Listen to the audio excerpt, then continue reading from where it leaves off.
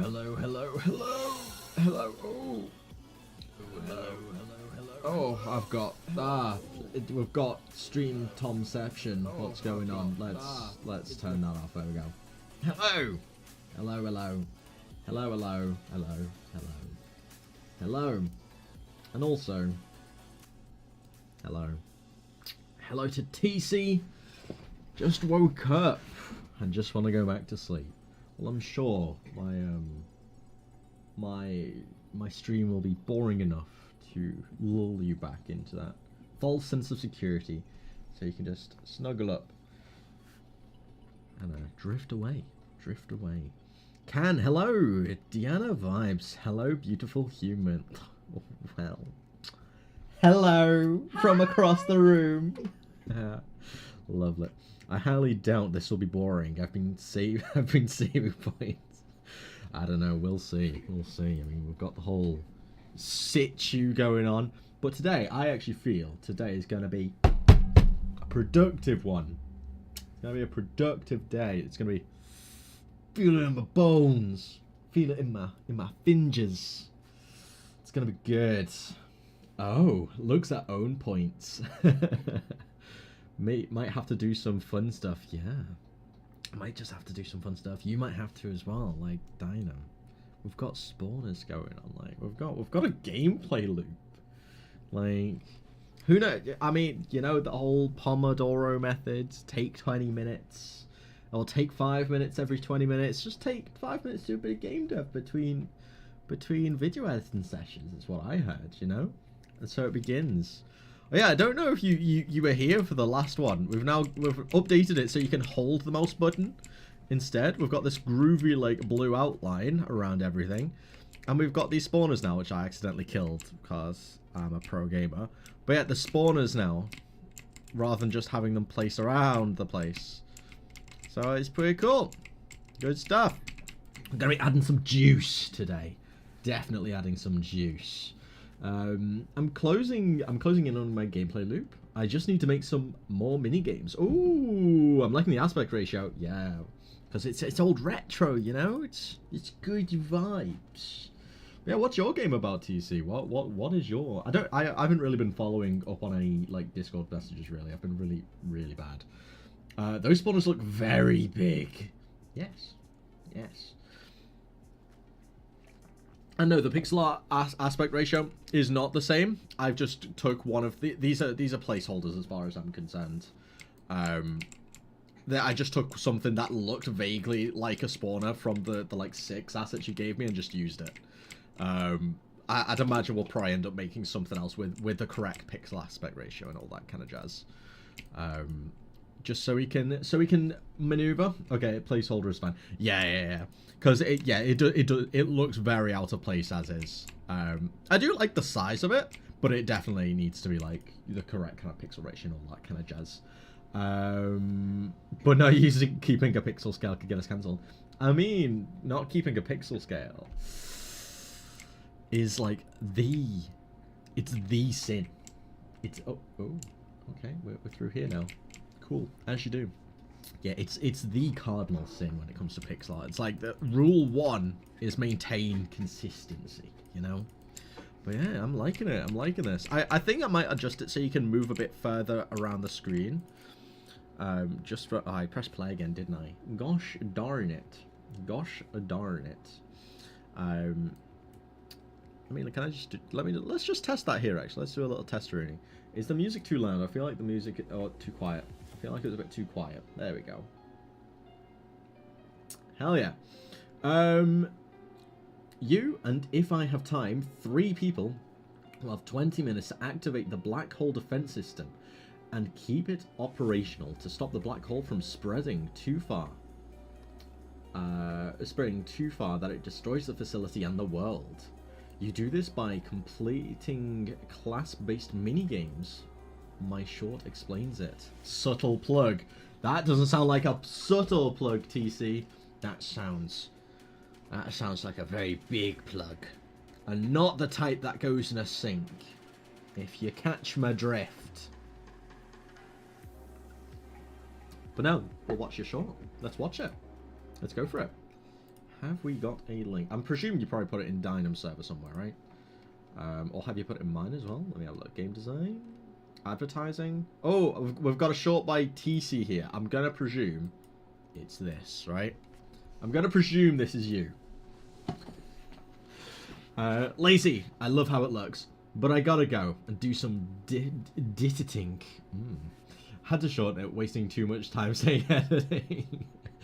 I just realised, no, not a problem, Dynam. I will see you very, very soon. Thank you for you maintaining your streak. So you know, love you. Just realised it's 7:07 p.m. I usually sleep at 10 p.m. right now. Jesus, that is like a big time difference. It's only like 11 a.m. here. It's yeah, 10 past 11. It was. I wanted to start the stream a little bit early. I wanted to start at like 10. But then life got in the way this morning. We went out to the shops, had to get a coffee, you know. My favourite coffee shop was closed, so I had to settle for a Starbucks. Letting the corporations win, but yeah, I do usually go to a smaller chain down the road. They actually roast their own coffee in store. It's absolutely phenomenal stuff.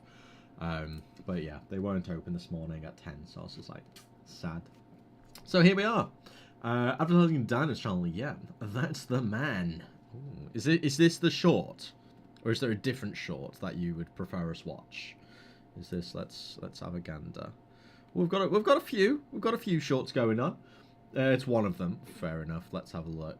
Have you been doing daily ones? Is that what's going on? Springs, minor bugs, working on my map. Game design document. Ooh, I'm a judge your game design document right now. This game design document's on my jam. My jam. Good morning. It's What's Ketchup. Well, what's up, Ketchup? How's it going? It's still not done. To be fair, that's the whole point. A design document should never really be finished. You should be updating it throughout the course of development. It's essentially a documentation of all changes and how the game should function. It's going to change. That's the whole point of one. So yeah. Like, that's not a bad thing. Enjoy the process. And basically use it as a mind map. Use it as a way to kind of track what you're doing and how you want things to work. The design documents are, like, so important. I need to work on mine a little bit today. Because what our ideas generally have changed. I've pivoted just a smidge. Just a little bit. So, yeah. After this video, completely redesigning the game. Really? Okay, let's watch. Day 3. Today's task was to get the terminals fully working. Right, you sound like Dynam. you sound very similar to Dynam. Is this your voice, or have you got him to dub for you? Because you do sound eerily similar. Eerily similar. I did get part of the way there with this funky camera transition, but I brokenly got. Yeah, you just sound like a younger Dynam. You sound like Dynam if he was like maybe 7 to 10 years younger. Yeah, that's the vibe I'm getting. I'm really good at impressions. I do love a good impression. I do love them. I like to think I've got some good accents going on, you know. And yeah, I can't do Dynams though. Can't do Dynams. But no, you sound very, very like Dynam. Very devloggable voice. A very devloggable voice. Yeah. Let's watch. Something else, and that thing was a game design document. For those of you who don't know what that is, it's basically a document all about the design of the game. Whoa! What? I love it. I love it. Hence the name. The problem with creating one though is that I've never done it before. But luckily, the Jam page had an excellent example which I borrowed and am now converting to my project. Love that. I have also come up with a temporary name for the project. I'm calling it Event Horizon because of the black hole. And speaking of Makes sense. I've been working on creating one, but you'll have to subscribe to see that tomorrow. Oh, I'll just have to subscribe. I'll just have to subscribe now, won't I? You've convinced me. I had to. You know? Is tomorrow here? I think it's tomorrow. Game Jam. Day 4. Today I spent the majority of my time planning out and changing how the game will work from the original idea. And after all of that, here's what we have. 1 to 4 people will be assigned different roles. These people will have to split up into different sections. So are you going to do like local multiplayer? Or are you going to be doing like multiplayer. Because if you're trying to do multiplayer, okay. The facility depending on their role and to complete different mini-games to activate the black hole defense. After all of that, they will join back to play multiplayer if I have the time.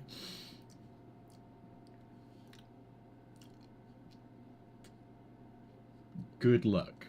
Good luck. One final collective minigame to keep the defense active for long enough to defeat the black hole. And that's it. That's the game loop. All of this means I probably have to redesign the game design document. Oh gosh. Anyway, I will tell you more tomorrow about the different classes in the game, as well as our ideas for the minigames, once they're more set in stone.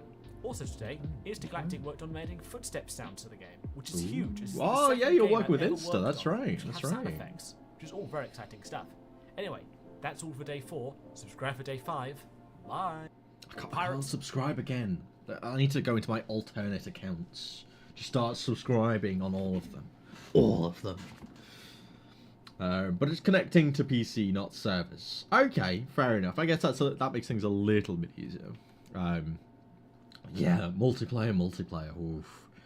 Where if there's a will, there's a way. Very true. Very true. That would definitely be like a USP for your game in a game jam, like an online multiplayer in a game jam. That's not something you hear of often. That would definitely be an impressive thing, especially as far as like Thor is concerned. I think that would be that would be an impressive thing.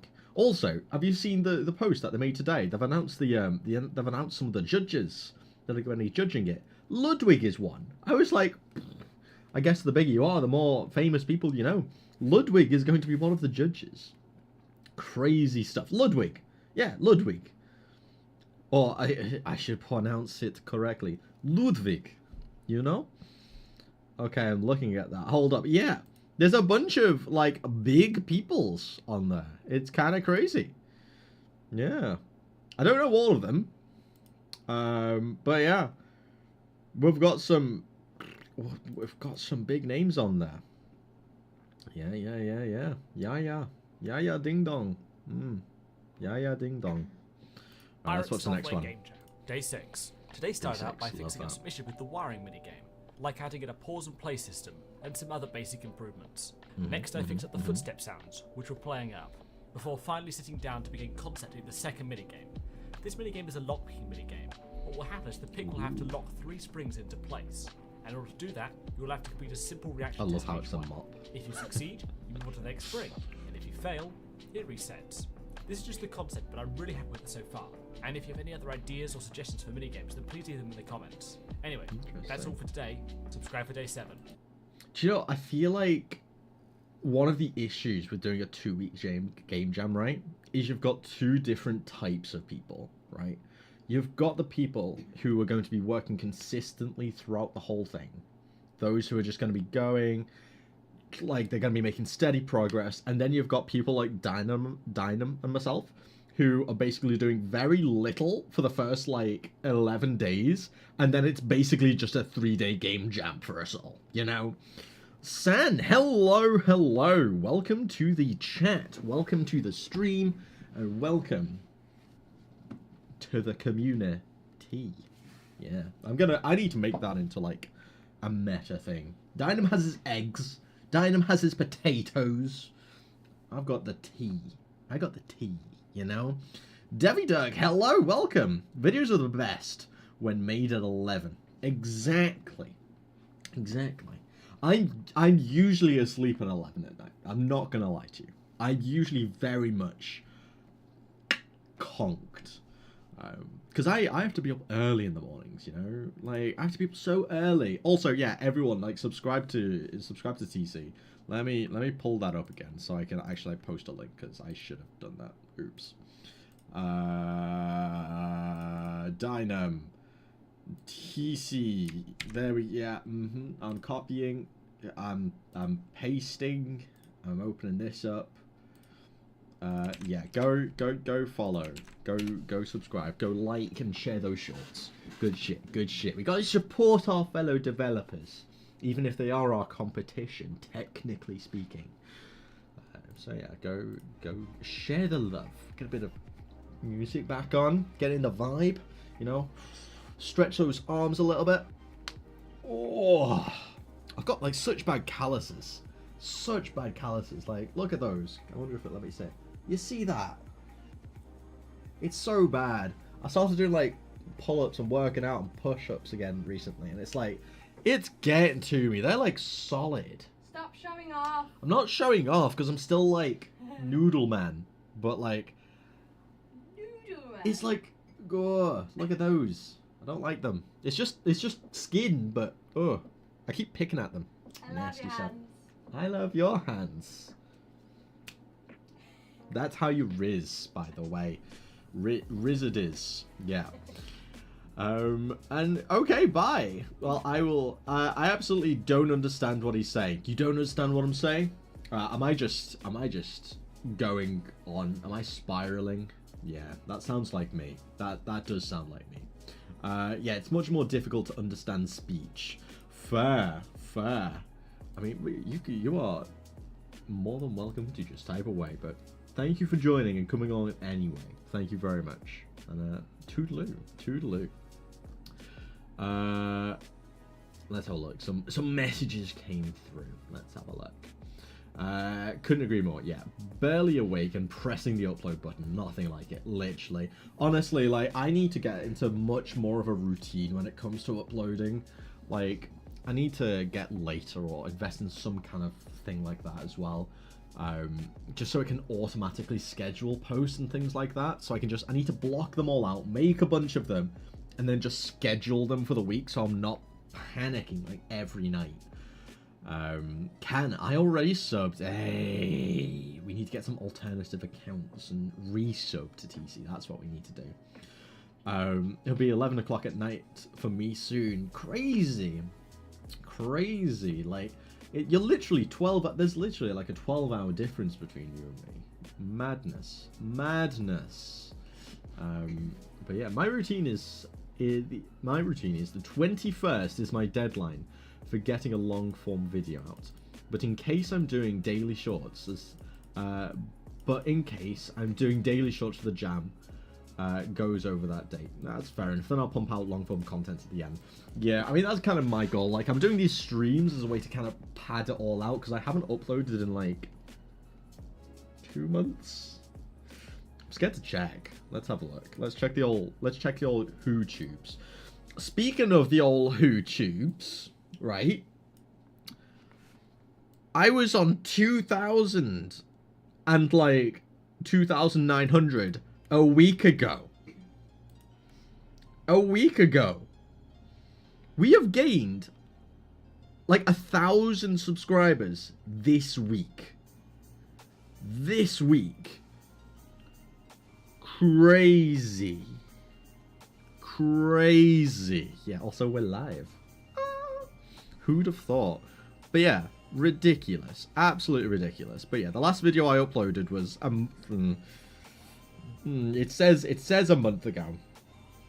It's just not rounded up to 2 months yet. It was like we're pushing 2 months.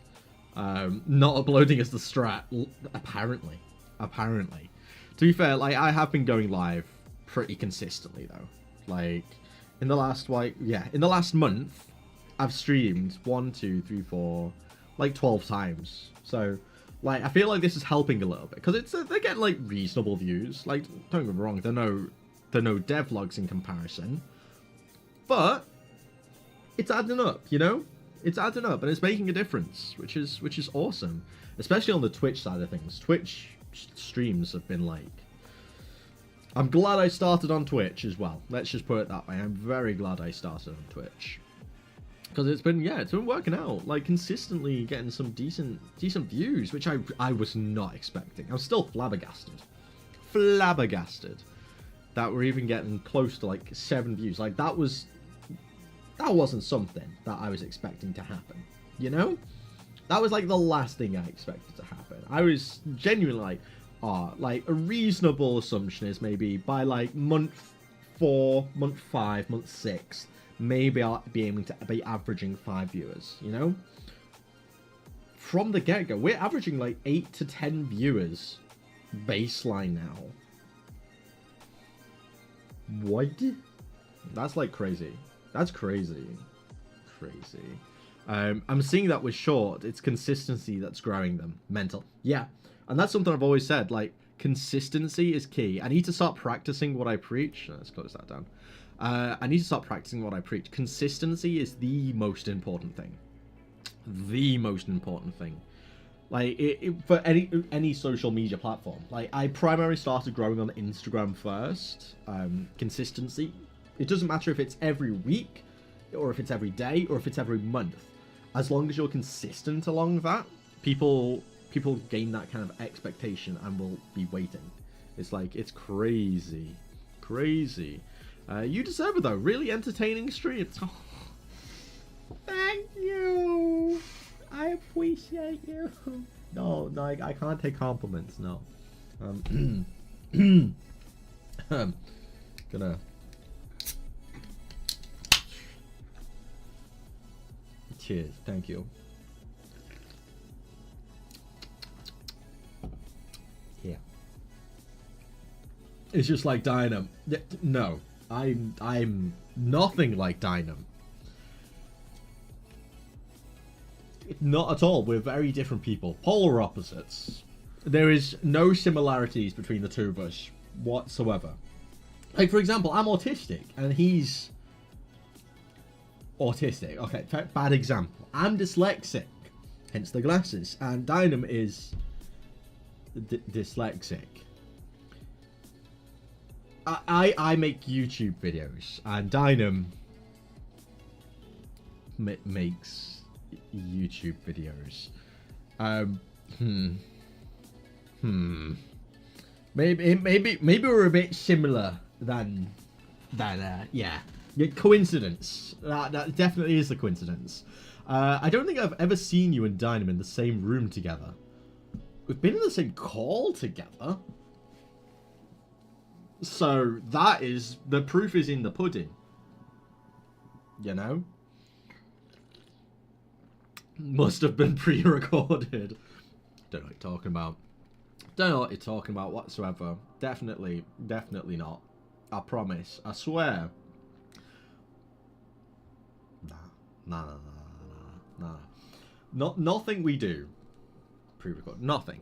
Absolutely zero. I swear.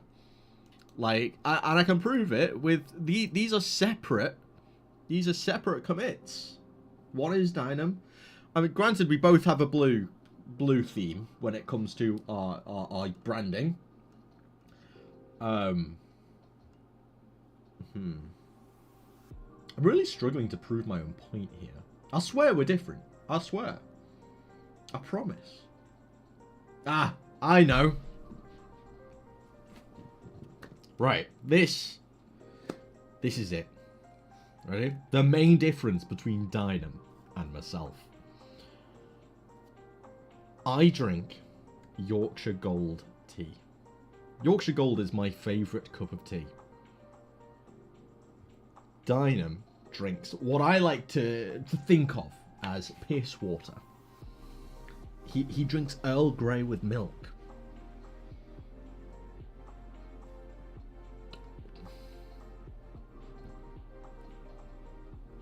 Enough said. Enough said. I didn't want to start this off as a roast battle. However, Earl Grey with milk.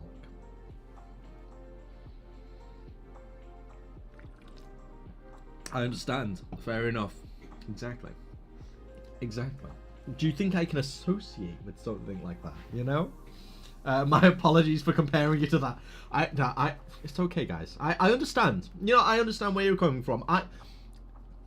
If I had pointed out this glaring flaw in the logic, you know, I would maybe be convinced we're the same person as well. It's understandable. It's okay. But I'm glad we've overcome this hurdle. We've seen the light together, and we understand that I don't drink piss water. Yeah. Gotta hide that there. Alrighty. Ooh, Mrs. Lazy, are you doing okay? Yeah. Ooh, we've got a hydrate. Okay, yes, I will hydrate. Thank you very much for looking after me, TC. Get to work. Stop procrastinating. I'm not procrastinating. I swear, I'm not. Tell them, guys, I'm not procrastinating. Not at all. Not at all. Give me a thumbs up. If Whoa, there's channel points and stuff now. Yes! We've got a bunch. Yeah, he is. No, TC. Shh. She'll tell me off. She'll tell me off. No. He's procrastinating. Devi Dirk. Listen.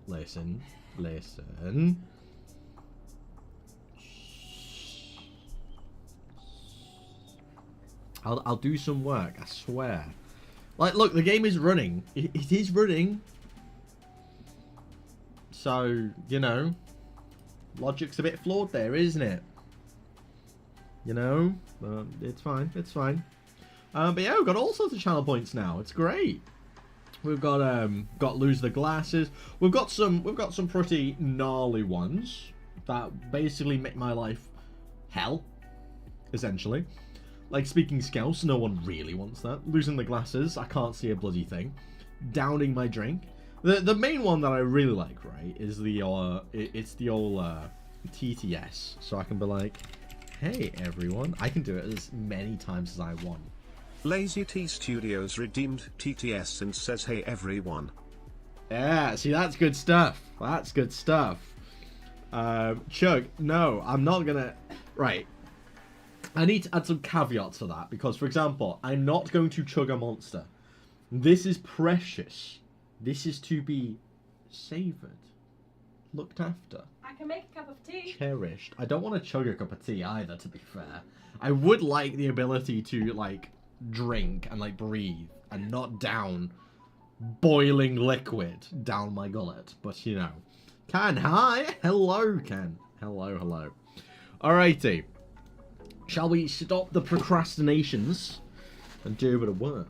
Is that something we can maybe arrange, potentially? One thing I'm realizing I do need to do, though, is, can I just, like, Control A? No. I need to, like, select all of these points, and I need to make them pointy. With what? Yeah. I need to make my points pointy. And that should actually have done it, I think. Can I just, like, disable that? Or automatic? I guess automatic. And then also just come into this one and do the same. This is basically just going to make everything sharper. So now if you press play, you should hopefully be able to see the difference. Hopefully. Go on, it'll be funny. I don't know about... I mean, yes, the comedic value is there, but... Again, I like being able to breathe. You know, like, breathing good. Breathing good. Very good. I like having that capability. Yeah, dying bad. Oh, hello. Alright, why is this, like, looking different? Is my camera, like... It's orthographic. I don't know what's going on there, then. Was this? Ah, this is perspective. That needs to be orthographic, too. There we go. That would explain why things were looking a bit spicy. Oh, dear. Well, that is something. I mean, it looks kind of cool. I don't think it's the right fit for this game, but it looks kind of cool. You don't need to breathe when you're when you have the option of having tea run through your veins instead. I mean, I have that anyway, you know? That is always going to be the case, regardless of anything. Yeah, this needs to be -10 as well. And this is making me realize that, like, this is now going to be a hell of a lot bigger. Oh, we got Mrs. Lazy phasing in the background there. Look at that. Look at that. We've got a ghost. Got a ghost. I'm sorry you had to see that. Alright, and this then needs to be... Why? Where? Who? Square. Highlighted bits. Why are these, like... groovy? That's my question. Oh no, this needs to be 0 again still, right? Let's just go into the 3D mode. Oh yeah, everything's, like, lined up. There is no 3D kind of parallax or anything going on. Why does it look different? I don't know. That's a ghost. Oh man, I missed it. Oh no, oh, you'll see Mrs. Lazy walking past in a moment. Don't you worry. She's there. She's there. Oh, is it because it's rendering both? Is it rendering it on both the cameras? I mean, this is a vibe. This is kind of a look. I don't know if it's the right look, but it's a look. You know? This is kind of cool. Oh, there's shit. No, come back, Scott. Say hello. Say hello to everyone. Go on. Everyone loves Mrs. Lazy. Come on. Come in. There she is. I'm just getting snacks. You getting some snacks? Yes. Oh, And cup of tea. you got.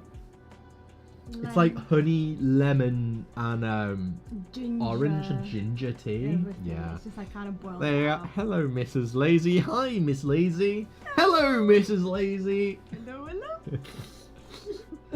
Oh, bless her. How are you today? How are you today, Mrs. Lazy? I'm good. I'm good. I got a bit of a cold, Yeah. but Got the snivels. That's Today why a bit every of now and again I'm resting. gonna be like, it's her fault. you Yeah. don't you dare. You have Yeah. to take care of me. Yeah, I do, We to can't be be fair. both ill at the same time. It would be, oh, get better soon. There you Oh, go. thank you. Oh, bless. Feel already much better. Thank you. I know, yeah, nothing I do. Nothing I do can make you feel better. Arguably, it can only make you feel worse. But no. At least Twitch chat loves you. There we go. I mean, I love you too. Yeah. But yeah, is what it is. Mashins over on the YouTube side. Why don't you use UE5? You said something like you was using. You said something like you was. I mean, the main reason I'm not using Unreal Engine 5 is just because it's a complete. It's kind of a waste for what I'm doing. I'm only making like a 2D game. I don't need all that kind of power and all the different features that Unreal Engine provides. I wouldn't need to use them. Like if I was making a hyper realistic 3D game, yeah, UE5 would be the go-to. But I'm making a pixel art game and it's 2D. It's not very intense. I wouldn't need any of the the lumen, any of the lighting, any of those kind of additional features that it provides. So it's, yeah, like I don't really need it in the context of this, and it'd be a massive file size for all of that additional stuff. And it's like, yeah, also I'm not as proficient in blueprints as I am in like programming, so it would probably take longer for me. It would I'm saying probably it would take me a lot longer to make the same kind of game in Unreal 5 as well, because I need to learn it. I need to learn it first, whereas I have a basic to intermediate knowledge of Unity and how that kind of works and how I can set things up and that kind of stuff. So yeah, like UE5 is definitely something I'm going to be looking into in the future for sure, but for right now I don't really need it, you know. I don't really need it. Speaking of, let me just untick the environment because I've just realised that's why I'm getting two of them. There we go. Now we've got one. But this isn't the shiny one. I want the shiny one. So I guess we need to tick environment there, and then the enemy untick the environment. There we go. So this should be the glowy one, right? There we are. That's what we wanted. That's what we wanted. Now that looks cool. And I'm just noticing now, the spawner is kind of like offset. Does this look cool or does this look bad? Because you can see it's like it's further forward, so it's kind of like floating above. Is that like something we want? It's the same with the enemies actually. Yeah, maybe let's maybe change that, right? What are the orthographic lens size at? So this is at 6. Should probably set this to 6 as well then, I guess. Maybe that would be the main. Maybe that would be the main difference. It's not like real-time ray traced when what you're doing is when. Words. Yeah. If it's not real-time ray traced, then what are you doing with your life? This is true. If I don't have Lumen in, is it even a proper game? You know, you're spitting some facts. However, yeah. Though, to be fair, like, honestly, give it 10 years, I reckon most people wouldn't be able to distinguish between real life and games. I mean, have you seen that, what's it called? Unloaded, or the really hyper-realistic, like, shooter? Reloaded, or it's something like that. that was made in Unreal. Absolutely crazy. And that's happening now. We've got that standard now. Unrecorded. That's the one. I mean, come on. If that's what where we're at now, and that's one person. One person has made that. That's not even a group. That's not a team. That's one person. And they've made something that realistic. Where are we going to be in 10 years? You know? Where are we going to be in 10 years? The never-ending game design, the never-ending game engine debate. Yeah, exactly. And that's the thing. There is no right answer. Or there is no objective right answer, let's say. Because what the best engine for you is going to depend on the project you're making, you know? And your needs for it. And how you prefer to operate. Do you prefer visual scripting? Do you prefer to program? If you prefer programming, would you prefer to do it in Python, C++, C#? Do you like to do visual scripting? Well, then you've got Blueprints. You've got visual scripting in Unity. You could go down a different road. Well, do you like the node-based approach from Godot? Or do you like the game object and basically using the, what's it called? Oh, what's the word I'm looking for? Components, yeah. So do you prefer the node-based approach from Godot, or do you prefer the game object and component-based process using Unity? Like, there's so many different variables that, depending on what you're wanting and how you prefer to operate, the best game engine for you is going to be different than the best game engine for someone else. You know, you just got to do your research and just try and figure out what you want and what you need, and work from there. But yeah, can't wait for Hello Kitty Island Adventure 2.0 MMORPG hyper-realistic Metroidvanias RTS 2.5D ray trace real-time lighting plus 2 DLC. I mean, that just sounds phenomenal. That is a game. That is a game. Let's just throw Bongo Cat in for the fun of it, you know? Why not? Why not? I would hardly say the game engine I use is the best for nearly anyone, but I like it. Not that I do much game dev at all. What game engine do you use? Are you making your own game engine? Are you one of the absolute mad lads that make their own game engine? That being Bevy. Oh, you're using Bevy. I should have just read the next line, you know? I've never actually looked at Bevy myself. Yeah, I've never actually really looked into it. To be fair, I've never really looked into many game engines other than Unity. I have used Unreal briefly, and I think Unreal is really good. And if I do venture into 3D, I probably will make the transition over. I vaguely touched GameMaker back when I started my degree. I've not looked at it lately, but GameMaker is one that I'd be willing to try out. Godot I've glossed over, but again, Godot I would use Godot. Again, I'd need to invest a lot of time into learning them, but yeah, I think for now, at least for Amber's Tale is going to be finished in Unity. It is. I'm going to be finishing Amber's Tale in Unity unless something drastic changes. Yeah, it's going to be the case. But once Amber's Tale is finished, the question becomes: do I move to a different engine, or do I stick with what I've got? You know, we'll see. We'll see. Also, speaking of, I added some commands. So we've got like hashtag Amber's Tale, which we can stick in a Nightbot. We'll go and give you a link and a little description. Look at that. We've also got the same for Discord. So, Discord. So now I don't have to use and abuse Dynam and his mod abilities to share links. Madness. Madness. Aragon, thank you very much for the follow. I appreciate you. Thank you. Thank you. I am playing with Blender while I'm listening to this. It's becoming fun. I really need to learn 3D modeling. I think my next game after granted this is probably going to be 2-3 years down the line. because Amber's Tale's a big-ass project. But I think my next big project, I'm probably going to venture into 3D. So, yeah, learning Blender is going to be very, very important. Very important. But luckily, the Game Dev Rocket course I'm doing from Blackthorn Prod has a whole massive section on Blender and making 3D models and stuff. So that will come in useful as and when the time comes. Epic stuff. I just use it because I know Rust. It's got no UI or interface or anything, so it's still a work in progress. Yeah, that just scares me. I'm not a competent enough programmer at all to be doing that kind of stuff. At all. Like, I'm okay. Programming is probably the aspect of game design I'm probably weakest at.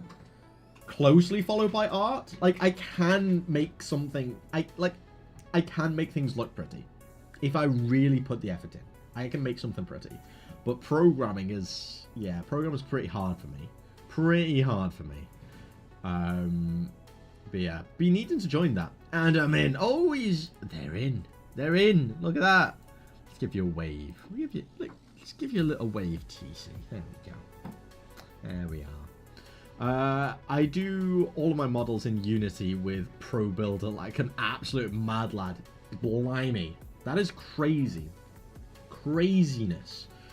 Absolutely. I couldn't imagine. I couldn't imagine. I used Pro Builder briefly, but it just, it was not it. It was not it for me. So, yeah, we'll see. We'll see. Alrighty. I'm thinking out loud because I need to do some actual game development here, right?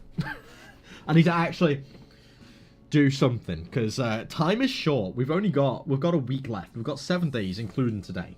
So, yeah. And I've got 3 bosses to make. Or at the very least 3 levels, so I've given myself plenty of time. Yeah. What we'll do in the case of this one, right? We'll make this one spawn the regular enemies, but we'll make it do it pretty rapidly, right? So we'll have it spawn every point. No, we'll have it spawn every 1 second. Yeah, I think that's fine. Spawn rate, it's just enemy 1. And then this one will spawn enemy 2, enemy shooter, and this will spawn it every 1.5 seconds. So it'll be a little bit slower. Let's see how that looks. Let's see how this feels, shall we? Let's see how this feels. So we come up this way. There'll be some little tutorial in this section. There we go. That feels a bit better. And they spawn out, so if I'm on this side, it'll spawn this side as well. Happy days. I'm loving it. Ba-da-ba-ba-ba. So you need to oh dear, I would have lost a life there. Oh god. I'm very good at this. Need to prioritize hitting this. Okay, there we go. Oh my god, I'm so good at these video games. Okay, now we come up here. Oh, that crashed. Epic. Why? Rigid body 2D clone. Game is expect. Oh yeah, I need to add a rigid body to it. Okay, cool. So let's come into the project, prefabs, and the enemy shooter. So we now need also a rigid body because I updated the code a little bit. I updated the code for the old movement because the old code I revamped it ever so slightly and I kind of shot myself in the foot just a smidge. So let's see if this works now. So we've got okay, I mean technically it's working. Where is it? Has it disappeared? Oh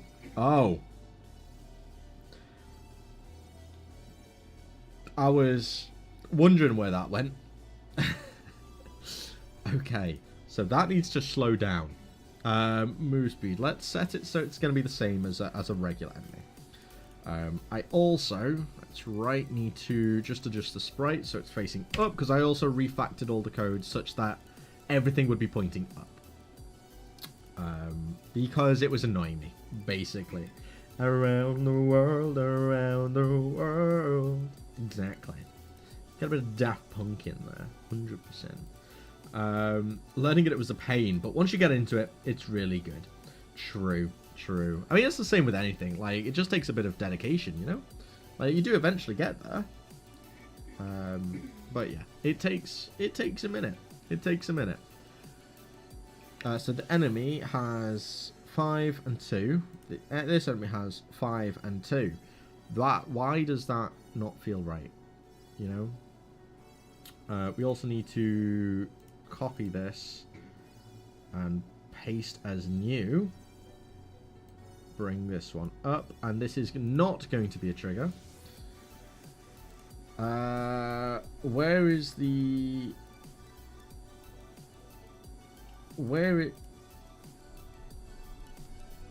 Is it just massive? Why is it up here? What? Why is this... Oh, I moved the sprite, didn't I? That would explain why it looks a bit weird. There we go. I was just like, where's the collider? Silly me. Silly lazy. Silly Billy. Standard stuff with me though, isn't it? Need to make this a little bit bigger. There we go. There we are. Alright, so now what else needs to be similar? Rigid body dynamic. Point 1, start wake, extrapolate, that's true. In fact, let me just copy. Let me just copy it all, right? That's probably the smart thing to do. Paste component values. There we go. And then overrides, apply all. And then let's, we'll just disable the spawners. And bring this bad boy down. So we want to see how this is going to engage with the player. And then this can go. I feel like it's still going to be a bit too fast.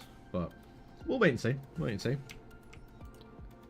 Okay, no. It's... Yeah. And then it should only shoot once it's like looking at the player. Yeah. Oh. Wiggle, wiggle, wiggle, wiggle, wiggle, wiggle. Alright, we need to use circle colliders instead. Just so it doesn't do shit like that. So remove. And then we'll add circle collider 2D. There we are. Make this a little bit smaller.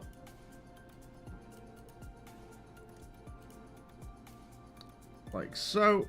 We'll add the bouncy physics material. And then we will add another one.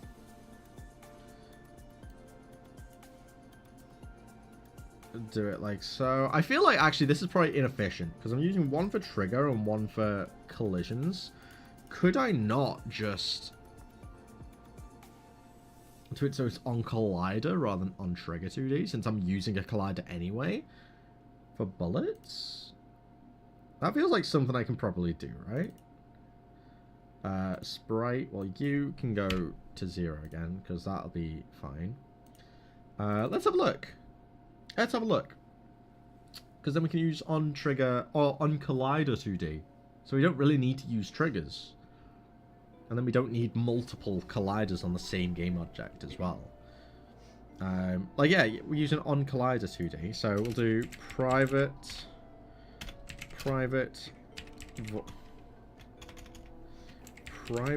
void on collision enter 2D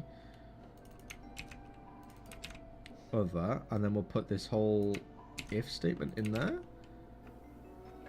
Oh, we can't do compare tag in collision 2D, really?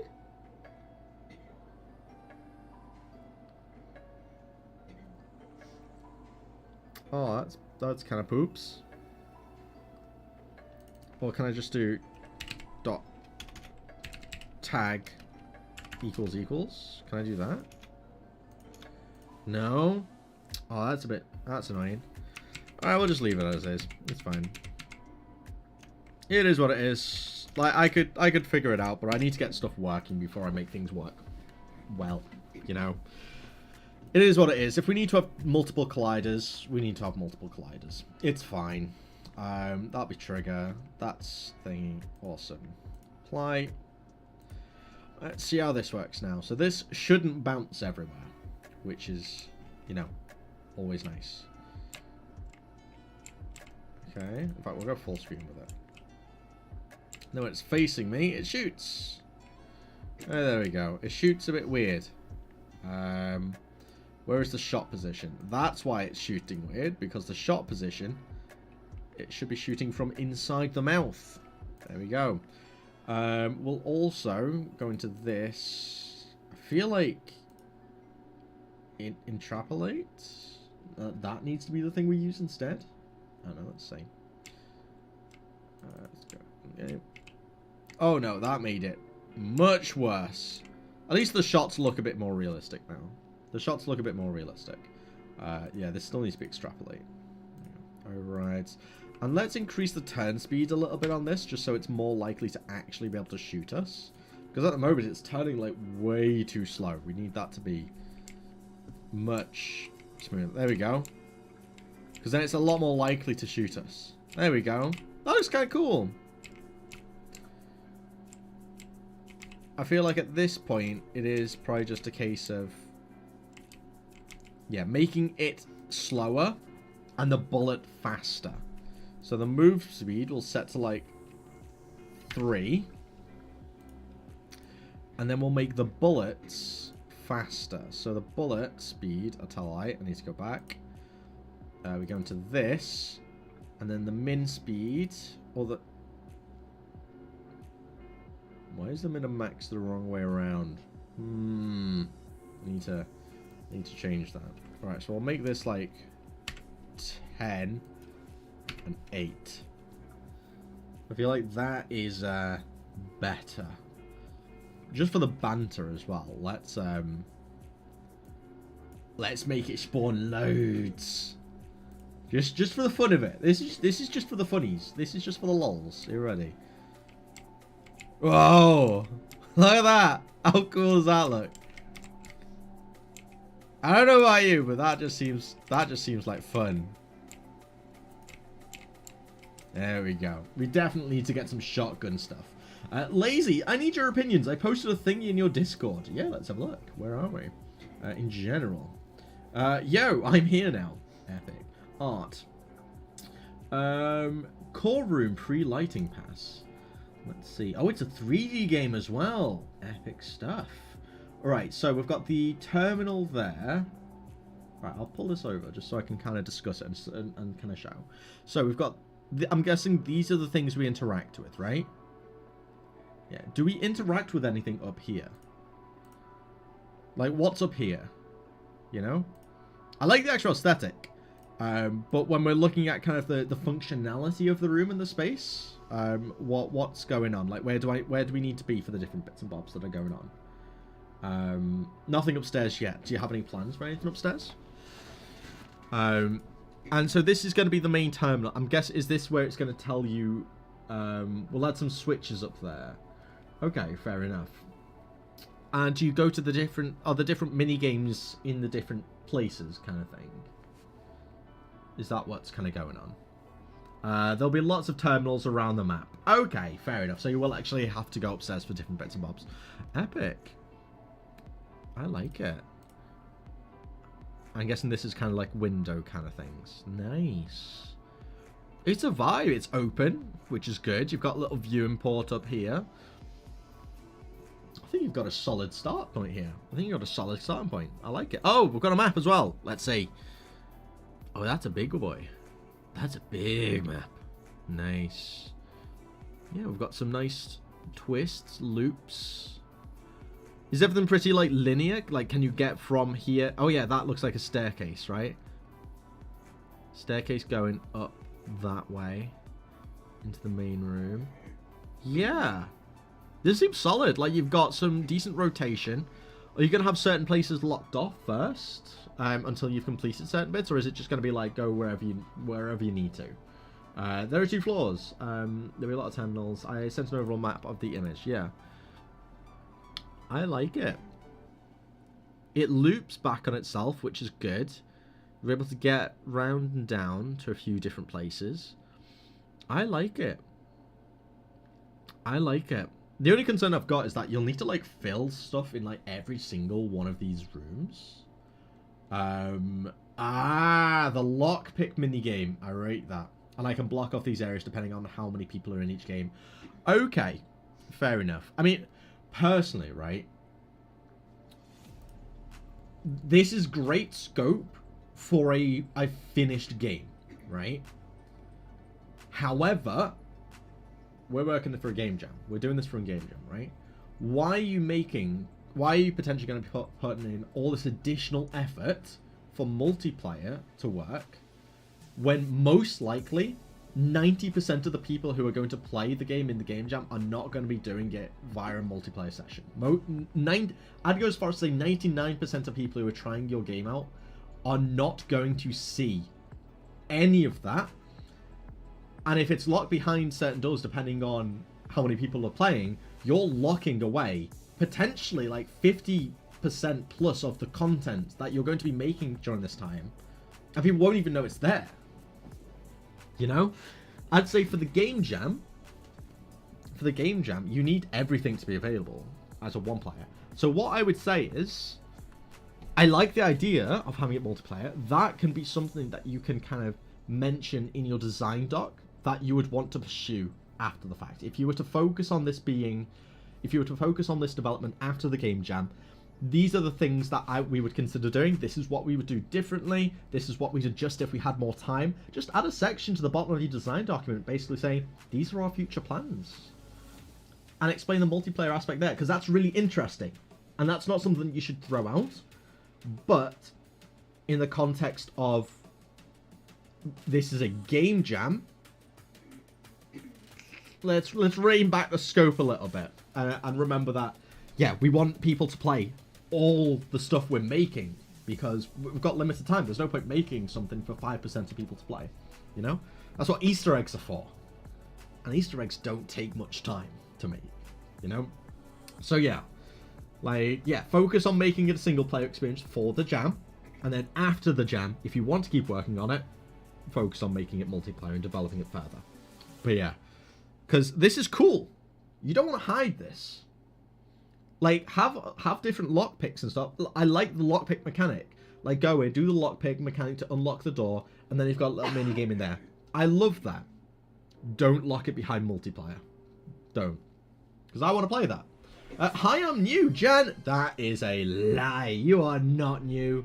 You've been here for like a week. Because that's pretty much how long I've been streaming on here. But hello. Hello.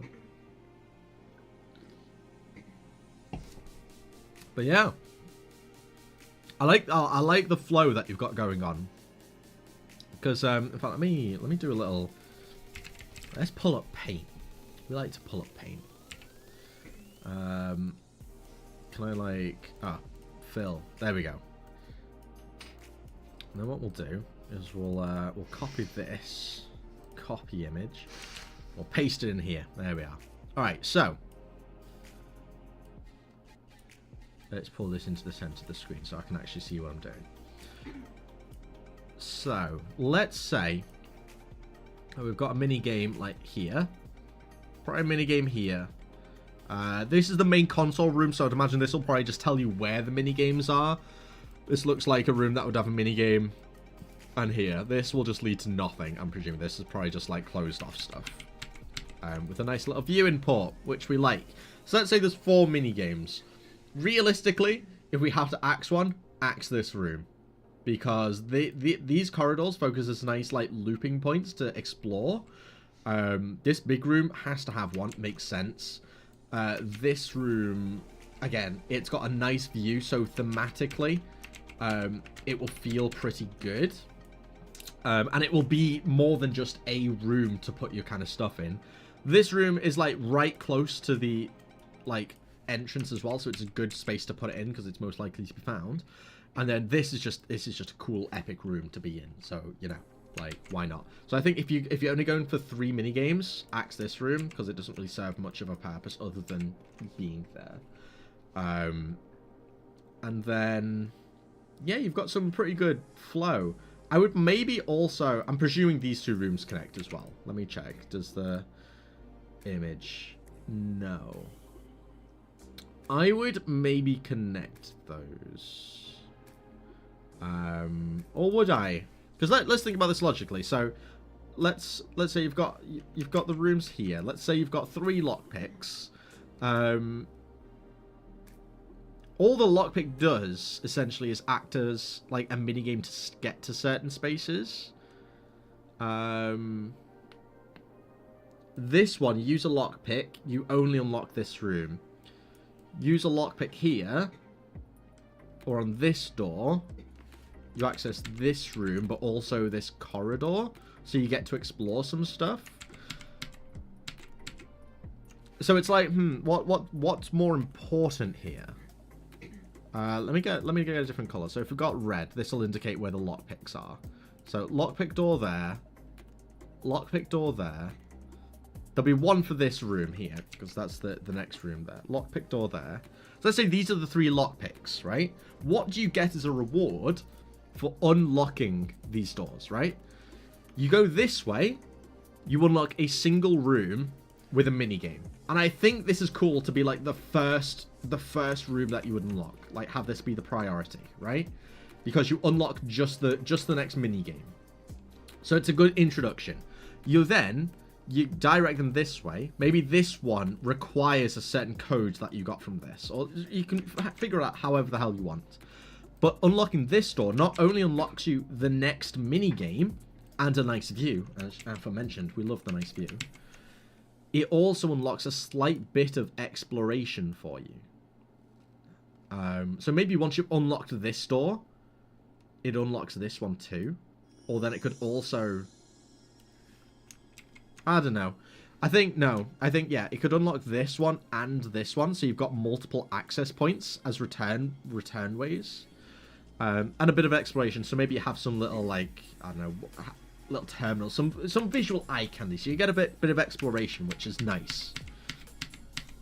And then you complete this mini game, and then the next unlock door is actually down here, let's just say. Like, you unlock this one. So then, not only do you also unlock this nice big space, which will have some, again, visual eye candy, but it'll unlock this access point back to the main area too, which it's nice to have that, like, looping back with ease. So it unlocks not only the last mini game, but a nice way to return to the rest of the things without having to go all the way back round again, which is nice. And that basically means that every time you're unlocking a new door, you're not only unlocking the door itself, but some additional exploration or some kind of convenience thing as well. So I feel like that's pretty cool. I like this. Yeah, the world flow here works quite nicely. Again, unless I wouldn't put something in here, like, or lock this door off, or the rooms need to have a purpose, you know? Put a room somewhere for the sake of it. Like, in some games, it's worth it. And in this game, it would be worth it if you had more time to kind of really polish and define these things. But again, with working in a game jam, the priority should always be the functionality rather than the aesthetics.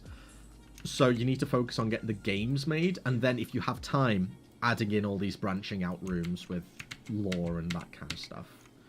Because this kind of game features really well for those kind of games where maybe you've got a desk here with a piece of paper that you can pick up and it's got lore on it. That could be a really cool stretch goal, a really easy enough stretch goal to work on as well. And then it adds a justification for having these extra rooms, which I really like. But again, stretch goal. By baseline, if we don't have much time, which considering we've only got a week left, axe it.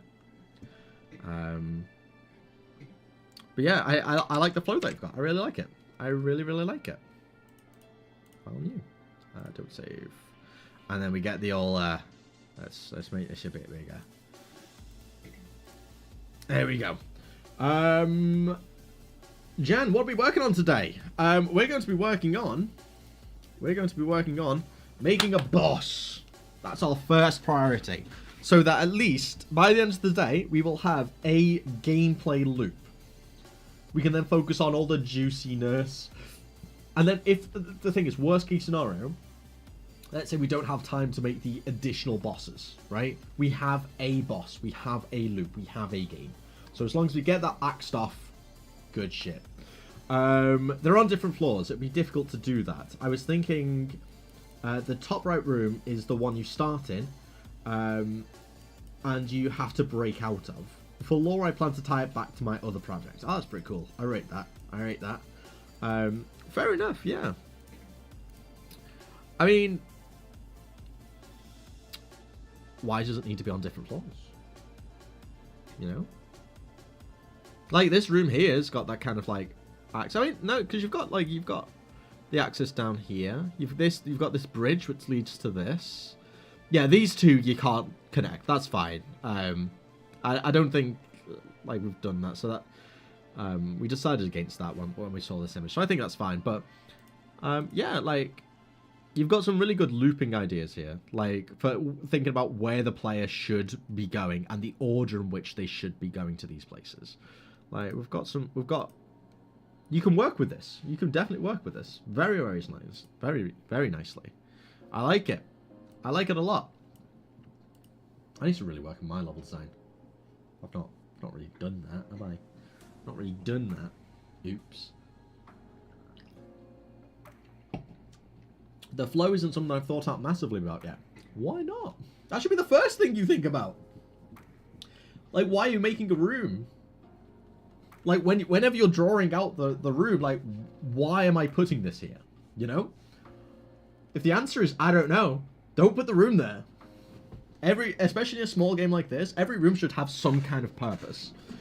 So whether it be basically being there to host a minigame, in your context, great, yeah.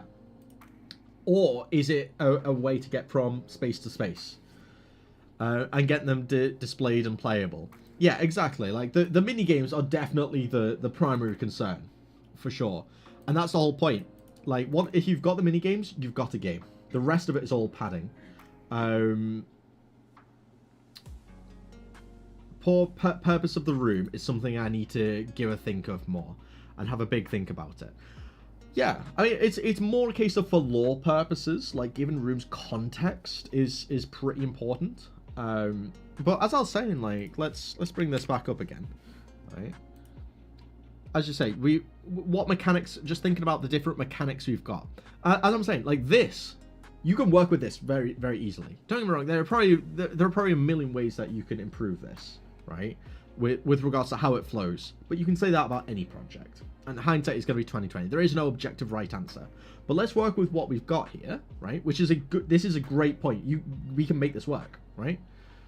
So we've got the three different rooms, right? What points here are the best bottlenecks for kind of like stopping an enemy or stopping a player from exploring? Well, let's say this is the main hub room. Straight up, like having a bottleneck there, there, and there. Like, they are the 4 exit points from the room. Ideal, right? So then we're thinking about, well, where do these all lead to? Okay? This one only leads to this room. So, as a first point of call, for this being the only reward you get for unlocking this door. Unlocking this door only unlocks this room exclusively. This is a great first place to put a minigame. Great first place. Because you're easing the players into it. It's like, you go into this room, well, what's the purpose of this room? It's the minigame. Exclusively. Yeah, you know? Hello! Aura, chat. I cannot read. Calico. Calico? Is that how I pronounce it? Hello! Hello. I'm currently just helping out TC here with some level design bits. I'm sorry if this is like not helping at all, TC. I just like level design. Like, I just like thinking about these things, and this is a cool little challenge, you know. Think about how we can use this. So disregard anything I'm saying if it's completely pointless. I just like to brainstorm and think about these ideas. So yeah. So like the purpose of this room is exclusive to this, so it's a great way to ease the player into it. Yeah. So then the second place we can unlock would be this one and or this one. This is a second floor access. This is a first floor access, right? Or are these both first floor? This looks lower. Let me have a look at the Discord real quick so I can see the other scale. Okay, no, they're both on the first floor. Okay, that's fine. That makes life easier. So these are both on the first floor. So that works well. So you can unlock this one and this one. They basically lead to the same place, right? If they choose this one, they get to explore first. They get to see what's going on, and they get a visual like, ooh, this is where we go next, right? It's foreshadowing, which is great because we've already taught the player here that mini games are the way to progress, right? So if they go through here or they go this way, they're going to see the mini game and they're going to be like, okay, that's where I need to go to progress. Whereas if they go anywhere here, they get to explore and they get to see where they will progress to. Okay, so that's great. So we've gone from the first point of call being this is the objective of the game, to then introducing the player to, well, you can choose to do the progression bit first, or you can choose to explore and get a preview into it. So you're catering to two different kind of types of players straight away, which is great. Then you come into here. This is your final one. You've got 2 floors to explore, which adds a whole additional level to what you've already done, which is sick. Because this is new. This is new. And especially for a short game like this, we haven't seen this yet, except in the main hub. So we like this. But this is blocked off as well. And we're in here. We're in here. This hasn't unlocked yet. So then maybe, once we complete this one, this bridge unlocks, allowing you to loop back to the main area. So once you've completed the third one, you're back in the main hub. It feels good. This is like, oh shit, the whole game has looped back on itself. As basic as this is backtracking. This is base backtracking, exactly. This is like, this feels good to do. Especially when you've just completed 3 different things. You've completed 3 tasks. This feels good, having this loop after we've completed the challenge. Then, the player, because this is the brand new thing that's just opened up, everyone's going to follow through here. You can then lock all these doors again and do the closing act here. You're literally, ironically enough, forcing the players back into the beginning and end point of the game. Because everyone's going to go here. Everyone. Let's say 5% of people after the fact are going to backtrack. But then where will they find themselves? This place again. Which is where you want them to be. But the fact this is opening up after completing the 3rd challenge, the serotonin here is like, oh, this feels great. Good stuff. And then you're forcing the player back into the main hub, which is where you end the chapter. You see out the window here the event horizon. You call back to the whole thing. It ties together perfectly. It's really, really good. So then let's recap. What has just the level design itself done to the game? It's gone from a place where you aimlessly explore cool looking shit to, okay, we've got 4 barriers. The first barrier that's unlocked teaches you that when completing a minigame, you unlock something. The second chapter, which is this, allows you to either complete the chapter and explore a little bit. And if you explore enough, let's make this a glass door. So there's a glass door so you can see into it. You teach the player that you can foreshadow what is to come next. It gives them an incentive to do this because they're like, oh shit, I want to go into this cool ass looking 2-floor room. Then once you do that, you come back. Let's say you do this first. You then explore and you get to foreshadow. And you're like, oh shit, I get to go in there now. It still works. You then come in, you do all your stuff, and let's say the task for this room involve the 2 floors. Make the 2 floors be part of the task itself. Let's say it's some kind of timed event where you have to get something up here, you have to flip a switch there, then flip a switch down here. Make it so, for this task, you are using the environment that you've put the player in. Use the 2 floors, because that's sick. And it's different. And then once you've completed that task, you come back there and you conclude where you started. It's like, the level design's great. Great. Just get rid of that. Just get rid of this. We don't need this. This is the only thing. Get rid of that. Unless you're going to have some kind of additional lore. Like, yeah. If you finish the game, it's polished, and you have some extra time to add lore, add something here, and add a room here for lore. I'm okay with that. If you don't have time, get rid of it. Get rid of it. It doesn't serve a purpose. Doesn't add in any way. But the rest of it, phenomenal. Good shit. Good shit. Sorry, I've kind of been, ironically enough, ghosting you, Ghost. Hello. Welcome. Hello. Yeah, I'm just helping TC here. This is TC's Game Jam entry. We're helping them with the level design aspect of it, because your boy loves level design. So yeah, helping out a little bit. Yeah, also add a unique theme for the main hub. Yeah, I mean we've got the kind of lights, and that's another thing. Use lighting. Lighting makes big deal for setting a mood, right? You could change the mood and have different sound effects and stuff playing depending on which room you're in, which can basically like affect the urgency of things. So this early on, let's keep it to the nice like greens, those kind of things, like subtle lighting changes, right? It's comfortable, it's going on.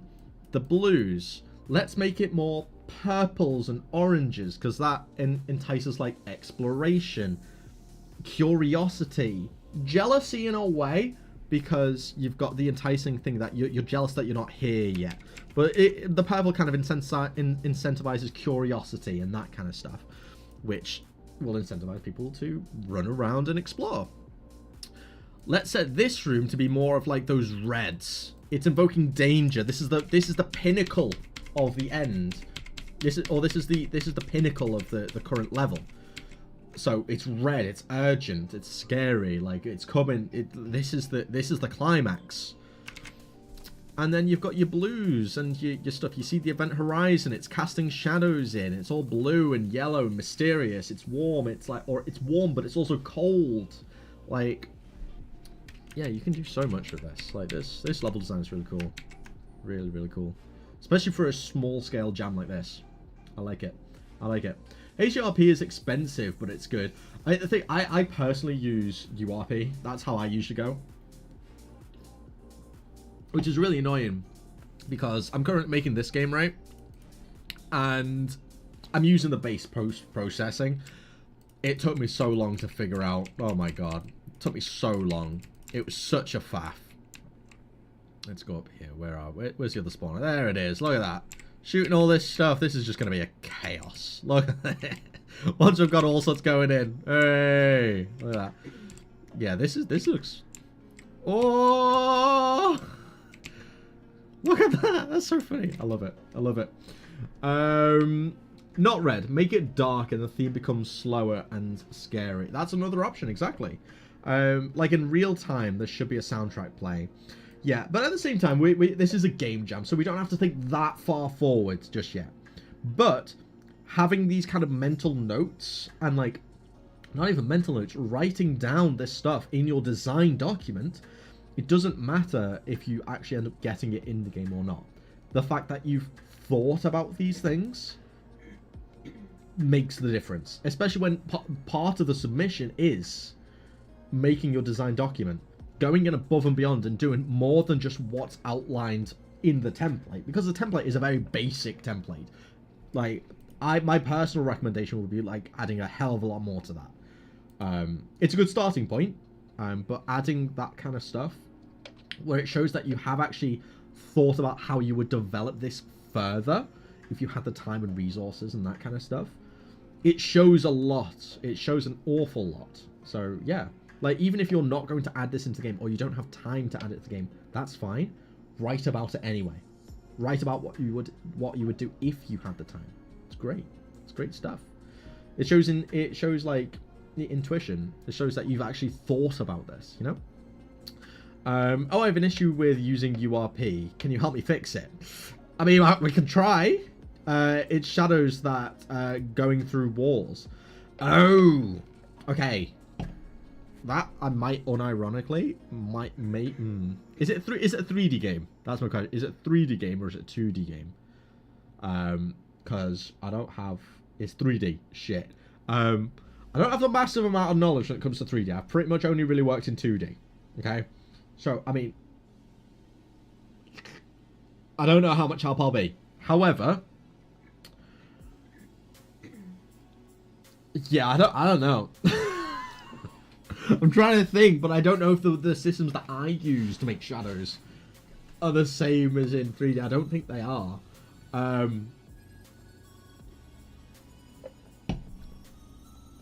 I don't know.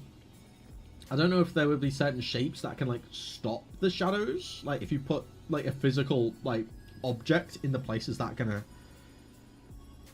stop it? Have you got colliders on the walls? Is there something like a like in 2D? I can't really show you on this. But there's a thing called a shadow caster in 2D URP that allows you to basically say this blocks the shadow, and you outline it, and it will trace around the object itself. Maybe 3D has something like that. Not 100% sure. That's about all I could. That's about all I can put in. To be fair, I haven't really used 3D, so sorry. I was working on a song last night. I worked it in Music Showcase. Ooh, let me pause this music. Let's have a listen.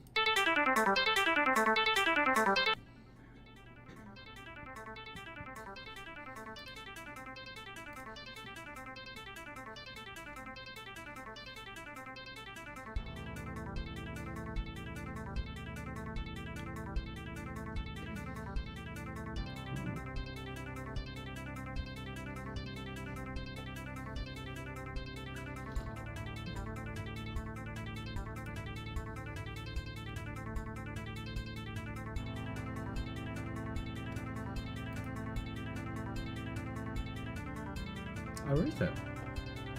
I wrote this.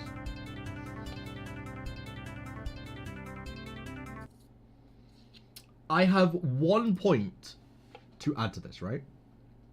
You're in space. You're in Event Horizon. Make it slower. Thank you for the follow. Sire Colgate. Yeah, I wouldn't change anything about the actual, like, the effect itself, but you're in space. What do you think about, like, when you're in space? Like, yes, theoretically. Oh, and Ghost, thank you for the follow. Thank you very much. Aw. Sucks. Thank you. I'll get back to your comment in a moment, Tiger. I just want to kind of finish my train of thought, because as soon as I move on, it's gone. While I've got it, I need to, like, I need to vocalize it, because I will forget. Yeah, with it being spacey, like, theoretically, yeah, everything moves super, super fast in space. But when you think space, you don't think really fast-moving things. You think slow. Especially with, like, these kind of games. It's like, it's slow-moving, you're in space, it's really calm, it's quiet in space. Slow it down. Chill, you know? You could always have a sped-up version for when things get intense and you can transition to that. I think that'd be really cool to add that kind of, like, contrast to different experiences. Like, let's say there's a time limit on one of the things, make it speed up. That's going to add to the tension, especially when it's contrasting with the slow version that you normally hear. You know that you need to hurry the hell up because the music is fast and there's flashing lights going on and it's wow, you know. But the actual sound itself is cool. It's a vibe. I would just say, given the context of where you are actually playing in space, and it's in a spaceship, and it's life and death, slow it down a little bit. We're in a rush. Chill. Keep the fast version for, and again, the music can stay the same. Just have it speed up. Let's just chill out a little bit. I think that's going to go really good. Sorry, so it's okay. It's okay about 3D. Yeah, I don't know much about 3D. Sorry. But yeah, Sire. Hey man, good luck with Jam. I'm working on it myself, and it's been a challenge. Good to see other people's cool ideas. Yeah, thank you very much. Yeah, like what's your idea? What are you working with? Because our idea, I'm working with LazyTeaStudios, who's the office-themed roguelike guy. That guy, the really cool one. He's pretty epic. I'm a big fan. I didn't think he'd agree to do it with me, but here we are. But we're working on a kind of like hacking kind of simulator. So it's like it's a top-down space shooter, but it's not space. You're in a computer itself. Like an old retro game, and the different bosses that you'll go against are going to be reminiscent of your old school kind of games like Pong, Breakout, that kind of stuff, Space Invaders. So yeah, I think it's pretty cool. Pretty cool so far. I just need to make it more spammy, essentially, and smaller. The level's a bit too wide. You can never really see where you're at in comparison to everything else. So yeah, well, what's your idea? I'm interested. The one we're showing off is the one by TC. The idea with the spaceship. It's pretty cool. So yeah. And if you're wanting to share your idea as well, I'll do a little exclamation at Discord. There's an amazing link to a fabulous Discord community right there. Where if you need any help or you want to share your ideas, stick it in. We've got channels for this stuff. It's a great place to meet and greet and yeah, share your stuff. Share your stuff. Loads of game developers in there. It's epic source, epic stuff. I'm working on a 2D platformer where vines have spread throughout the cave you're exploring. Your idea looks dope. Thank you very much. Thank you. Yeah, we've got Dynam doing the art and the narrative and all that kind of stuff. Should be pretty juicy. But I love a good 2D platformer. I mean, I'm literally working on my main project is a 2D platformer. Before, like this, like, I need to close my curtain because I am whited out. There we go. I don't look like as fluorescent as Death Inc.'s corporate offices. Damn it, that a bit better. There we go. I do love a 2D platformer. My main project, Amber's Tale, is a 2D platformer. It's a metroidvania. So, like, I'll be really interested to give yours a go, I must say. And I like the fact the vines have spread. Do the vines have any kind of like mechanical link? Are they involved in any way, shape, or form to the actual like gameplay? Do you manipulate the vines, or are you able to climb them, or anything like that? Ghost, I'm working on a mascot horror game. Can't say anything about it because it's so unique than the current mascot horror games, and I think I can change the idea of a mascot horror games being boring and not scary. Interesting. Be interested to see what that twist is. Have you got? Are you planning to release any kind of teasers or any of that kind of stuff anytime soon? Or they're gonna work as roadblocks and the traps traps. I think. Still trying to make the idea more integral. Fair enough. Fair enough. I'm working on a demo. I finished the main menu yesterday. Happy days. I remember working on my first main menu. It was so... it took so long. Because I decided that I wanted the mouse and keyboard to work like together. But yeah, it took me way too long. Way too long. I think Dynam's working on the menu for this. I hope Dynam's working on the menu for this. We'll have to see. We'll have to see. But no, I really like those ideas, Sire. Adding roadblocks and traps. I like that. I like that. Really cool. Really, really cool. Alrighty. Oh, what have I done? Chat. There we go. Scroll down a bit. Okay. Shall we work on the boss? What I'm going to do, I'm going to come in here first. Close this down. We're going to pull up Milano. Going to pull up Milano. And we're going to go into the concept art board here. This can just be off to the side. Alright, so let's brainstorm what we want our boss to be. So, boss 1. Okay. What do we want the first boss's mechanics to be? Okay. So, we're going to have nods towards the 3 different games. So our 3 different games, if I drag this out, we'll do a little notes. Boss, I don't know, boss inspiration. So we've got Space Invaders. Invaders? Is that how we spell invaders? Yeah, cool. No, it's not. I knew it wasn't. Invaders. There we go. Pong/breakout. And what else? What other like old nostalgic kind of retro arcade games exist? Wait, why are you? Okay, cool. So we've got potentially like Pac-Man, Galaga, but that the main kind of overarching theme for the game is kind of a nod to Galaga, so I'm not too worried about that. Pac-Man, yeah, let's just add that to the dictionary. I think we definitely want the Space Invaders kind of theme, and the Pong/Breakout kind of theme is pretty cool as well. Both of these kind of fit the same kind of vibes, so that could make like a decent kind of like leading up to. So okay, so let's say if we start with like Pong/Breakout first of all, yeah. Let's get the drawing on. All right, so let's say we have the boss here. Let's make it red, just so it's a bit more apt. We've got the boss here. Or let's make it a bit more unique again even. Let's put it in the middle of the screen. So we've got the boss. If we want to kind of add a nod to Pong or Breakout, we could have some kind of barrier here that rotates around it. Let's say we've got two. Got two of them, right? These rotate around it, and these act as a block for incoming bullets. So when we've got the player is here, and we're shooting bullets, if it hits one of these, it gets destroyed. So as these are rotating, they act as kind of barriers. So that's kind of the nod to Pong, right? Little tip of the hat. And it's a cool little mechanical feature of this boss, right? Now we've got Breakout to think of.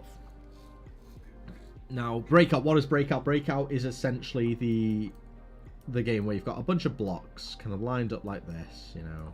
It's all lined up. And you basically move your character left and right. And you bounce a ball. And the ball destroys the blocks. And then it'll destroy a block, it'll bounce back. And you move and block it so it jumps up again. That's what Breakout is. I'll just delete this a little bit. So then what we can do is we can essentially surround this boss with a bunch of destroyable objects. So you basically have to destroy these first before you are able to actually attack the player. And maybe whenever you destroy one of these blocks, it can shoot some bullets out or something, like kind of like the rebounding, something along those lines. You can chunk the player. You can chuck the player behind the blocks, and you've got to hide them from. You've got to hide from the boss with them. I like that idea. However, I want to add that to the Space Invaders game instead. That kind of functionality. I prefer that, because let's say we're going to have two bosses. Let's say the second boss, instead of these being blocks, right? Instead of these being blocks, they're enemies that shoot you. They're enemies that'll shoot you instead. And they'll rotate around. And we can still have the kind of spinning blocks, but maybe the next one has 4 or something along those lines, you know. We can mix it up, make it a bit more difficult. But instead of breaks, and then around it, we'll have areas of cover, right? Which are the blocks as well. Now, the enemies can shoot these, so you can't stay behind them for too long, right? And we'll have already taught the player that shooting blocks destroys them from the first boss. So we'll know that if an enemy shoots these, we've got that built-in onboarding already set in stone. So instead of these protecting the boss, these now protect the player. So it's a bit of it twists it, the mechanic. It's the same mechanic, but it twists it in favor of the player. But they already know that they're destructible because of the previous boss where we destroyed them ourselves. So that could be pretty cool. And they can basically, hide around in different spots. So then the main boss is here, and you have to maneuver around and hide for certain periods and all that kind of jazz. Could be pretty cool. I think that could be pretty cool. And yeah, these will be kind of like armor and that kind of stuff, as with these. Exactly.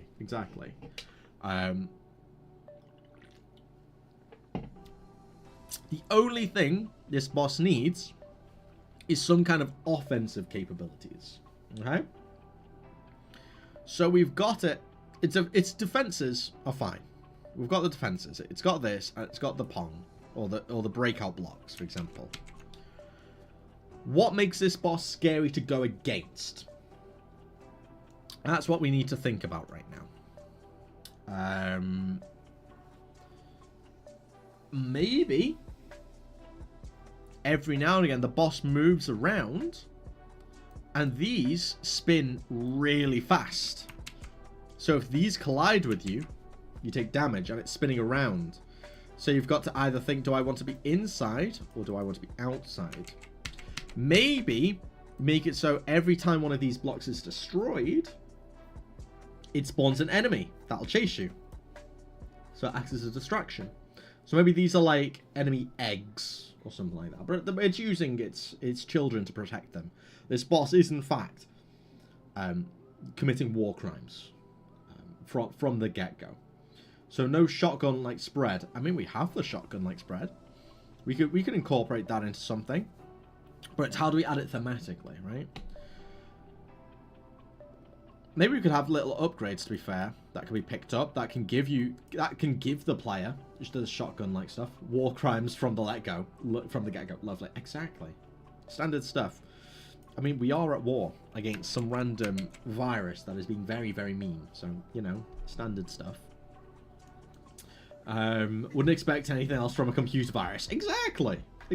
Computer viruses aren't known for being very pleasant things, you know? So it is what it is.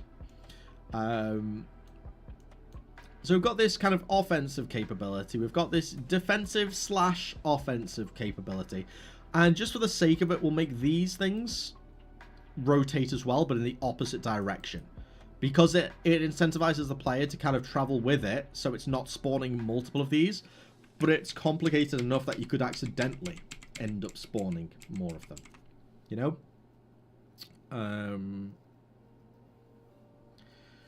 Let's think. What else? So we've got this. I think that could do for the time being. Maybe every now and again it could just spawn enemies that just like randomly come in, but I think that's a bit lazy. That's a bit of a lazy design choice. I mean, you'd expect nothing less from LazyTeaStudios, but you know, you get me. So what else could we do? Because I like the whole rule of threes. Each boss having kind of three main mechanics. And these mechanics we're going to need to teach to the player, by the way. We're going to need to teach this to the player. So, from the get-go, in our actual level, in this level before the boss, we need to teach all these mechanics. So, what we'll probably have is one small room where it's got a boss spawner, and it teaches you what the different enemies are. Okay. We'll probably not introduce these shooter ones until the second level. Because until we get to the Space Invaders level, I should say. I finally written down everything you were talking about and some other stuff, and have added a ton to the GDD. Thanks so much. I whacked the thingy in Discord. Ooh, let's have a gander. Art showcase. Here we are. Let's open this up. Okay. That is way too blurry for my eyes. Let me just copy this and put it into Paint. Let's see if that'll work out better for us. It's close enough. It's fine. Let's have a look. Oh, no. Okay. So I can't really read the writing. I'm not gonna lie. I'm way too dyslexic for this. Sorry. Law room, potentially cross that. Yeah, something here exactly. For law or that kind of stuff. Easter egg, yeah, exactly. Starting, is this starting room, did you say? Final room. Levers. Lock picking minigame. Yeah. This will be the second room. Bricks law room. Floor 2. Yeah. Third minigame. I like it. Wearing minigame. Welding minigame? Is that it? Wiring minigame. I remember you speaking about the wiring one in your devlog. That's right. The wiring minigame. My handwriting isn't the best. Wiring minigame. Yeah, no, this is me just being very dyslexic. I really struggle to read writing anyway. And to be fair, it doesn't always help when you're on, like, using a mouse and that kind of stuff, so it's fine. It's better than anything I could still do. Pipes. The pipes minigame. Cool. Yeah. I mean, we've got the good flow going down here, blocking the different rooms. I'd get rid of this door. I don't think this door needs to exist. I don't think so. Because you want them to come this way, and you want to see the big reveal if you've got, like, a bigger glass door here, visualizing it. You don't want to kind of spoil it with this, so I'd get rid of this door. And you can add something else at the end of this corridor as a way to kind of do it. I like the idea of this being like a one-way, and it's like a, oh, look what we can see inside there. That kind of evaluates the entire corridor then. That's the thing, if you end up adding something here, not so much. But the whole point of this, remember, was to have that kind of little exploration. This corridor in itself provides that. You don't necessarily need this corridor. This can be a, at the end of the day, yeah, this can be a, what you call it? A stretch goal corridor. So that, like, if you have the time, this can add the extra lore and that kind of stuff. It will serve a purpose then. Or, I mean, yeah, I don't think you really need this door. Like, you could add it, just make it fully opaque so you can't see through it. So you're like, ooh, what's in there? And then you continue around and you're like, oh, that's where this leads to. But then it's like, well, why do you need 2 entrances to it, you know? Especially when this one's got that whole kind of visual, oh, we can see what's in here, foreshadowing kind of appeal. Yeah, I don't think we really need this door. You can add it, you can keep it. Like, if you've already got it there, like, you don't necessarily need to get rid of it, but... yeah, and it's the same with this door as well. Both these lead to the same place. This one just incentivizes more exploration first, whereas this one kind of showcases the minigame first and leads you to it. So it's like, yeah, it could serve a purpose, but I don't know.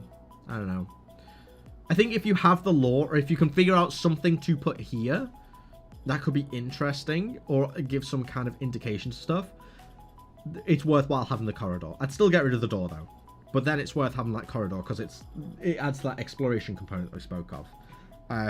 But if we're not going to be adding these, or we don't have time to add these, yeah, it does invalidate the whole corridor, so I'd maybe get rid of it. Because you still, like, the whole game flows identically, even without this. So I think, yeah, I think for the time being, unless we meet that kind of stretch goal, I'd maybe drop it. And block up the other one. There are 2 entrances to it. You can't see it because of another corridor. Yeah, that's fair enough. I like this one going over top it. I think this one's still great. But yeah, this corridor, yeah. Unless if we don't have the time, I'd say let's get rid of it for sure. But the rest of it, yeah, looks beautiful. Looks beautiful. I like it.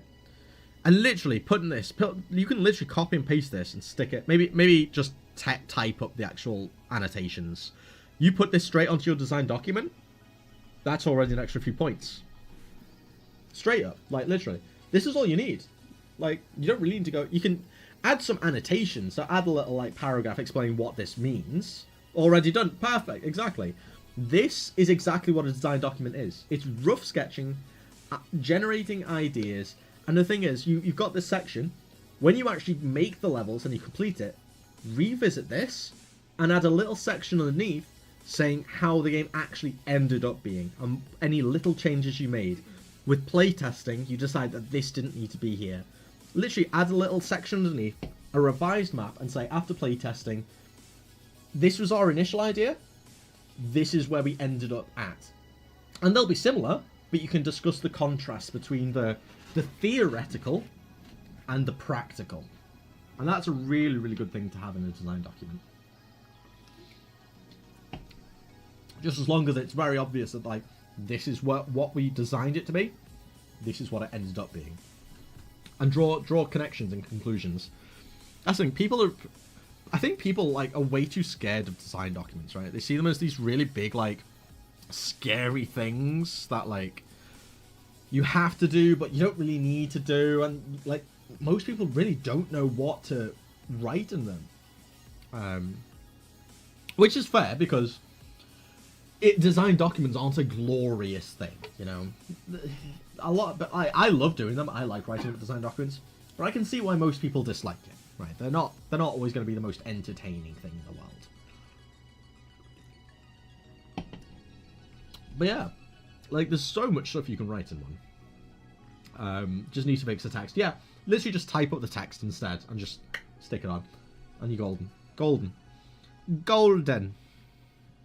So yeah. All right. So what features can we add to this? So we've got the boss, which is going to have health. You kill it in the end. Blah, blah, blah, blah, blah. I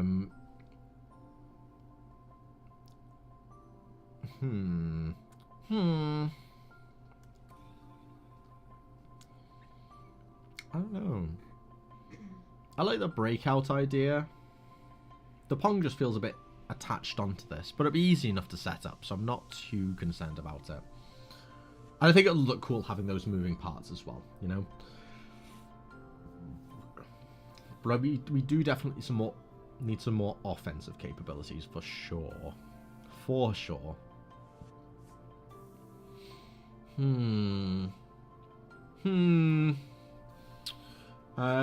Maybe something to test the player's dodging abilities. More, causing the main sort of mechanic aside from shooting. True.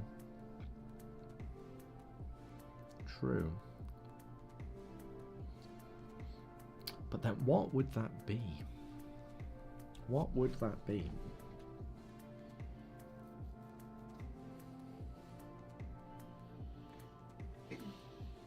I mean, you could make it such that the player's bullets bounce off these. So if you end up shooting these, you have to dodge your own bullets. That could be a thing. I'll have to do maths for that though. Ooh.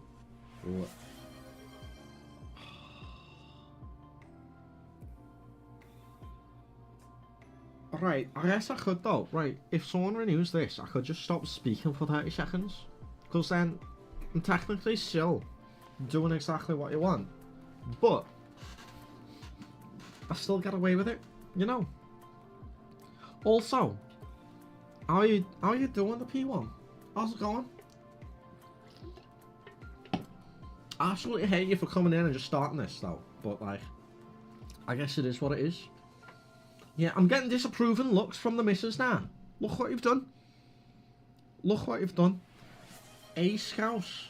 What you trying to do? Oh, and you make me lose my glasses and everything. I will say something, but it depends. What do you want me to say? Mate. If that was less of a tongue twister, I'd do it without my glasses, but like, I can't speak Scouse and lose my glasses as well. You've just been screwed over. Debbie Duck's just screwed you over. I need to read. I hope you don't mind. I'm gonna put my glasses on just so I can read this like tongue twister, and then I'll take them off again. I've been doing things. Nice. Let's have a look. Peter picked a piece of pickled peppers from Mexico. Peter picked a piece of pickled peppers from Mexico. I guess that'll have to do, won't it? I'm presuming that's been about 30. I'm gonna presume that's 30 seconds. We're gonna transition away from that one real quick. And oh, that's what the T-drops are for. Yeah, embarrassing me and traumatizing me and doing various other things as well. 2,000 points that was. 2,000 points. I hope you're happy, the P1. I hope you're happy. But what have you been up to? What have you got going on with your game now then? I'd love to hear. I'd love to hear.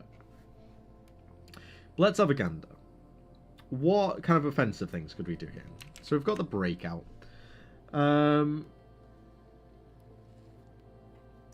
Whenever you destroy one of these, it ends up turning into an enemy. So you have to kind of kite the enemies. I mean, that could be... I think we could probably scrap this idea, right? We could probably scrap this. And we can probably just have 2 layers of these moving in opposite directions. Because they'll spawn enemies when you actually destroy them. So you'll still have to be dodging and kiting and that kind of stuff.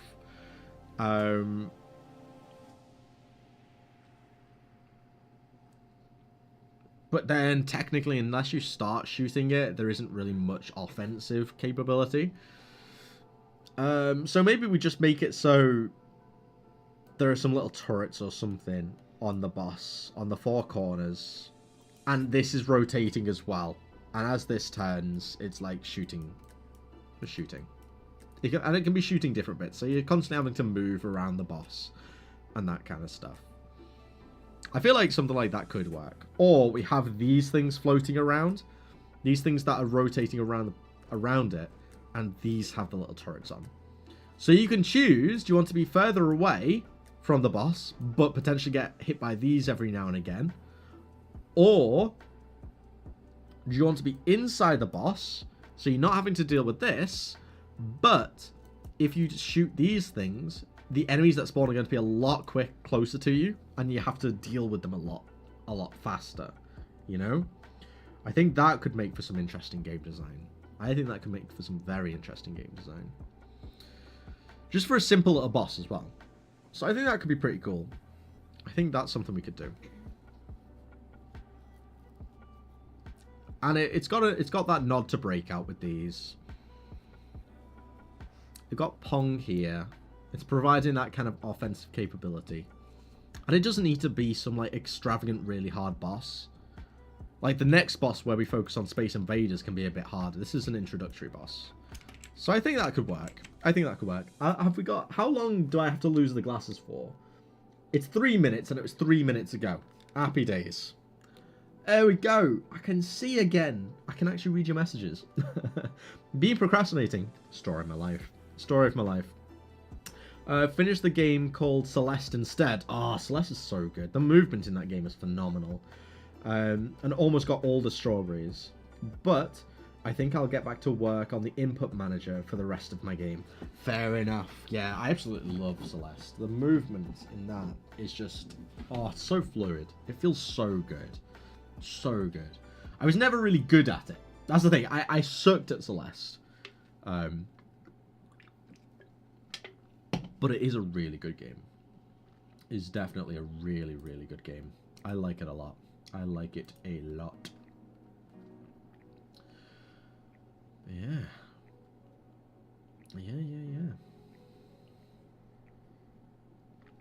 Celeste is the game that got me working on my project. It got me into game dev.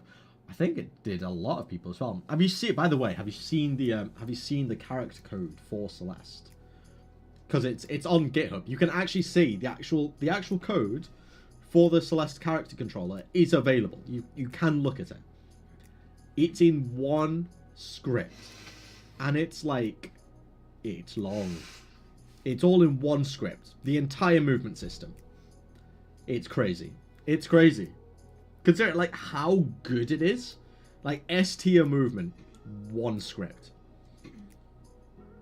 It's that debugging that had to be hard. Like, you know. All right, I think we're gonna work on this. I think this is good. Blimey, exactly. Yeah, I think it was something like 14,000 lines long or something. It was something ridiculous. Maybe 20,000 lines long. Ridiculous. Ridiculous. Alright, well, we've got this basic idea. Look, oh my god, the scrawlings of a madman. The scrawlings of a madman. It's almost as bad as the idea board. Almost as bad. Not quite, though. Not quite. Alright, let's jump into our game design document. Before we even start writing up, or before we start even writing any code, let's come in and let's get the main kind of stuff in place. Gameplay overview. That's this one. Primary mechanics. So, I'm going to change these to be player mechanics. And then enemy / boss mechanics. Don't know why I type mechanics when mechanics is right there, but it is what it is. Pardon me. Alright, so, in fact, we're going to just do boss mechanics. We'll have a separate section for enemies. Mechanic, animated markup, not necessarily, not art, not necessarily final. Okay, that's fair enough. Okay, so we're going to call this breakout blocks. I mean, we can make this all look nicer later on. Blocks will surround the boss and rotate, or 2 layers of blocks will rotate around the boss in alternating directions.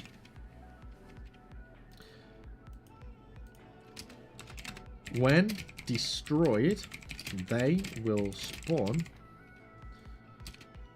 an enemy that the player has already encountered. Okay, and then we'll do a little animated thing. We'll take a little screen record of the actual thing itself. It's pretty much midnight for me today. Enjoy the rest of your stream, Lazy. Thank you very much for coming along, Debbie Duck. I really appreciate you being here, and have a good night's sleep. Have a very good night's sleep. Anyways, we're gonna be here for another like 4 or 5 hours potentially. It's a bit of a longer stream. It's a Saturday stream, so my Saturday streams, we go hard, we go long. So yeah, who knows? If you can't sleep, we'll still be here for you, buddy. We'll still be here. But I will see you very, very soon. Who knows? You might wake up and there might be an actual game. Crazy. I know. Crazy. But yeah, have a good night, my friend. Have a good night. So that's a breakout blocks.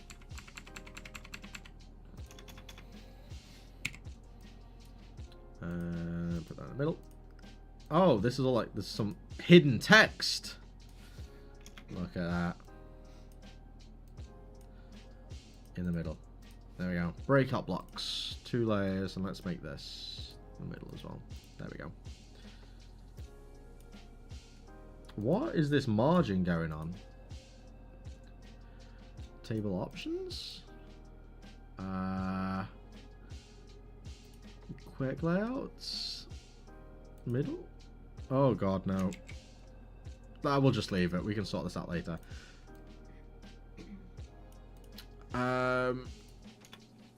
What was our other mechanic? Oh yeah, the rotating things with Pong on it. That's right. Rotating blasters, I guess. Boss 1 mechanics as well. There we go. Rotating blasters. There will be rotating platforms that...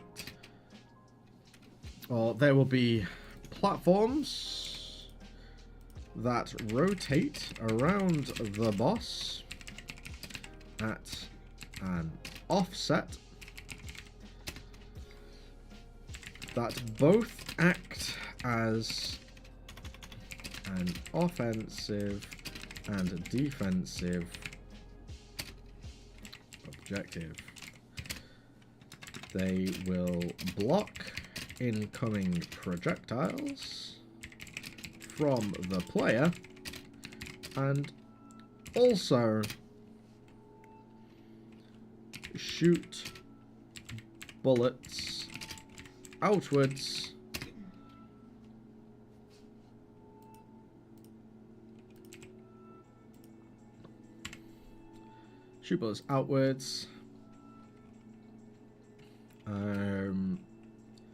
on a timed delay. Rather than have it so it detects the player itself, we'll just have it such that it just shoots them every now and again.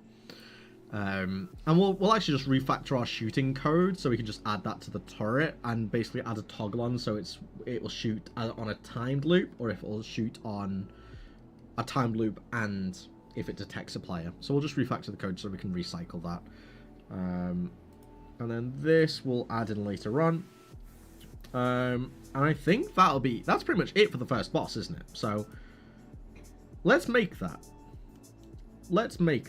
So let's delete this. Okay. And oh, this is gonna be a faff, isn't it? Because it's gonna hide everything. Damn. Oh, this is a palaver. It's kind of annoying, actually. You know what? Let's just make this the boss room. Okay. So we'll create a game object. Call this boss 1. Okay. We'll add a little bit of in fact, let's reset that. We'll stick it in the middle, just so we've got a bit of room to work with. In the middle of this room, okay? We'll add some artwork to it. So we'll add another 2D objects, sprites, I don't know, triangle.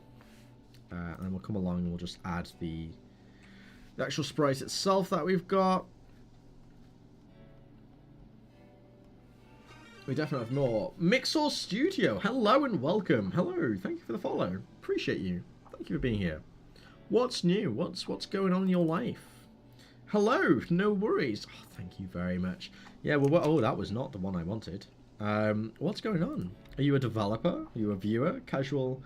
Just spotted you. Also working on the jam. Oh, happy days. How are things going? We're working on a bit of a top-down hacker spreading anti-malware kind of virus shooting game. And I'm working with LazyTeaStudios, the office-themed roguelike guy.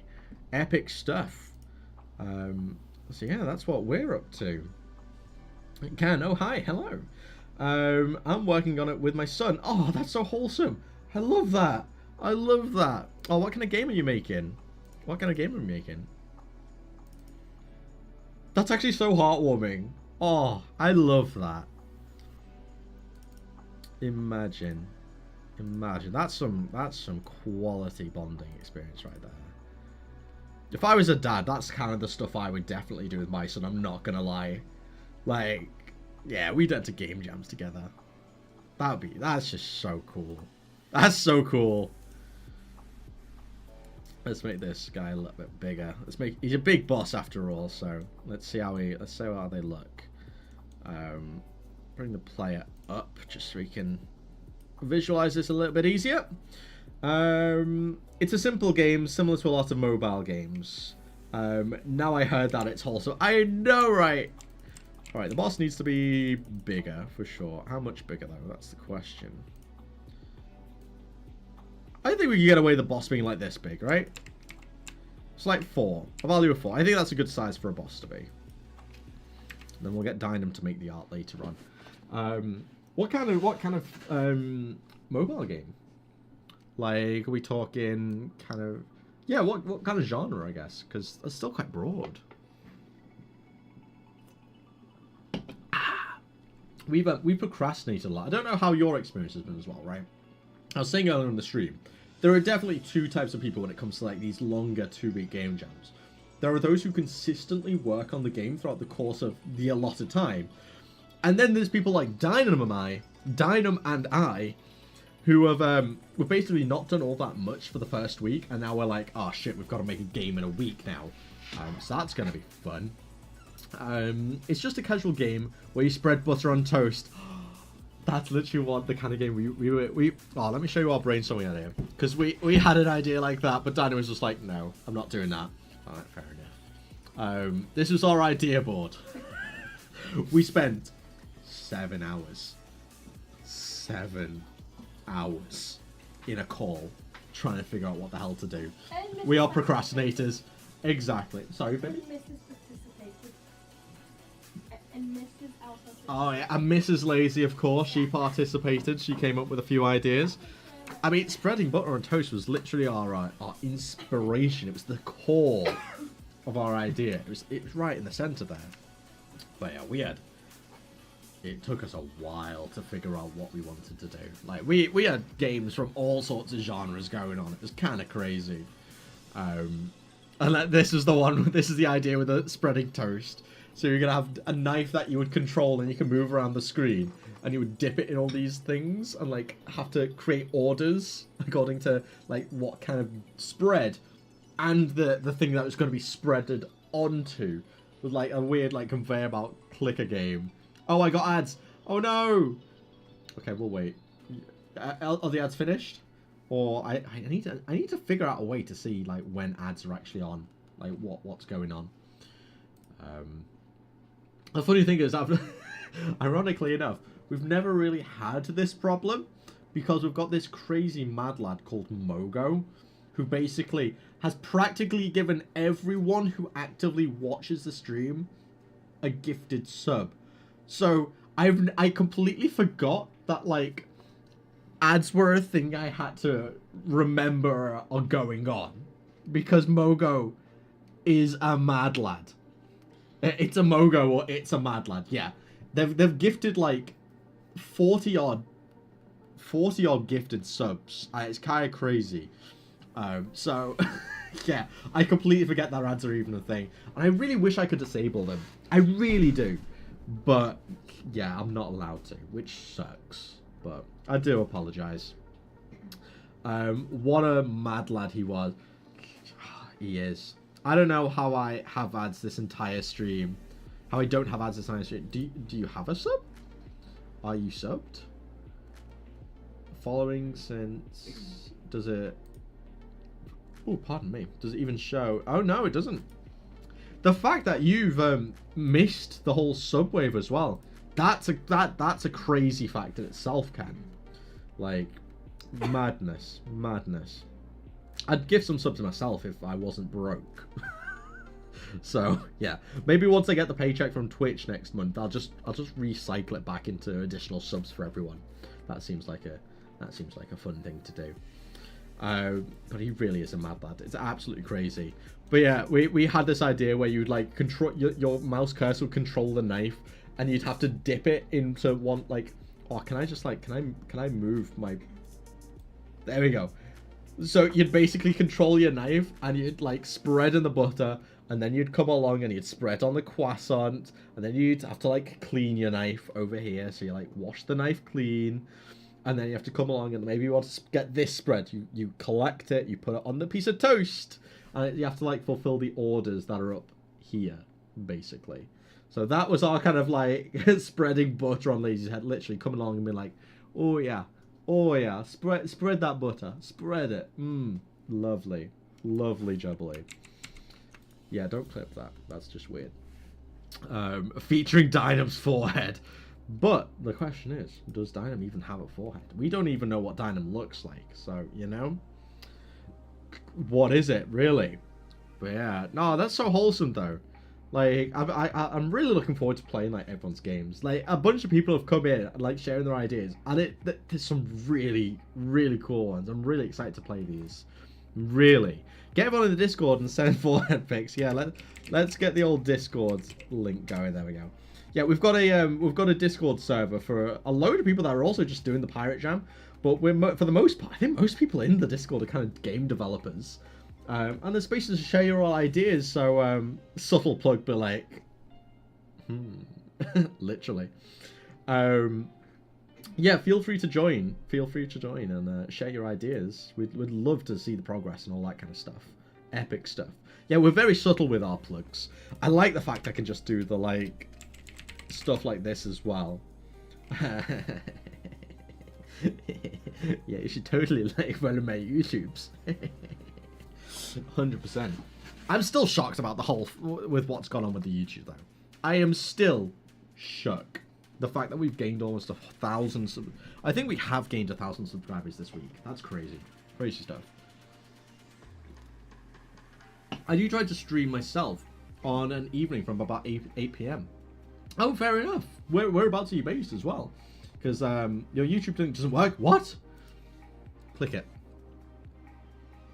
I'm confused now. I just clicked the link. No. Why not? Why has it not worked for you? UK. Oh, fair enough. I mean, I'm in the UK as well. Hell yeah. Oh, I might try to pop into your stream as well. Let me jump in. Let me give you a little follow. There we go. I might pop in later on and say hello. My fellow Brit, good afternoon. Yeah, I think this is the most British stream we've had to date. Most people who join the stream are like, we got people from all over the world. So yeah, I think this is the most like British stream we've had to date. I really need to get a cup of tea going just so I can add to the Britishness of it all, you know. But all right, it's coming up to 1 o'clock. I'm going to take a very short break, like 15 minutes. Grab something to eat, get a cup of tea, naturally. But unironically, what I'm going to do is I'm going to put my devlogs on. So at least if you want to stick around and chat to each other, feel free. I'll still be in the chat, don't worry. Just not going to be speaking, but I'm gonna put my devlogs playlist on, so you can. I guess that could entertain like how much. So if I play 3 devlogs, that's 18 minutes, right? I'll play from this one onwards. There we go. I'm also gonna have lunch. See you in a bit. Fair enough. But yeah, I'll get this playing, and yeah, I'm gonna go grab a little bit of food. Snot, you've come just as I'm taking like a 15-minute break. I'm so sorry. But hello. I'm gonna stick my devlogs on just so like there's more than just a background going on.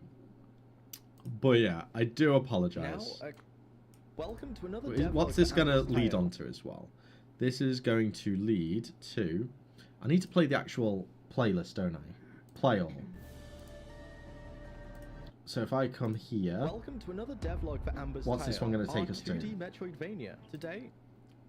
Oh, this is like in the wrong order.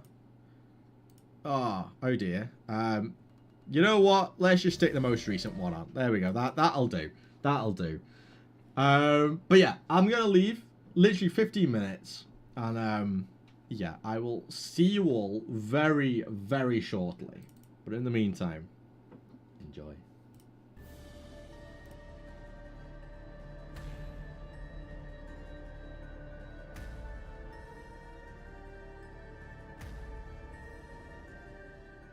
Hello adventurers, it's Bugsy from LazyTeaStudios, and welcome back to the next devlog for Amber's Tale, our action metroidvania. In this video, we're delving into what we hope will truly set the game apart within the genre, our approach to player progression.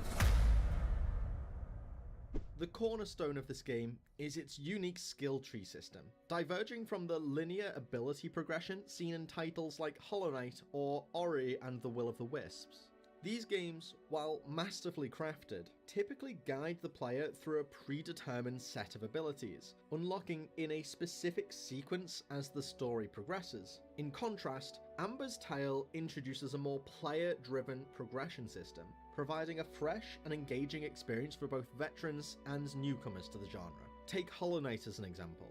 Abilities are tied to specific game areas or boss defeats, directing the player's journey through the game world. While this creates a well-paced, story-integrated experience, it limits player agency in shaping their character's development. Ori and the Will of the Wisps offers a slightly more flexible skill system, yet it still largely adheres to a pretty linear progression.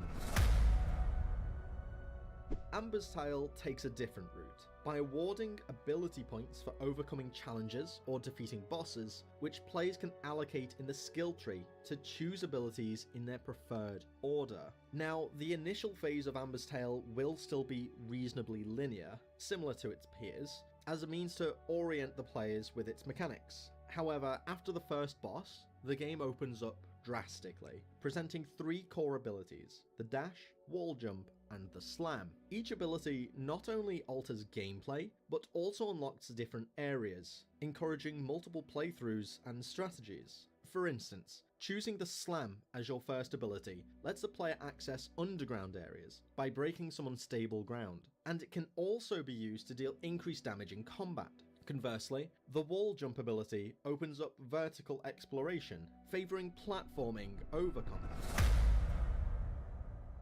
The game also has a secondary currency. We're currently just naming these lesser ability points, but by god we need a better name than those, but these allow further customization. This system is reminiscent of Ori's Spirit Shards, or Hollow Knight's Charms, which modify abilities or provide stat boosts, but with more flexibility. Players can actually reset and redistribute these points at campsites, encouraging experimentation with different playstyles. This ability to adapt is crucial in addressing a variety of challenges and boss fights, with different abilities and upgrades significantly altering the difficulty and approach to each encounter. This is mirrored with varied skill tree paths. To the left, you have double jump, shield, and spear. To the right, slam, hammer, and burst, and going up above for the dash, daggers, and send forth ability, offering generalized playstyles, but we do not restrict players to a single path. The game's current upgrade ideas include things like extending the dash range, adding shockwaves to the slam ability, similar to Hollow Knight's False Knight, or modifying the wall jump to allow sticking rather than sliding on walls. This approach enhances player agency, engagement, and replayability, making each journey through the game unique.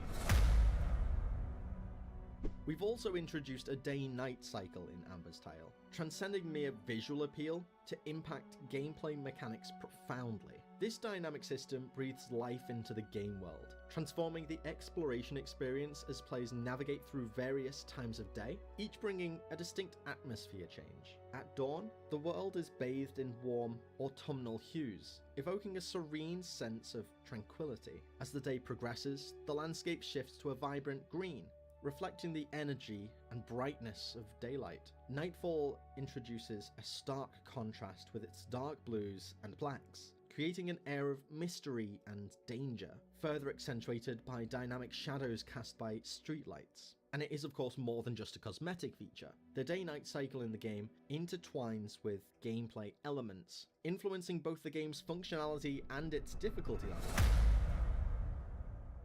The time of day could affect the availability of certain vendors and the quests that they offer. A shop that bustles with activity during the day may host a different vendor at night, unlocking unique items and quests that add layers of complexity to the game's economy and narrative. This variation encourages players to revisit locations at different times, ensuring that each visit feels fresh and rewarding. Furthermore, it integrates with the game's combat and exploration aspects. A formidable side boss, for instance, might be asleep at night, allowing you to stealthily bypass a challenging encounter. Conversely, venturing to the same area during the day demands that you confront it, as the boss remains alert and ready for battle. The cycle also plays a pivotal role in unlocking hidden areas and secrets. For example, a magical stone that only reveals a hidden platforming section when illuminated by the sun at dusk. Such design choices not only aim to enhance the game's depth, but also encourage exploration and strategic planning, rewarding players who pay close attention to the world's rhythm. We hope that adding this system is a testament to the game's evolving design philosophy, where every element is crafted to contribute a meaningful gameplay experience. This feature not only elevates the aesthetic appeal, but also enriches gameplay, offering a dynamic and ever-changing world that responds to the passage of time.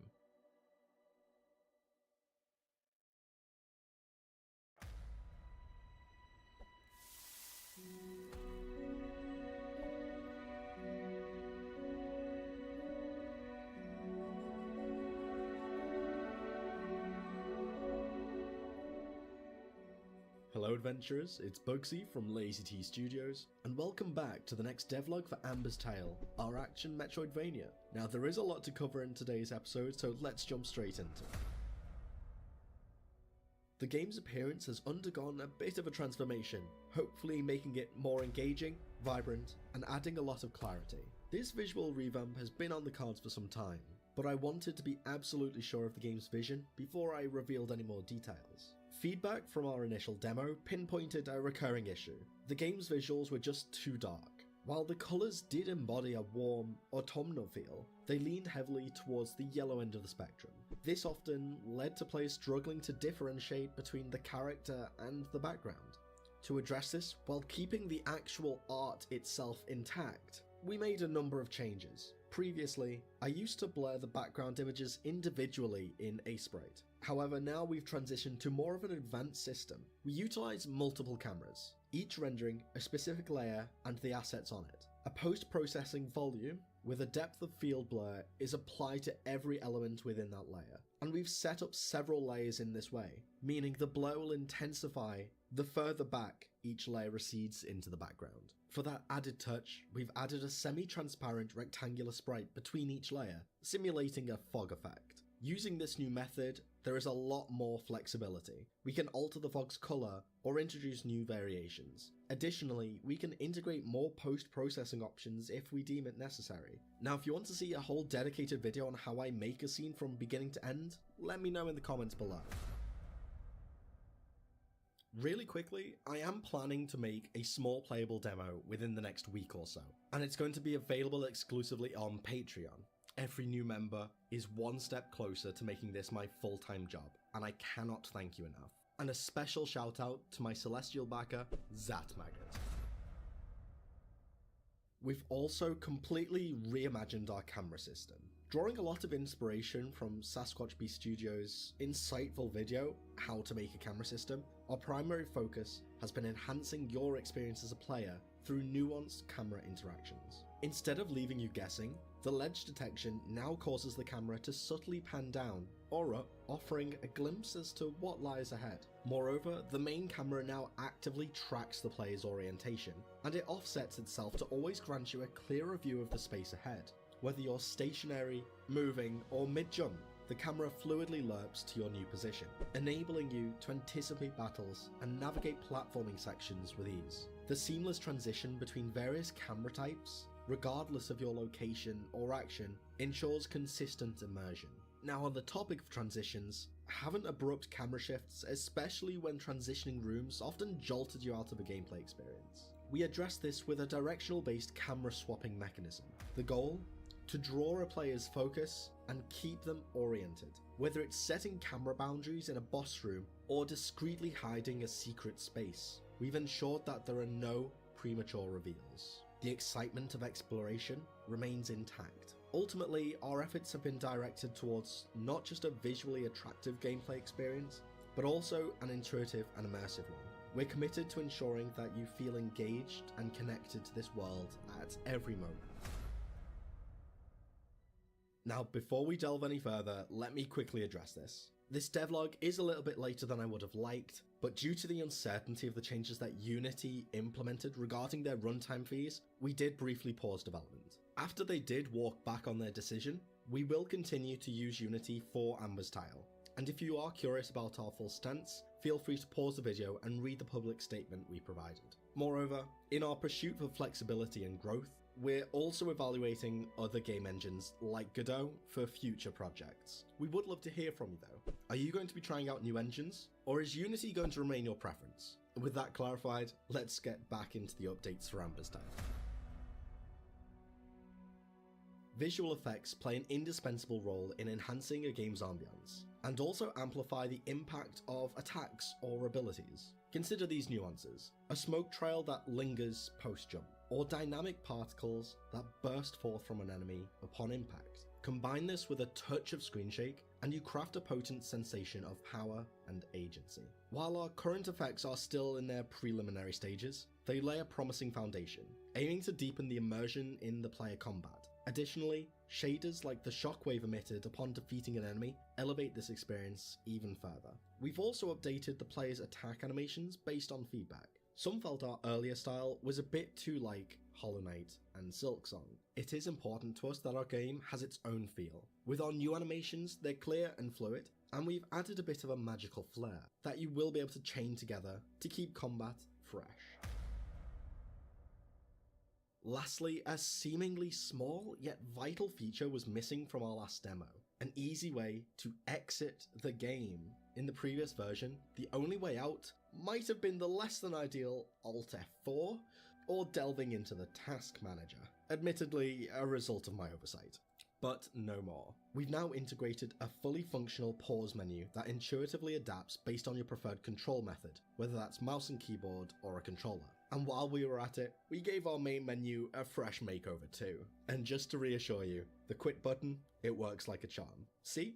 Welcome to another devlog for Amber's Tale, our 2D metroidvania. Today, I'll be sharing some of the major breakthroughs we've had, from new abilities to technical renovations that have been happening behind the scenes. And we've got an awesome sponsor, but we'll get to that in a bit. So, I had an epiphany. While our demo did flaunt the dash ability, I wanted to give you all a bit more mobility from the get-go, to speed up the game flow.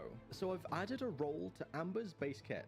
It's not just about movement though. Imagine this, you're cornered by an enemy, and you roll out of harm's way, gearing up for that impressive counterattack. This is precisely the dynamic combat system I'm aiming for. One where not only Amber, but even her adversaries have unique abilities. I'm committed to crafting dynamic enemies. Gone are the days of simple patrol patterns. Our foes will boast unique abilities, making each encounter a dance rather than a standoff. The goal? To offer players more ways to respond, adapt, and dominate. I might have been a little bit inspired by the recent Crow Swarm demo. Alright, now on to the centerpiece of our updates, the Slam. Amber channels her shadow, and it rises and crashes with thunderous might, obliterating everything beneath. And I absolutely love the way the ability both looks and feels. Naturally, it was inspired by the Desolate Dive from Hollow Knight, but hey, this is a Metroidvania, not everything will be original. Originally, when I created this ability, it was a bit clunky. You could only use it while on the ground, and you froze on the spot for way too long. I scrapped that version because it just broke the combat tempo. Now, it's all about dynamism and synergy, especially when paired with our new mobility options. Honestly, it feels so fluid, so rhythmic, and I love how it's evolved. And of course, the Slam is a working title, so drop those name suggestions in the comments below. Now, a quick word from our sponsor, Milanote. I've been an advocate for Milanote for many years now throughout my time at university, and I use it as my primary tool for mapping out ideas and creating documentation for any games I make, whether it's gathering inspiration, creating skill trees for ability systems, or even mapping out an entire level. Milanote has it all. I can show instead of tell, and demonstrate ideas better than if I was to write up a design document. Starting a project is easy, with over 100 built-in templates for designers, photographers, and so much more. Milanote is available for free with no time limit, and there is a link in the description down below. Gone are those days when transitioning between rooms felt like you were teleporting. Now Amber walks gracefully between different levels. I really think this subtle touch anchors the game into a cohesive world, making you feel like you're navigating a continuous, interconnected realm. It's not just aesthetics, it's about engagement and immersion, and it needs to feel right.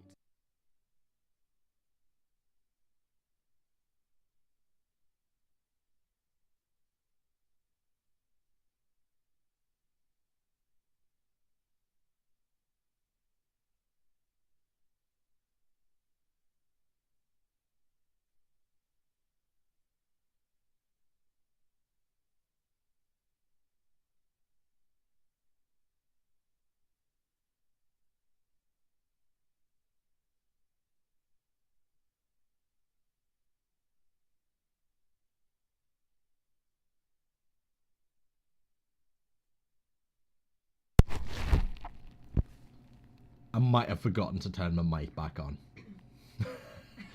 Oops. Always just a bit of a fail-safe. But yeah, for those of you who can't lip read, I was basically saying the new unit of measurement for how long you're going to be. In the LazyTeaStudios community, we don't measure time in hours, minutes, and seconds. We measure it in devlogs. Devlogs and chapters. I was 2.5 devlogs eating my lunch. Yeah, good stuff. Good stuff. Alrighty. Are we going to make a boss? I think we're going to make a boss. Yeah, we're going to make a boss. So, let's get some music going again. So I can at least pretend like I'm entertaining you guys. Alright. So we've got the boss itself. Now we're going to look at our design document. Or the scrawlings that we are calling a design document. And we need, what do we need? So we're going to need individual blocks, and we're going to need rotating things. I think these rotating things are going to be the easiest thing to do first, because we've pretty much already got the code for the shooting. Because we could just refactor the shooting enemy code for it. We'll just refactor that and then go from there. So we'll bring the shooting enemy in, and the enemy shooter we'll refactor this. So can see player.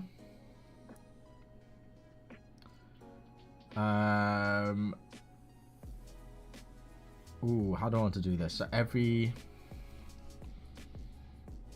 can see player, or shift alt. Oh dear, no. Shift alt. There we go. Or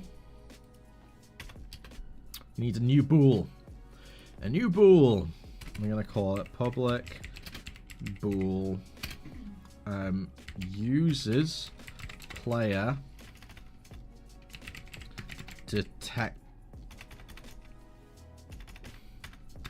player detection. Oh my god, I can type equals false. Set that to false by default. Okay, or so can see player and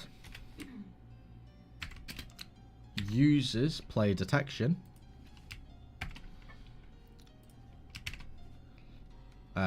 which so it's basically if we are using player detection,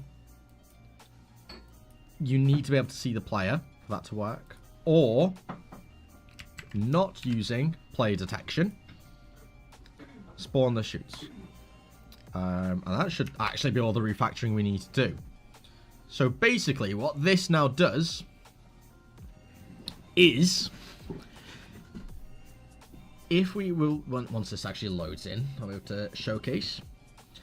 So now we've got this bool here. So when this is ticked, the enemy will only shoot you if you're in line of sight, and it will have the cooldown, which is baked into the scriptable object, the cooldown. So this enemy will only shoot every 1 second while you're in its line of sight.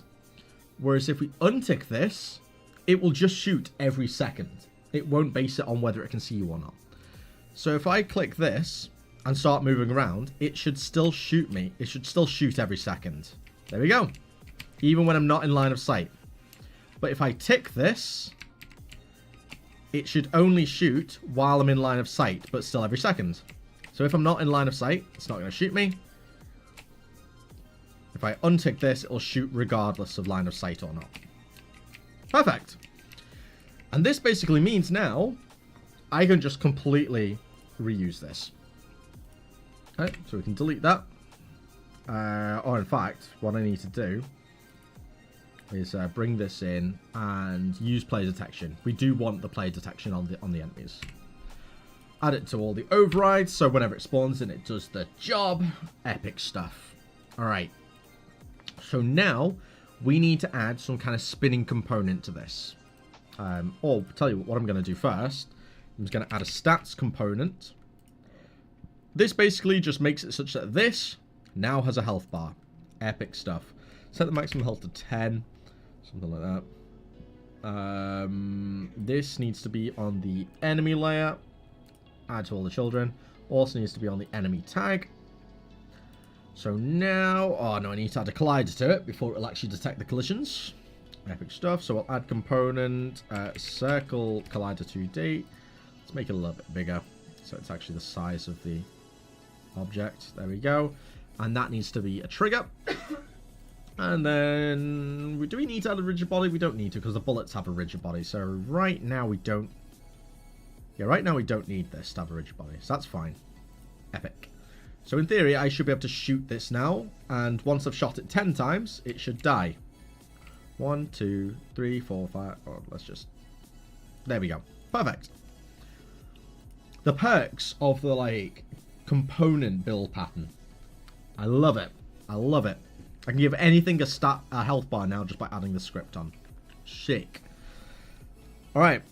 So the triangle, this is the... Okay, so let's rename this to the actual sprite. Okay. We're now going to need to add another game object. And we're going to bring this down to here. Cool. Okay. This is going to be called the barrier, or the gun, or whatever. We'll call it the barrier for now. And we're just going to add a very basic sprite to it. So a rectangular sprite renderer.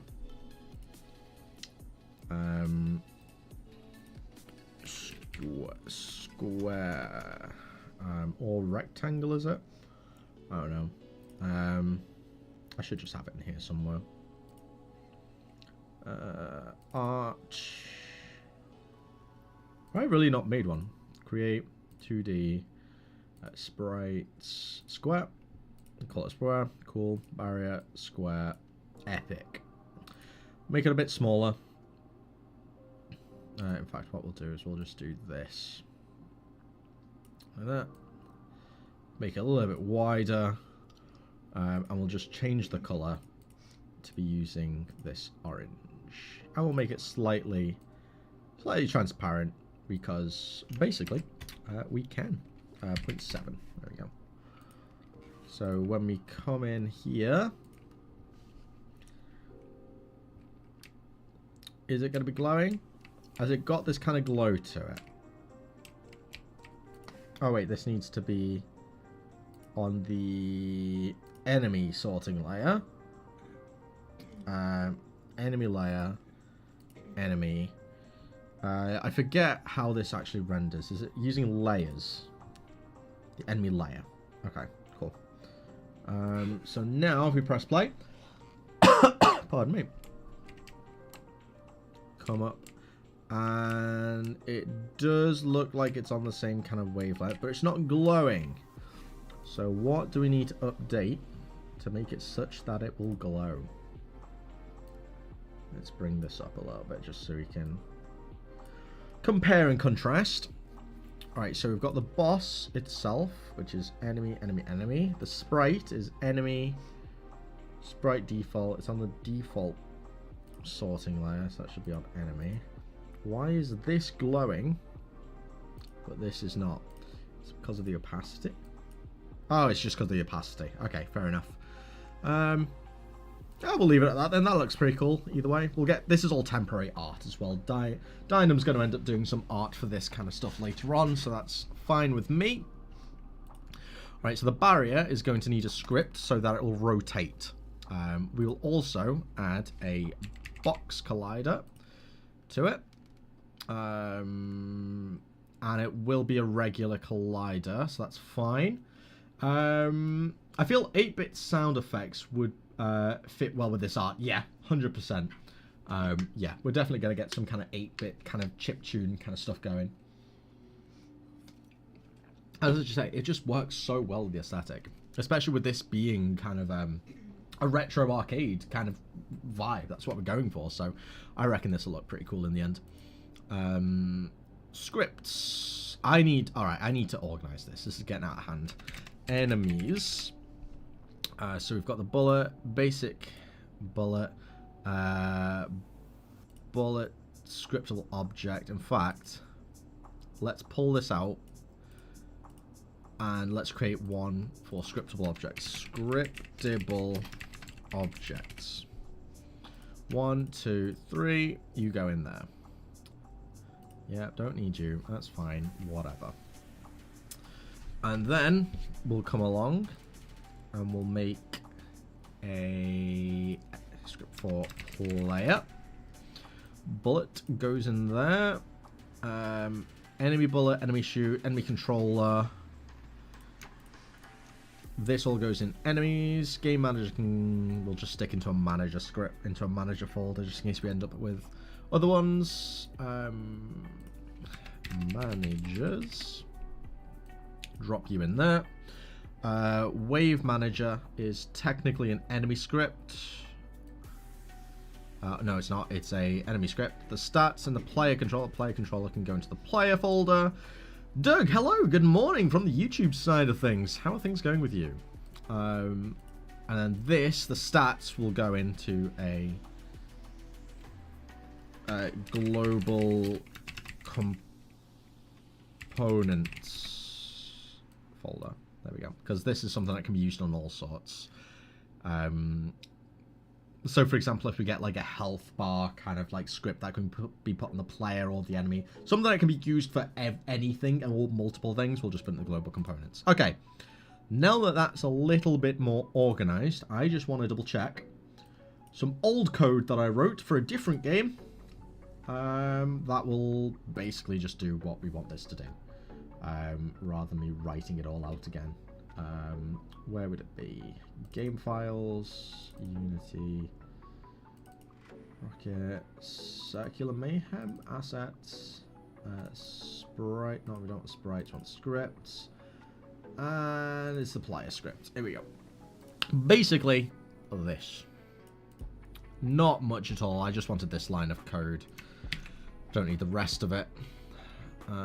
Close that down, and then we need to make our new enemy script. We're going to open it up, create C# script, barrier, or we'll call it like Pong barrier script. Cool. Now let's open that up. Doug, good. Just got a job a few weeks ago, and finally getting back to making my game project. Oh, happy days. Congratulations on the job. Congratulations. Yeah, what kind of oh, I always ask this. I know what your game is. You have told me before. I have such a bad memory. Yours is yours the story based one? I've I've had so many people in the last 2 weeks like tell me about their games. I'm getting them all muddled up. Yes, I knew I remembered your one. Yeah. That would have been awkward, wouldn't it? Jesus. I've got a bad enough memory as it is. Let alone I've literally been told about like 20, 30 different projects in the last 2 weeks. Like, please do not take offense if I forget which project you're working on specifically. I'm gonna try my best to remember. But like, yeah, I do listen and I do remember, but I might just get things muddled up. Yeah, so, yeah, I do remember your one. I do remember. I saw the artwork for it. You put some in the Discord server, didn't you? Where are we? Oh, we've got another suggestion. Epic stuff. Fix this. Oh, we need to fix some stuff. Please. What needs fixing? I don't know what needs fixing in this. We'll figure that out later. We'll figure that out later. But yeah, you put some art in, didn't you? Let me scroll up a bit. Because I'll remember it as soon as I see it. Yes. This was your game, right? This one. The anticipation as he's like, no, it's not. Yes, look at me. I remember things. Big brain. Good stuff. Okay, let's open this up. Let's get the script working. Right, so we're gonna post that in there. We want the transform.rotate. We're gonna do a speed variable. So we'll do a public float rotation speed. We'll set that to like 5.0 by default, I guess.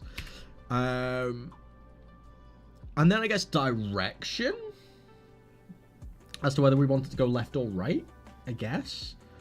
So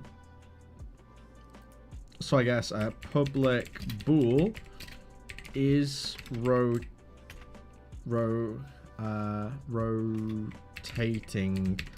clockwise equals true. Okay, so now we'll do... we'll times by that. We don't need to do that. Oh no, we need this to be...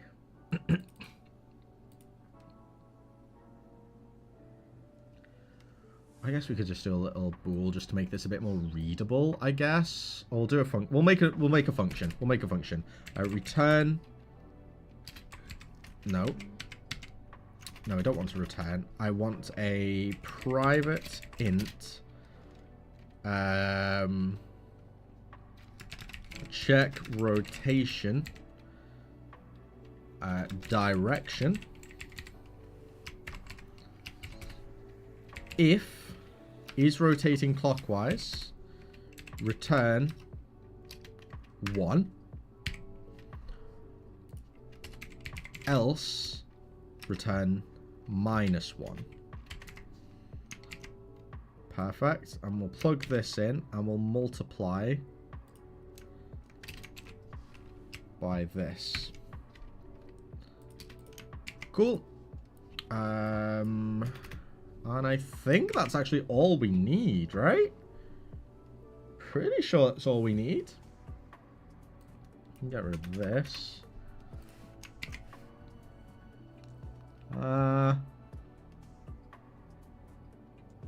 Oh, this is rotating on the Z axis, which is right. Yeah, let's give this a go. Let's give this a go. So this will rotate around the pivot point, which is the center of this. So it should just rotate around here, in theory. We'll see. We'll see. Let's add this Pong barrier. Is rotating clockwise, so it should go this way. And then if we untick this, it should go the other way. Let's give it a go. Let's see what happens. Let's see what happens. That's cool, I guess. Not what we need. Why is that rotating the wrong way around?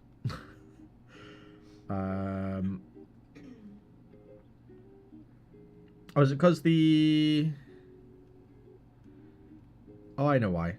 I know why.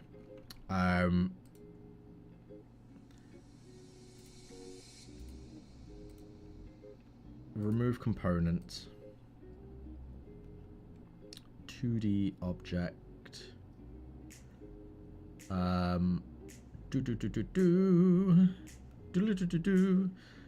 2D object sprite square. Cool. And then we'll paste component as new. No. Shit, what have I done? Where is this? What? Okay, no, that's right. That's right. And then this needs to be this color. Cool.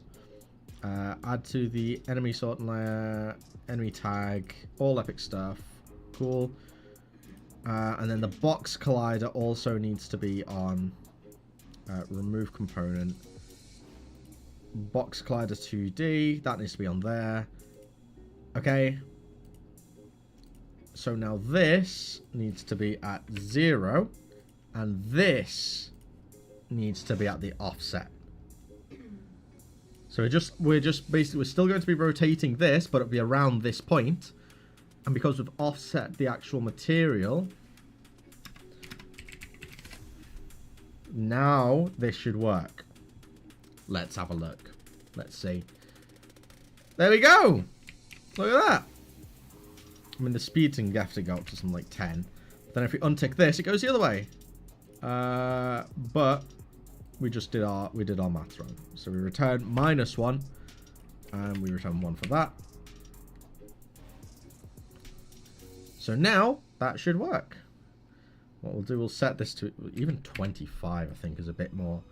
So now if we were rotating clockwise, it should rotate around the boss like this. There we go. There we are. And do we collide with it? No, we don't collide with it yet. Yet. We can change that though. Sprite barrier. Collider. That is because enemy project settings. we've got it set so the enemies do not collide with the player. Let's change that. So now we should be able to collide with this. There we go. As it rotates around. Epic stuff.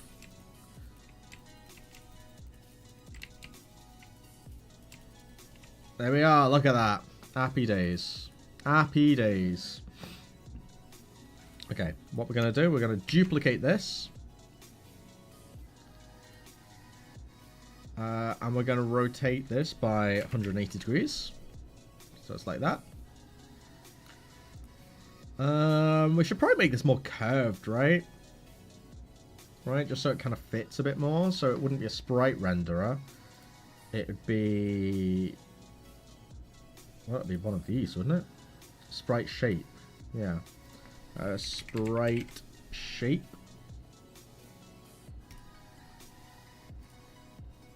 Okay, we'll remove that. Sprite shape controller. Okay. Come down. We'll make this orange as well. Boom. Open-ended. Corner threshold. I mean, let's just do that.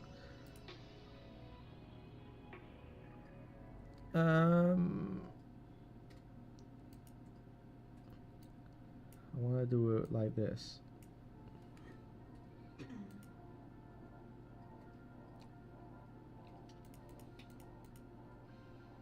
Sprite shape.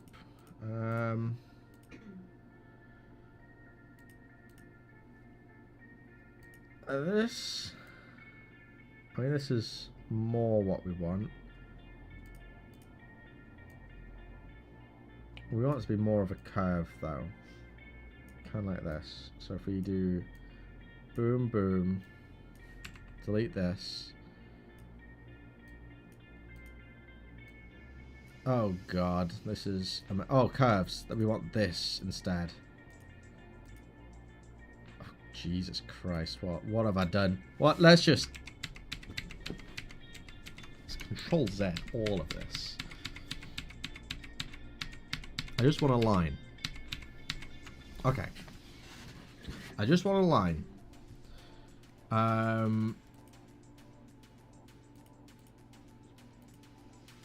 Open-ended. No, it shouldn't be open-ended.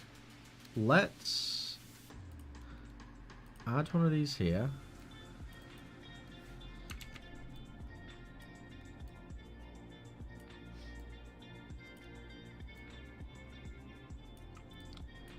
Can I just delete that? And delete that? That's something I can do.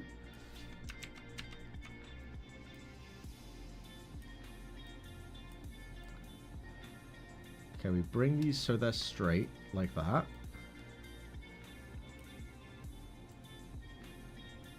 Bring these down. So we'll add them to, like, I don't know, this corner. And then that'll mean this one goes to this corner. Don't need it to be, like, that big.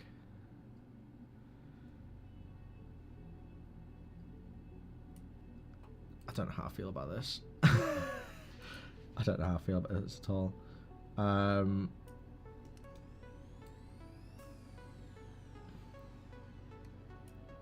Like so.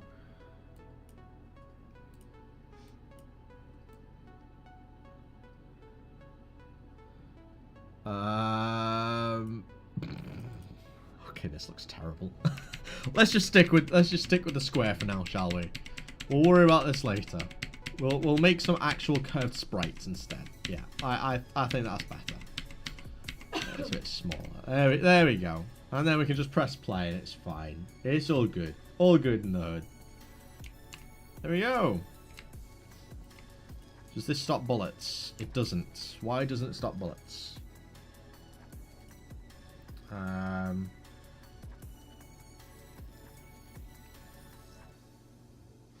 Everything should collide, right? So default should collide with player. Like everything should collide. Project settings. Yeah, we've got everything set to collide. Maybe make the center of the spinny thing and spin anti-clockwise. Yeah, I think that's something we're probably going to do. I mean, yeah, I can just do that. But funnily enough, just adding the... we can just add the component. Spin it anti-clockwise at like a speed of 30. And we can have that happen. I love the component design pattern. Why is that not... oh, because I put it on the wrong... it's now spinning this as well, the other way around. That's hilarious. Yeah, we don't want it on this. Remove component. We want it on this. On barrier. Anti-clockwise. Let's set it to 25 as well, actually, just so it's the same. So now this will spin the opposite way. Oh, but now it's offsetting this because these are spinning. So these... I'll tell a lie. No, that's not right. We don't want it on this one either. We want it on the sprites because then it won't affect this. Because there isn't an offset, that's fine. Okay, this will actually work now. This will work. There we go. Look at that. You just need to make the bullets collide with this now. We can like collide with everything. Minus this. We can't collide with this because it doesn't have an actual trigger. We should probably change that actually. Like so. I don't know. We'll see. But now we can shoot this and eventually it'll die.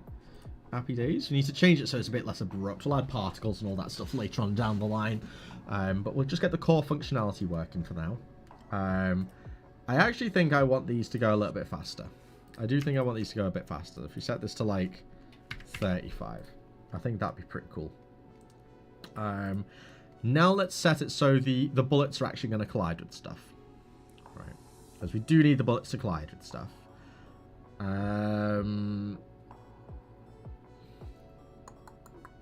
Prefabs, bullet. It's because this is a trigger. So we need to add a separate one. Collider 2D. We basically need to set another collider that isn't a trigger, so it'll actually collide. And we'll just bring this up so we can adjust both of them. The big one is the actual collider. So we need to set that smaller than the trigger. No, we don't. Oh, but that's a good question. If it... I mean, this will technically work for now. I don't know how good this is, but we'll see. Guess who's back? 'Tis me. How goes the boss? Well, we have a boss, which is good.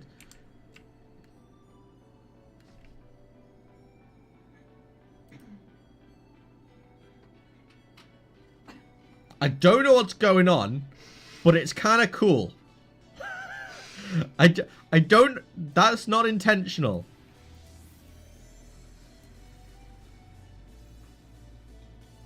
I have no idea why that's happening. But it's kind of cool. Why is that a thing? I have zero clue. I have zero clue.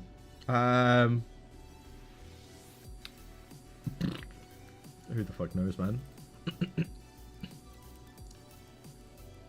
If I make this smaller, will that stop it? I guess it's because it's kind of like... It's got that collision to it, hasn't it? It's still kind of forcing it forward, I guess. That is really strange. But it makes for some interesting... Do I just keep this? Because all I'd want this to do is just stop the bullet. But, like... It's kind of interesting. Hello, I'm inside of YouTube. Hey. Happy days. I kind of rate it. For a bug, it's interesting. Yeah. What if we add the bouncy material to it? What if we add the bouncy material? Just to this, though. Will that just bounce off, I wonder? The bug is now a feature. Yippee. There we go. So it's a bit less.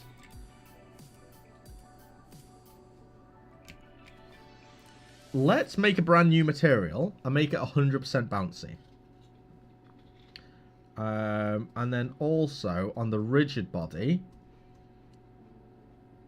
No, we don't need to freeze the rotation or anything like that. That should be fine. Now, this should be fine. But let's make a new material. And call it super bouncy. I will make it such that it reiterates 100% of the energy. Right?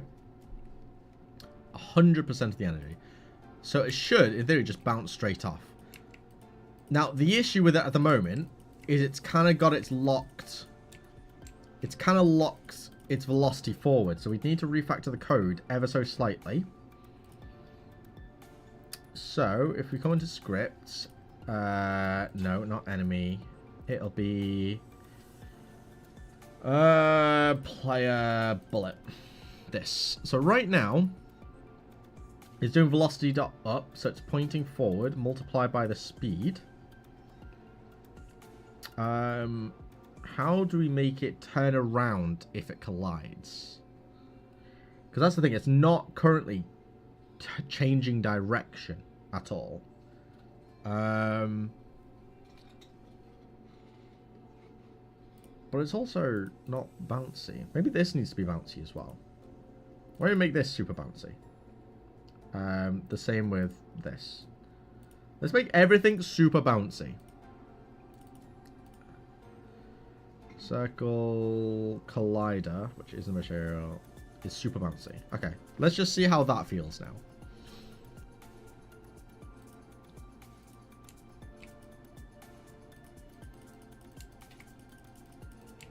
See, I want it to bounce, but it's because it's always moving forward, so it's not able. If it rotates, it would turn, but we have to make it such that it would rotate. And I don't know how to do that off the top of my head. I'm going to come along and I will Google how to make bullets bounce off a surface 2D Unity. How do we bouncy? Add force. Got this little tutorial going on. Collision and game arch reverse, train, track converter. Oh, this is like get the collision surface normal up. Get the angle hit compared to the normal. Physical material. Set the bounce to 1 and the friction to 0, and attach that collider to the bullet. For recalculating the rotation of the bullet, some lookat function in the collision should do the job. I found the solution. Could you check this link, please? This should you just type this to the bullet. Transform.rotation, rotation to new direction. What's new direct? Reflect.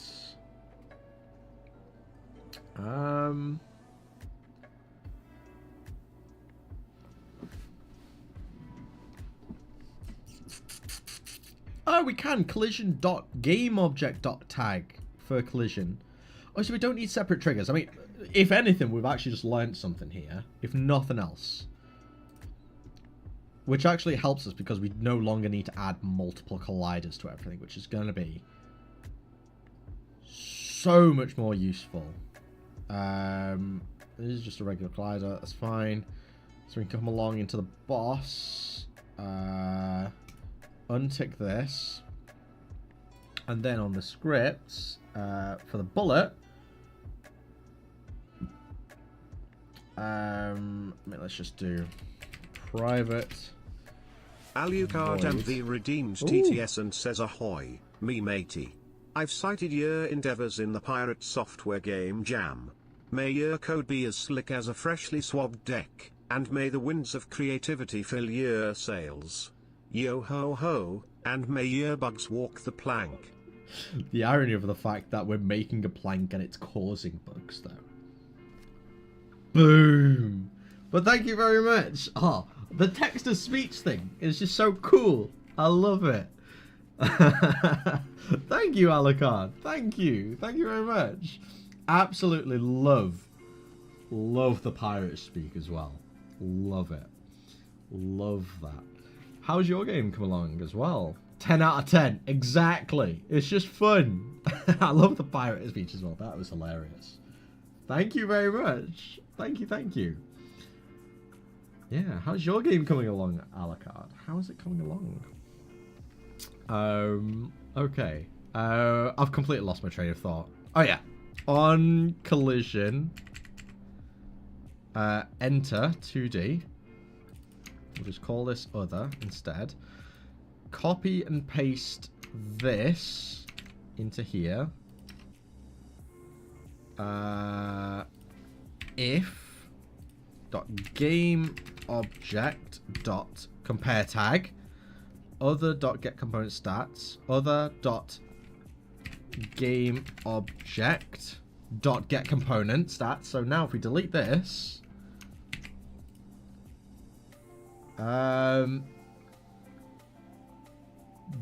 this should work without the trigger now, right?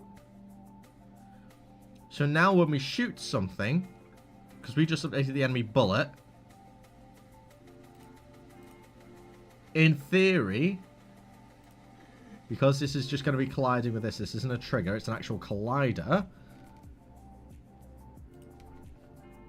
this should work. Yeah. I mean, that's still a bit weird. But yeah, that works. Nice. Oh, we actually learned something.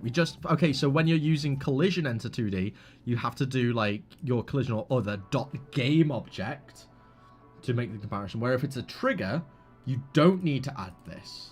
Interesting. Interesting. I didn't realize that. That's cool. That's cool. So now we'll have to come in and probably have to... Yeah, can we just like close everything right here? Let's just close everything because that's being weird. Probably just because it's been moved to a different spot. Scripts. So we'll also have to fix the script for the enemy shoot. Oh no, the enemy bullet, I should say. The enemy bullet is what we need to change that for. So yeah, because it's still using on-trigger enter. So private void on collision enter 2D. Set this to other, and again we'll just copy this, paste it in, and do dot game object dot game object. There we go. Oh, that actually, unironically, this helps me with Amber's Tale. This helps me because I had an issue with this where I needed a trigger and a collision and a collider, and they were like conflicting with each other constantly. This helps me so much. Good shit. Good shit. I like this. Oh, my back is killing me. Oh, crack that. Ouch. Yeah, I know. I'm sorry. That was loud. Not what we needed, but it's what we got, nevertheless. Alright, so that's that done. Is there anything else? Hey, the game's really shaping up nicely. Making good strides. Took a short break the past couple of days, but ready to dive right back in this weekend. I'm exactly the same. Like, I've really not done that much work this week. Same with Dyna, we've really been a bit inactive. I've just had loads of work going on and just have not had the motivation. And Dynam's been working on the most recent devlog, which is shaping up quite nicely. I might have got a little sneak preview. Oh, the perks. I know. Working with Dynam comes with its perks sometimes. You get a sneak peek into the latest devlog. I know. Not giving any spoilers. It's gonna be good. It's gonna be a good one. I like it. But yeah, it means we haven't really done much of the game. So what was a 2-week game jam for us is basically turning into a one week game jam. I want to work with Dynam now. I know. Like, I've seen the first 30 seconds. I've seen this introduction to his devlog. I've seen it. He showed me. He just sent it to me on Discord. Epic stuff. Can Lazy spill the beans or the tea? Ooh, no. No. That I'm not doing that. I'm not a dick. I'm not gonna spoil Dynam's stuff. As much as I would love to spill the tea, and I'm capable of spilling the tea. Exactly, his intros are always good. It's a good one. It's a good intro. I really like it. I like it. I'm not gonna divulge anything though, because that's for Dynam to do. That's not very cash money if I was to do that. So yeah, we'll leave it at that. But it's good shit. It's good shit. Alrighty. We need this to be bouncy and reflect. So let's see if we can get this maths going again. Vector 2.up. Are they using translate though? That's strange, right? I mean, this should still work in theory, right? It should still work. So if we come in, bullet, we're gonna have to refactor it a little bit. So it's this bit we need. Compare tag enemy. Else if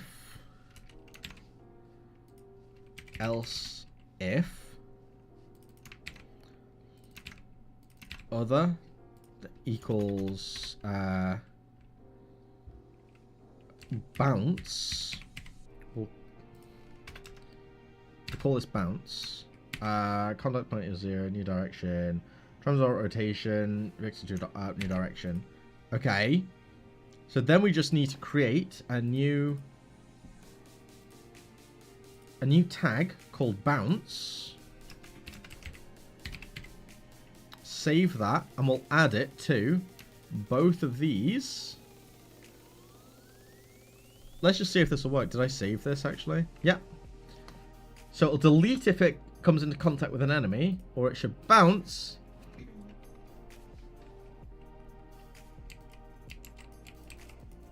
Oh! Oh, this looks cool. Oh, lads. And then it won't. It'll just destroy itself and deal damage if it collects there. Oh. This is feeling good. This is feeling good. And then do you know what we need to do?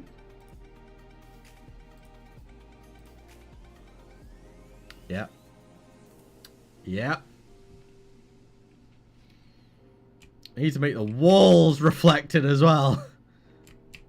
Because that just adds more danger. I'll make it such that you can shoot yourself, I guess. That could be cool. Oh my god, we could make... we can make an achievement. Make an achievement such that if you kill the boss using only reflected bullets, you get an achievement. That'd be cool. Epic dev moment. Literally.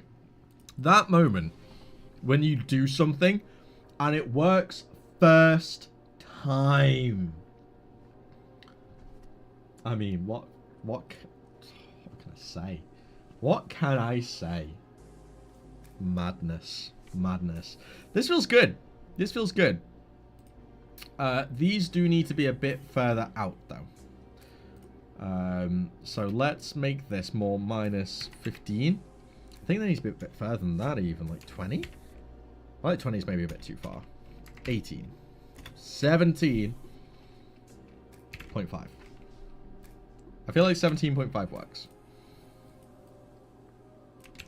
And then let's make them rotate just a little bit faster again. Let's make this like 45, yeah?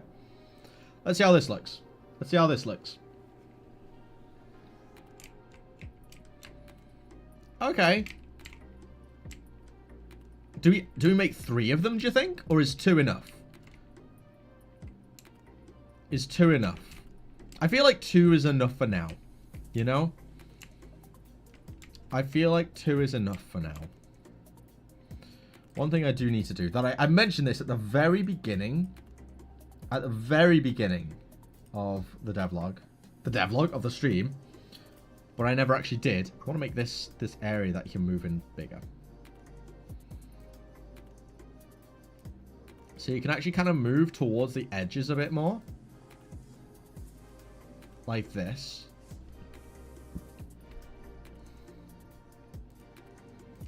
So now you can actually move towards the edge a little bit more. Oh no, we need to... Oh, we need to increase this a little bit. Look at smoothing. So that's still locking us pretty much to this point. Look at time. No, we don't want that. Should we lower the smoothing or increase the smoothing? Okay, that's a little bit too powerful. Camera distance. What does camera distance do?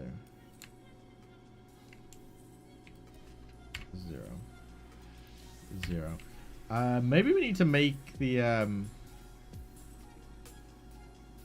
X dampening. Oh wait, no, I did something bad. I did a bad. Oh, it's 10. There we go. Oh, there we go. That's more in line of what we wanted. What did I do? What did I change? X. Oh, the X dampening. So it won't work as much in the X and Y. So yeah, it's the dampening. So you can actually stray a little bit further from the center. So like this. Let's see how it feels with the body. So like you come along. There we go. Okay. Let's see how this feels. Let's just play around a little bit and we'll get the vibes. So if you come along, this is fine. You come. It just means you're able to keep everything in frame a little bit easier, you know? If you want to, you kind of have to manipulate the camera in a certain way. But I feel this is pretty good. Look at that. Look at that. Look at these bouncing bullets everywhere. It's epic stuff. I like it. I like that. I like that a lot. I like that. Okay. Now we need to make the little blocks. So, in fact, do you know what I'm going to do? Let's put up the Notion app. Let me just move this over here. Just because I've got personal board on here that I don't necessarily want public. Oh, the Notion calendar. Ooh. I need to look at that because that looks like that's going to be actually unironically useful. Okay, I'll check into that. But I'll go into the dev thing. We need to make another to-do. Don't know why I didn't do this at the beginning. Boss 1. Breakout. Alright, and we're going to add some to-dos to the boss. Okay. Is this the first boss? Yes, it will be. Yes, it will be. We've got a little bit of an outline. This is what the boss will do. Can you decipher my scrawlings? Basically, we've got these rotating blocks, which is what you've seen. We've got that going already. Inside, there are going to be these blocks. Kind of like the old game Breakout.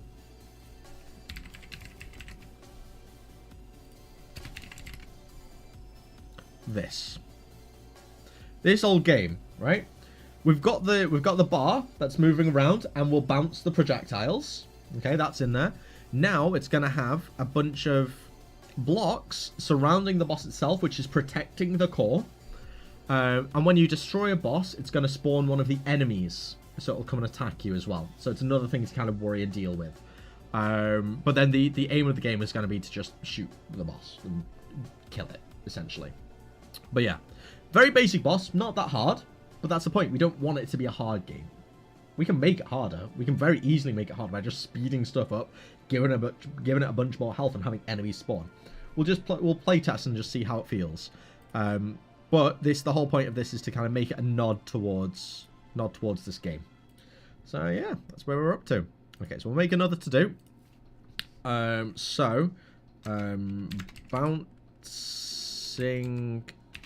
platforms. Bouncing platforms and platforms. Okay, and that's done. Cool. We also need to make enemy blocks.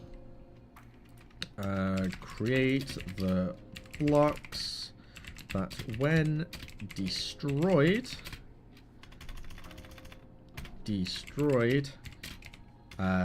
spawn one of the basic enemies. They also spin around the boss in 2 layers. Okay, we'll add a little we'll add an icon to this because I like the icons box. There we go. Oh, this one looks quite nice. There we go. Nice little square. And that's going to be in progress. What else do these boxes need to do?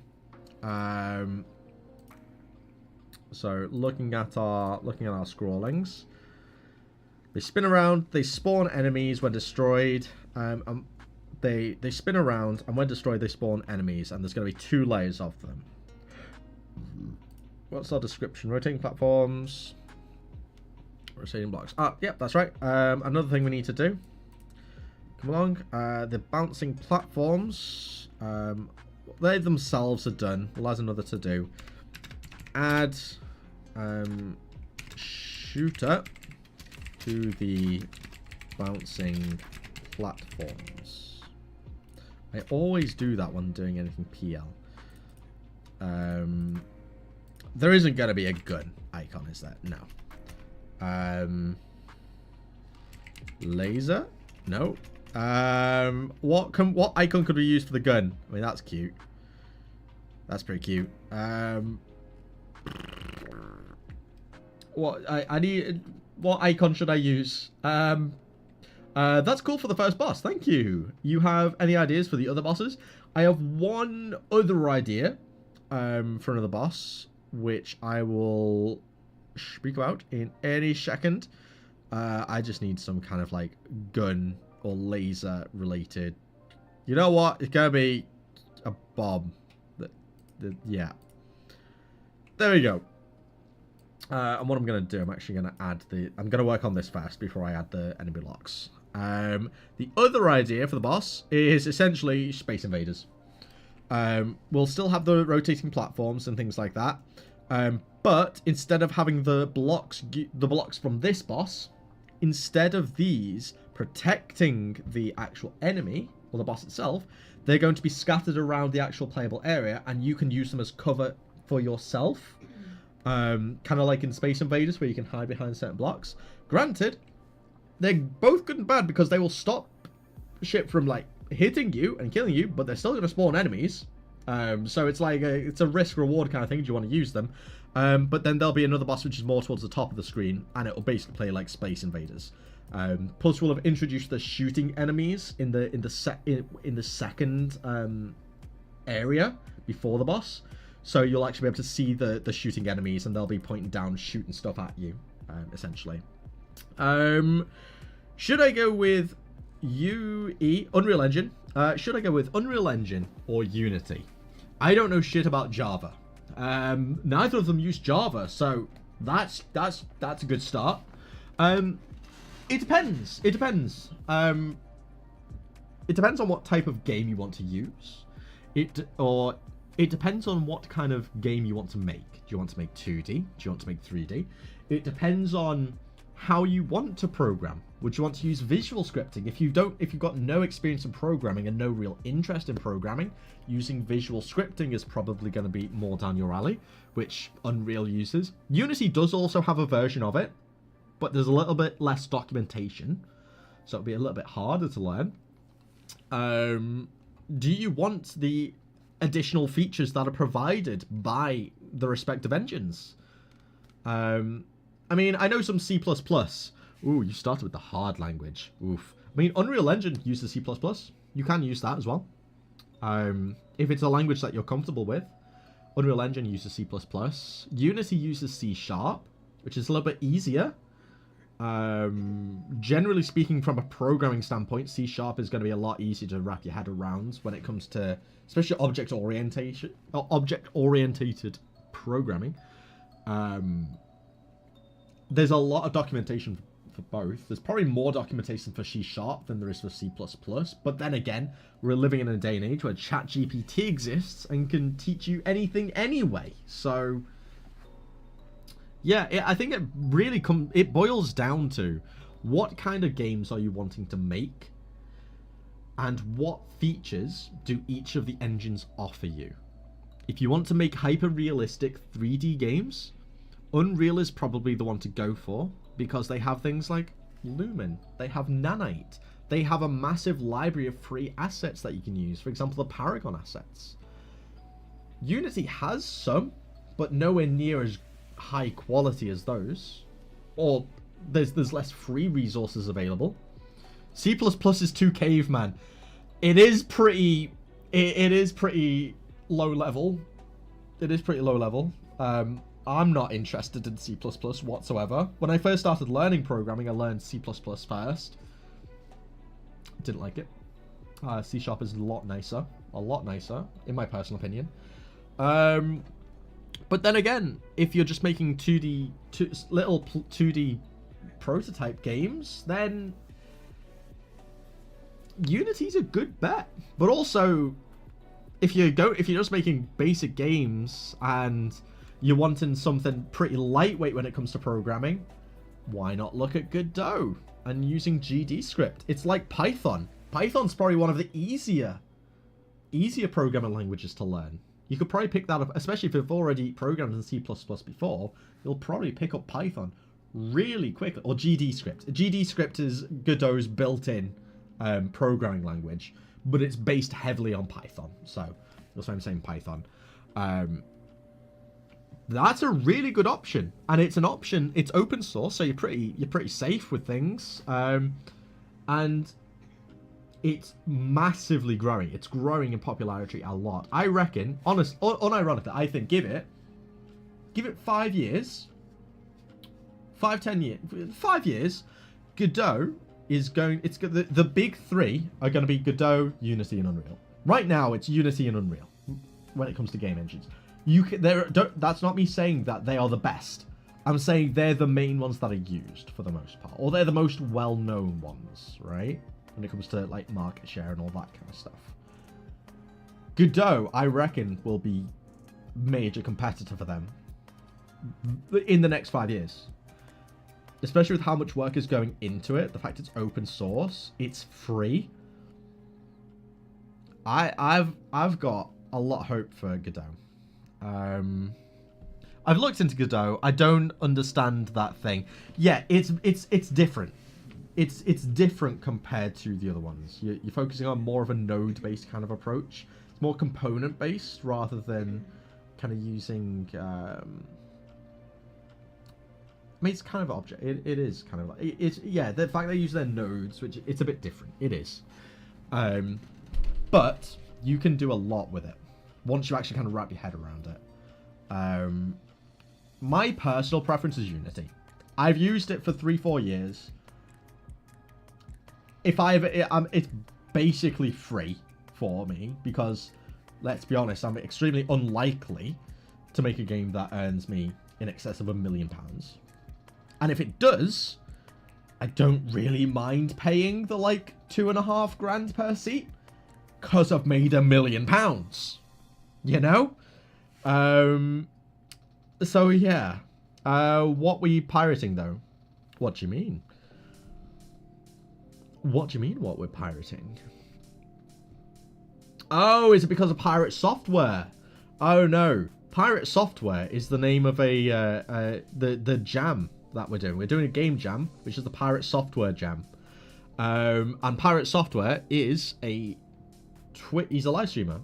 A very popular live streamer. You might have seen one of their shorts. They've kind of popped off in the last couple of months. But yeah, if you search for Pirate Software on YouTube or Twitch, I think they're streaming now even. It's their game jam that we're hosting. Really, really cool dude. I highly recommend check them out if you don't know who they are. Very, very highly recommend it. If you're not programming in assembly, then what are you doing in your life? Don't. In my first year of university, I had to program in assembly, and it was disgusting. You know what? I'm going to, as far as this, I have that much of a hatred for assembly. I'm going to say it with the Scouse accent. It's disgusting. It's disgusting. Absolutely bloody disgusting. It's terrible. I hate assembly. That is the lowest of low levels. Imagine. Programming a binary. Oh! I like binary, though. Binary's fun. I count in binary. Unironically, like, if I count, I don't go like 1, 2, 3, 4, 5. I count in binary, because I can count up to 1,024 on my hands. 1,024 I can count to on these. Ready? 1, 2, 3, 4, 5, 6, 7, 8, 9, 10. I'm trying to like do this while mirrored. It's really hard. 11, 12, 13, 14, 15. Oh, I fucked it up. I was looking at myself and it was like fucking me up because I'm mirrored on this side. But yeah, you basically treat each of your fingers, going in order, as each one of the powers of 2. So 1, 2, 4, 8, 16, and so on and so on, right? And then you raise, if a number include, so you basically say I want to get like 7, you add the different values together on your hand. So 7, I need a 4, a 2, and a 1. I need all of these, so all of them are up. Up means 1, down means 0, right? So this, it's 1, 1, 0, which is 6. 1, 1, 1, which is 7. Put this down. I've got 4 plus 1, which is 5. 5, 1, 0, 1. Unironically, I count in binary. It's really cool. It's a really cool stress relief. If you're just like needing to waste time, you just sit there and just like meh, meh, meh, meh, meh, meh, meh, meh, meh. It's fun. Time flies. Time flies.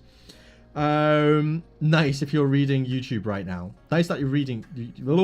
Nice that you're reading YouTube right now. I mean, I have to flip between the two. Like, it's really hard. I've got like 2 screens going on, both with them like this, and I can't merge them together. I haven't found a way to effectively. So, yeah, it's gonna be tricky. It's gonna be tricky. To think that there's someone worse than something worse than 8086. It's scary. Rollercoaster Tycoon was coded in binary. No, that was programmed in assembly. It was assembly that they did it in. But still, crazy that they did that. Crazy. Isn't binary mostly used for storing data to RAM and storage? I mean, binary is basically the most fundamental, like, level. It's the lowest level that computers speak because it's the one that they ultimately understand. Computers will basically understand if something is on or off. Anything you do, any programming, once you like get to the lowest level, is just binary. It's basically, am I switching something on or off? Is it a 1 or is it a 0? Because that's the only thing that a computer can really ultimately understand. It's a bunch of wires and stuff. So yeah, there's different ways to make that happen, and there's different ways you can transition from like C# to whatever, and it'll go down and down and down. But ultimately, it's basically detecting, is a light on or off in that line of binary. It's pretty cool. Pretty cool. 0 is off and 1 is... I don't know which... yeah, 1 is on, 0 is off. I don't claim to be any kind of expert on the exact nuances, but I know that that's ultimately how you communicate to a computer on a fundamental level. Dynam's here. Quick question, both to Lazy and chat.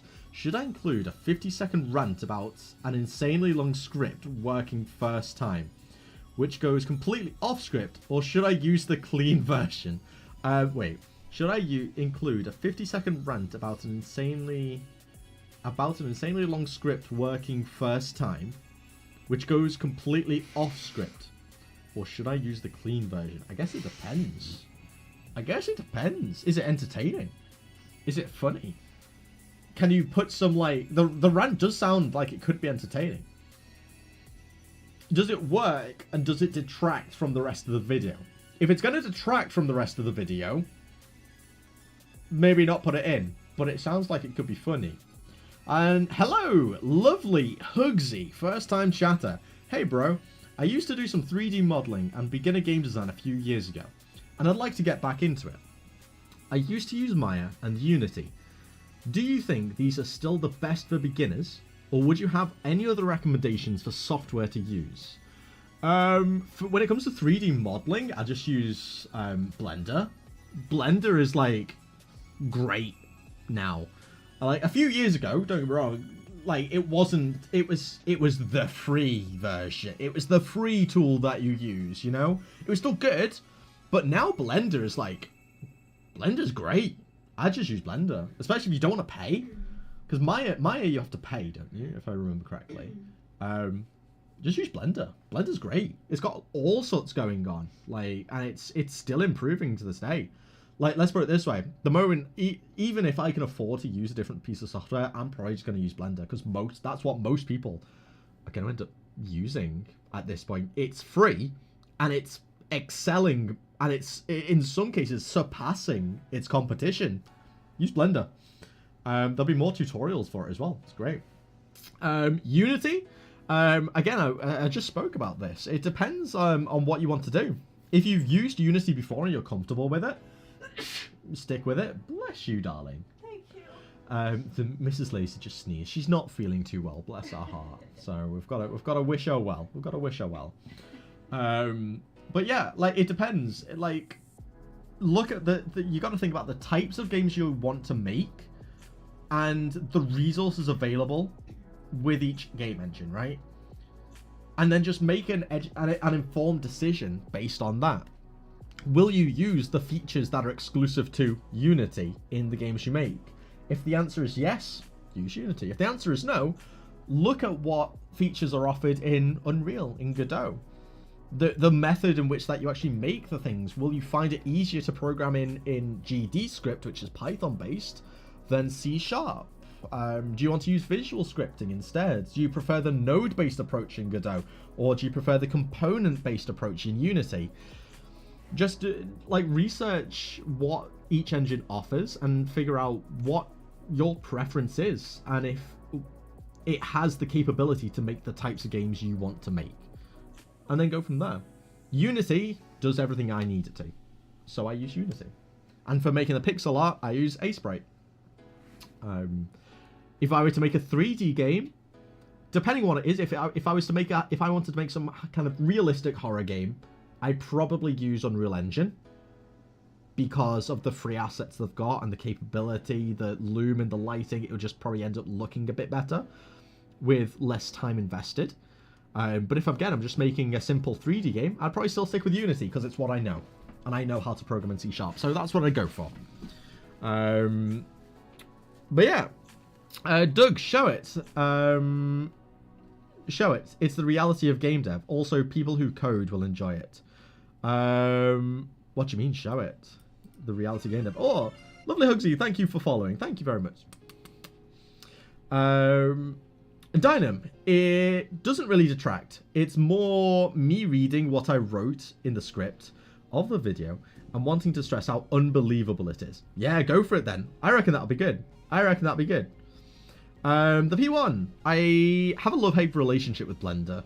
Yeah, that's understandable. The weeks I've spent torturing myself to learn shaders, just to learn how to convert Blender shader to Unity. Yeah, and baking. Like, with anything like this, there's always going to be a bit of a learning curve, regardless. And the thing is, you'd probably have a similar experience even if you were in Maya. Because fundamentally, the concepts are the same. You still have to bake, you still have to unwrap, you still have to add shaders, all that kind of stuff. So I guess it just depends. It depends. TC, you should turn one of these talks into Choose Your Game Engines into a YouTube short. You know what, unironically, I was just thinking that. Do I farm this for YouTube content? Do I farm the content? I think so. I think what I unironically need to do is, like, before a stream, write down a set of, like, maybe, like, 10 different questions that I could, like, ask and, like, answer on stream so I can just like clip them and like churn content out to the YouTube algorithm. I think unironically that might be a good way to go. Apex Pixelated, hello. How is the stream? It's going well. How was your stream? How was your stream after the old raid the other day? That was fun. That was real fun. Unfortunately, I didn't get to check in again later. Sorry about that. But I'll check in after the stream if you're going. Be interested to see what kind of progress you made. Happy days. Happy days. Thanks for the help, guys. Appreciate it. Not a problem. I hope it was helpful. I hope it was helpful. I really should make a little like website or something with some commonly asked questions. Kind of helping people with getting into game design a little bit, because like I feel like, correct me if I'm wrong, guys, and be bluntly honest with me at this point. Yeah, I've done a few streams at this point. I've given some advice in some general things, mostly in the range of kind of game design, because programming, as you can probably tell, isn't my strong suit. But I feel like I've got a decent enough understanding of game design and game design concepts. Would you unironically say what I have is the stream ending? No, don't worry. We're still going to be going for a few hours. Don't you worry, TC. Would you say the advice I give when it comes to game design is actually good advice? Is it worth... Do you learn things when I talk and give answers to your questions? Or should I focus less on that kind of stuff? Or should I just be like more generalist and just focus on making the games? Because I don't want to give advice if people genuinely feel like it's like not valuable, if that makes sense. I learned a ton. That's good. That's good. Because I just kind of ramble and I just kind of talk about stuff. And I don't know whether it's like actually wanted, to be perfectly honest. Like if people want me to do that, I'm more than happy to. I love doing that kind of stuff. I love to give feedback and all that kind of stuff. But yeah, it's one of those. Is it good advice? And is it worth me giving it? It's definitely useful for beginners. And that's the thing, yeah. When it comes to like the more intermediate stuff, don't get me wrong, I could go for days on the psychology behind game design. But yeah, I think for beginners, yeah, I think it could be pretty good. I think it could be pretty good. I appreciate that. Thank you. Let's check out some stuff on the YouTube side here. Should I use UEFN? Oh, what's UEFN? Unreal Engine something, isn't it? UEFN. Unreal Engine to Fortnite. No, don't use that. Not if you want to make games. Because A, they take a bigger cut of what you do. Isn't it like 50% or something or other? Correct me if I'm wrong. I'm pretty sure they take like 50% of it. And technically they own it. Or they have the capability to own it. Or something. I remember reading when that came out. There are some like iffy things with regards to that. When it comes to ownership and revenue splits and that kind of stuff. But don't use it. No. Literally, if you're going to use the Fortnite editor, if you want to make some fun Fortnite maps, go ahead. Use it. That's fine. I wouldn't recommend it for making your own games. Just use Unreal. Learn Unreal. You'll have more flexibility. You'll have less of the tools available, but you'll learn so much more from creating those tools yourself and learning the process. And I think that's so much more important. You kind of have to struggle because you'll understand what it is that you're making. Then you'll be able to manipulate it, and you'll just learn more. You'll be a better developer by the end of it. Because you'll understand how things function and how things are made. Don't just go with a tool that can provide you everything.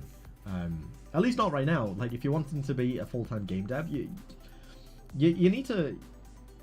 Yeah, I think it's really important to learn those things rather than just kind of using Unity or Thingy's engine. Yeah. I mean, again, it depends. If you just want to make some fun maps or like some very basic things and it's just more of a hobby and you don't want to release a game, you don't want to publish a game, you just want to make something fun to play with a couple friends or something, fair, yeah, it could be good for you to do that. But if you're going to be making anything and you're hoping to make it commercial or release it to people, with the state it's in at the moment, I think you're just better off using Unreal straight or Unity or just a game engine generally and building stuff from the ground up. Because you'll also there'll be more resources to help you. There's more documentation. There'll be more YouTube videos, more forums with the answers to the questions you've got. Yeah, I'd say just... Sorry, guys. Yeah, go through and just use the engine itself. I don't know. That's my personal opinion. It's been leaked that they'll be adding new custom NPC systems in the next Fortnite system. I was talking about Dynam stuff. Like, fair enough. No worries. I already knew about what you were talking about. But, like, the more specific stuff when I asked you about shaders and stuff. But I like the more specific stuff when I asked you about shaders. Oh, yeah, fair enough. But yeah, I personally wouldn't recommend jumping in using the UEFN.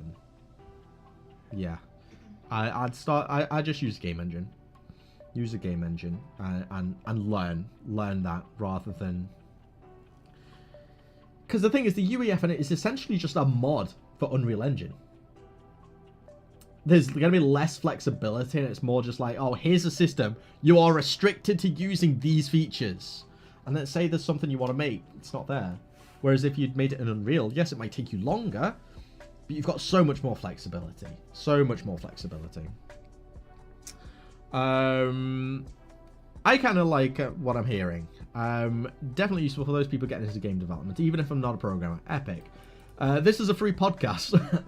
I guess, yeah, true. It's also interesting to hear somewhat... Is Dynam here? Did I see Dynam? Is Dynam gate crashing? He is.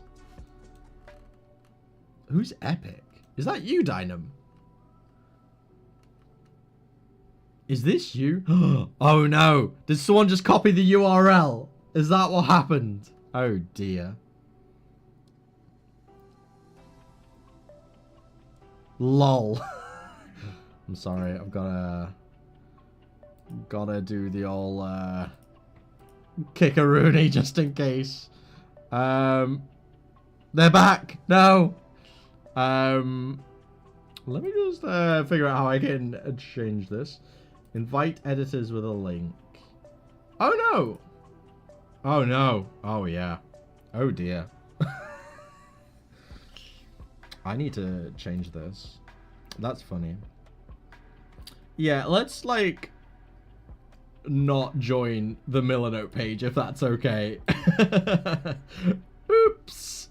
Didn't realize that was a thing. Oops. Are you laughing? Why are you laughing at her? I've been listening to you the whole time. It's such a peaceful thing to do. Apparently, Mrs. Lazy finds it peaceful watching the podcasts. I mean, Twitch streams. I don't even do game design. Oh, Jesus. It's also interesting to see someone talking knowledgeably about a subject. I don't know about knowledgeably. I know a little bit. I know enough to ramble. Let's go. I don't proclaim to be an expert. Take everything I say with a grain of salt. I can ramble and I can give my opinions, but I feel like that's all I want to advertise this as. I'm by no means a professional. These are just my opinions that I'm shoving down your throats. Okay, I've got the official length of a devlog, 12 minutes and 15 seconds. Epic stuff.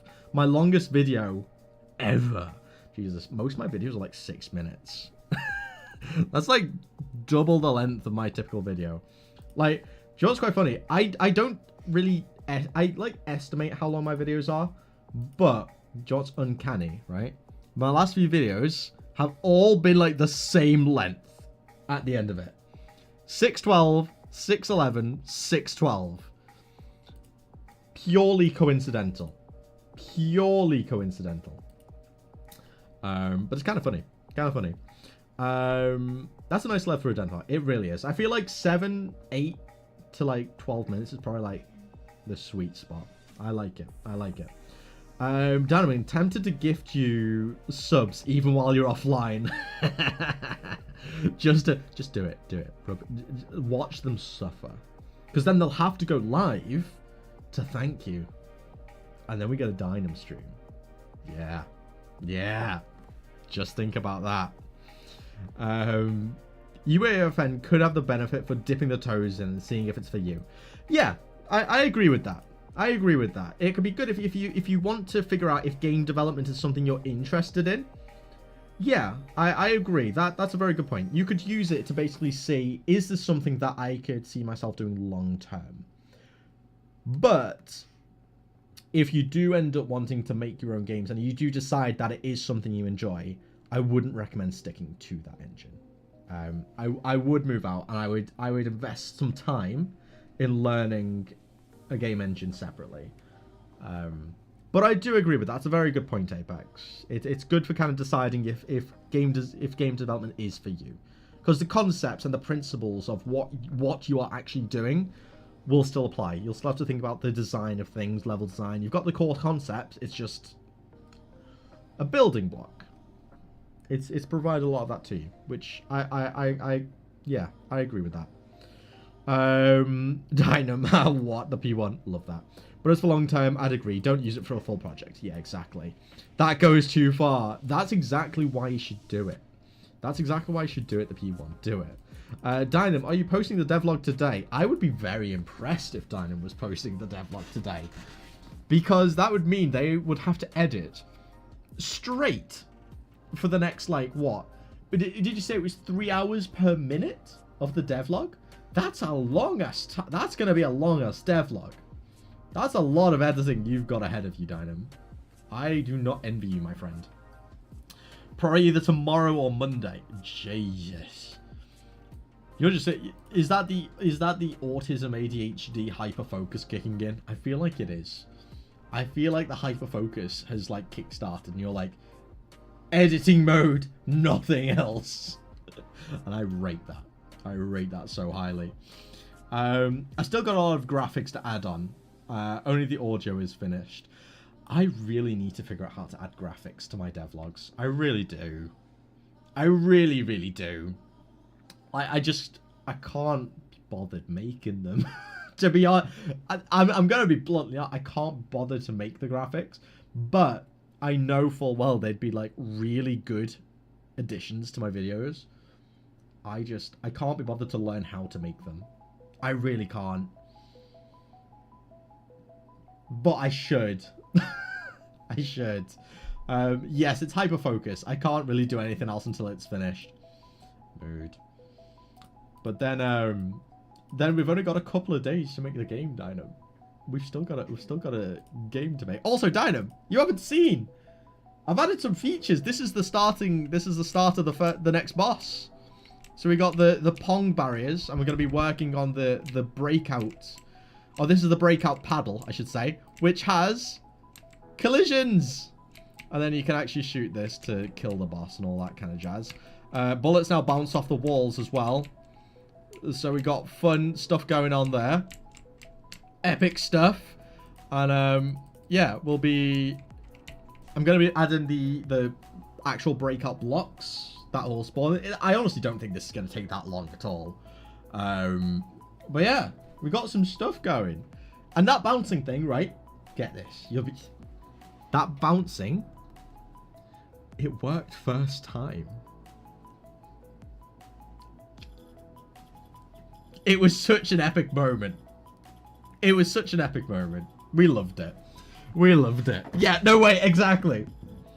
We put the code in, and it worked. Amazing stuff. Phenomenal. Did it really? You can check the VOD. There's evidence. There's recorded evidence. It just worked. It was great. It was great. Didn't have to change any tags. The collider was set up properly. It just worked. It was extravagant. It was extravagant. Do you know what that deserves? That deserves a sub to Dynam. You should all go sub to Dynam as a congratulatory, like, honor towards me getting that done first time. You should all go sub to Dynam, 100%. I think that's a go-to move. Why? Cause it's funny. Cause it's funny. No other reason. Haha. Hee hee. Do I need to give any more of an answer? I don't think so. Eloqui! It's going to be the Bleeding Swanny.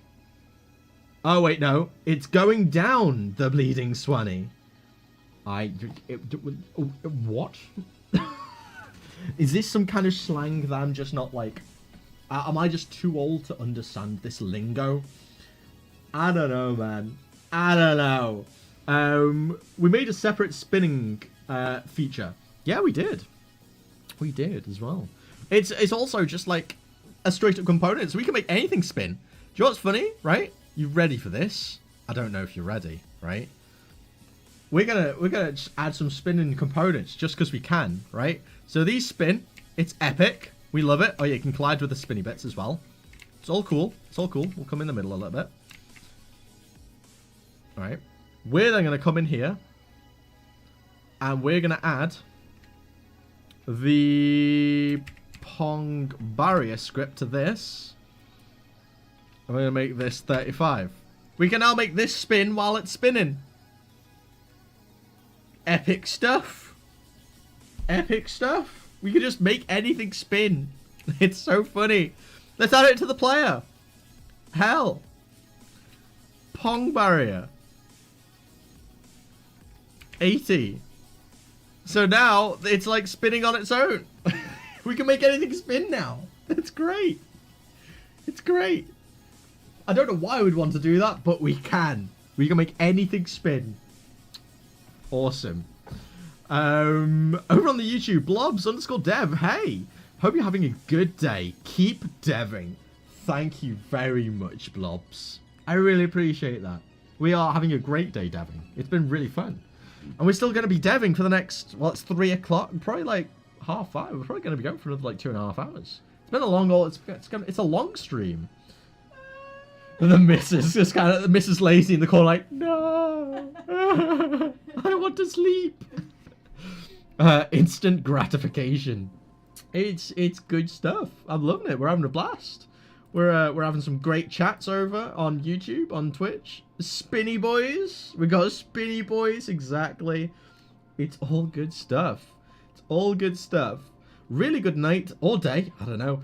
It's day. It's 3 o'clock. I have to close the curtains, otherwise it's just light shining on me and I become really washed out. And I'm pale enough as it is. I don't really need that as well, because I just look terrible. I look terrible anyway, but you know,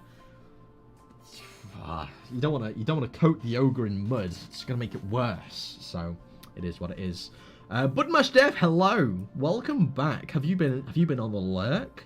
Have you been lurking? Dynam, I really didn't know what I would do if someone did actually sub while I'm not live. Are we gonna find out? Are we going to find out? That's the question. We'll definitely have to get you to just like go live. Just do it. Just go live, Dynam. Why not? Why not? Do it for us. For us. Go live for us, Dynam. Just a little hello. Turn the webcam on. Show us your beautiful little face. And then we'll move on. Say thank you for a few subs. Good stuff.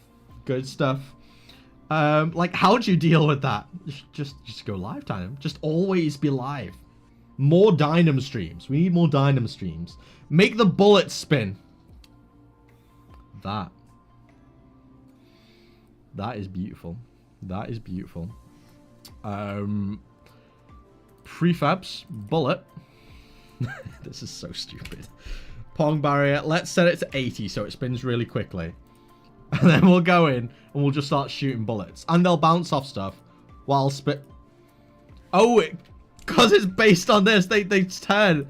I'm now curving bullets. We need to increase this. This is hilarious. Let's make this 150.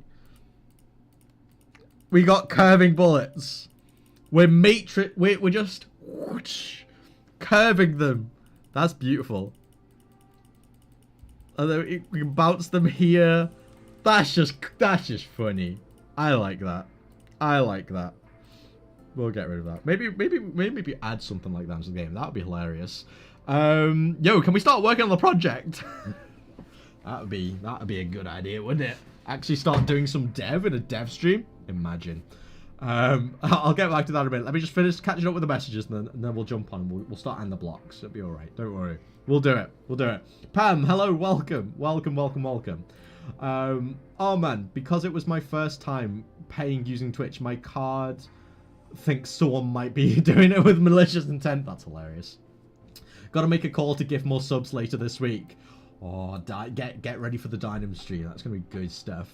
Dynam, you lucky rascal. I need to edit, leave me alone, says the man who's here by his own fruition. I blackmailed the bank. Hilarious. Dynam, do a video editing stream. Oh yeah, that would be great. I'd love that. Projectile idea, saw blade. That's something we could probably do. We can make a little upgrade that like this is going into stretch goal territory. But we could make little saw blades that like you can make your bullets. That could be pretty interesting. I like that. Make it so if you hold the shooting mouse button, the bullets curve into that direction. Oh my god, I don't know how I could code that. That'd be cool. It would be cool. But that is just, yeah, that's a bit of programming. That requires me to do maths, man. It's not my strong suit. Okay, bye. See you soon, Dynam. See you soon. Enjoy your editing. It's all gonna be good. Don't worry.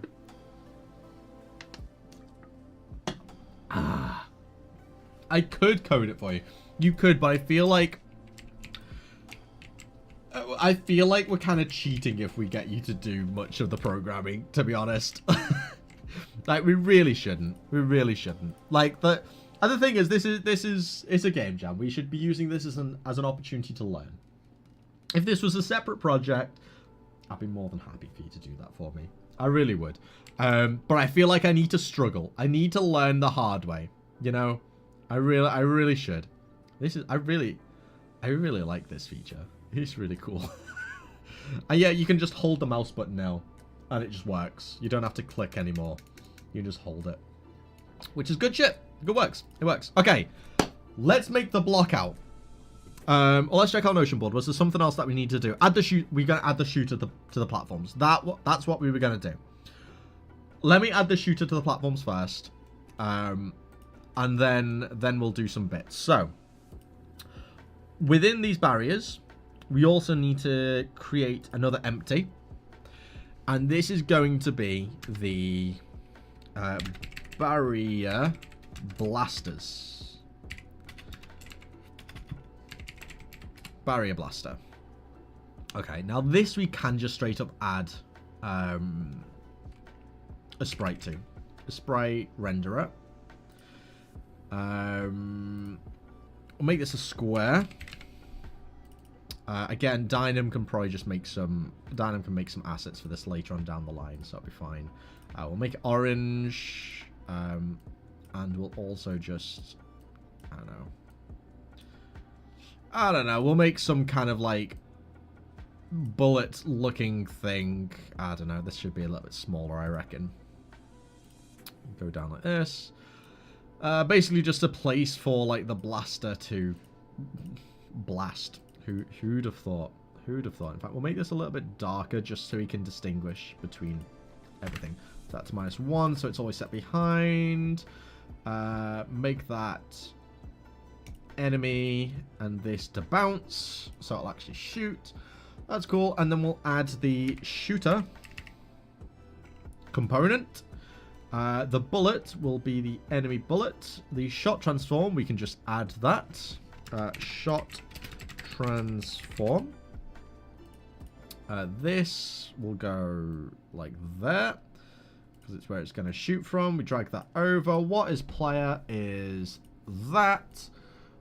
Users player detection. We don't want to select this because we want it to just continuously shoot. We don't want it to only shoot when the player's in the thing, because this will also bounce off the environment, so it'll create cool things for the players to dodge.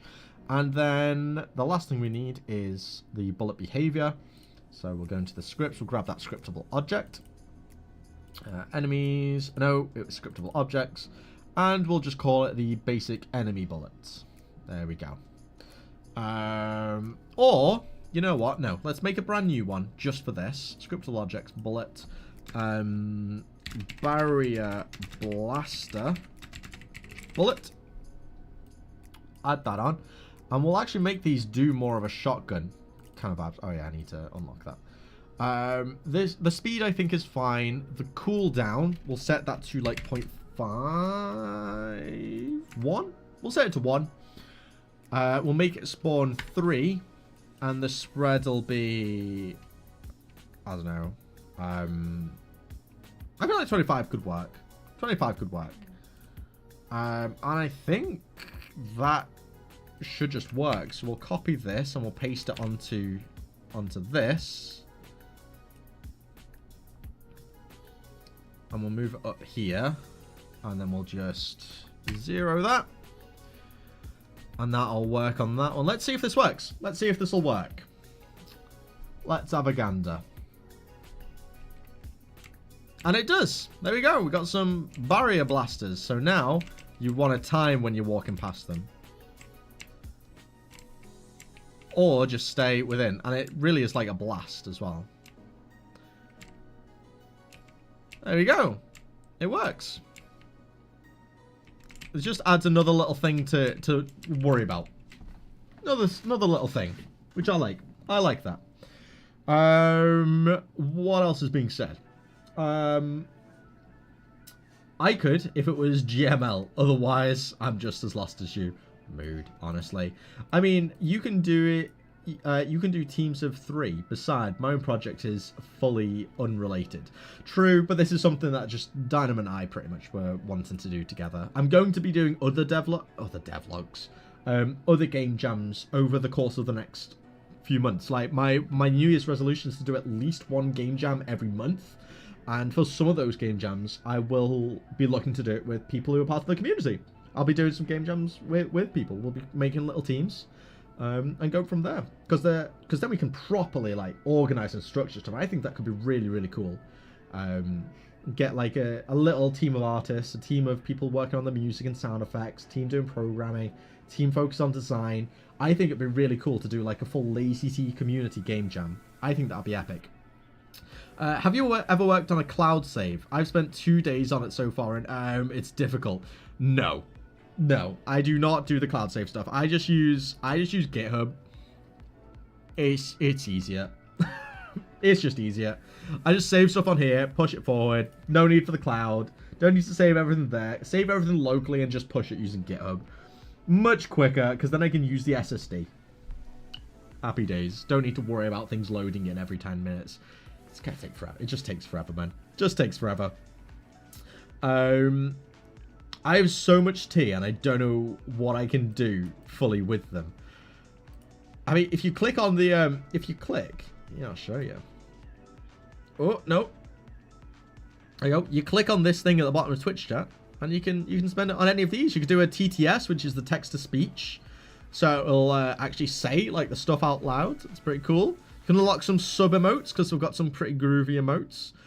You can get me to down my drink, take my glasses off, speak Scouse. And you know, if you've got any other recommendations for things that I should add as this, stick them in the old LazyT suggestions page. We have a where is it? On the LazyT Discord. Come along, go to suggestions and leave some suggestions here. And if you just so happen to want a link to the Discord, I added a bot, so I'll give it to you. Yes, good stuff. And then if you're on the YouTube side, there you go. There's a link for you as well. Join in. There's a bunch of us devs. It's good fun. It'll be fun. Come along. So players would lose their save each update. Oh yeah, 100%. Like this is just a game jam dev. Like this is just a game jam game. We don't really need to have that kind of stuff going on. Because the point of this is this will be like a 5-10 minute playthrough, if that. So you won't need to keep your progress. If we were going and developing it into a full game, I'd probably look at doing some kind of like progress thing. But yeah, for this we really don't need to. For Amber's Tale, which is my Metroidvania, I have implemented a full-on save system. That took me a long time. That took an awful long time, but it's in the game now. It works. But yeah, that was a that was rough. That was rough. Alrighty, the prefabs. We need to make these bullets not look terrible. In fact, so let's do 1, 1, 1. Okay. They are some big bullets. Imagine them coming out of that. How crazy is that? Let's... Can I just, like, squish this down? Is this something I can do? Oh, no. Wait, yeah. Sprite. There we are. 1 and 1. There we go. Now let's make this a little bit smaller so it looks like it actually could be coming out of this. Maybe a bit larger like that. I think this looks a bit nicer. It'll be a bit easier to see as well, which will be good. So apply those overrides. Delete the bullet itself. In fact, where is that? That should come down here.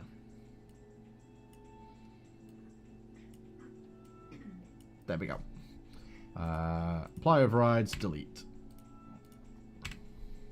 Okay, let's see how these look now with the bullets. There we go. They're a bit easier to see now, aren't they? Much better. Much better. Much, much better. Yeah, what do we think? Do we like this? Is this a cool feature? Or should we have the... No, because we're going to have the breakout things on here. So now you have to think, do you want to be inside this to break the breakout, or do you want to be outside? I think that's pretty cool. That's pretty cool.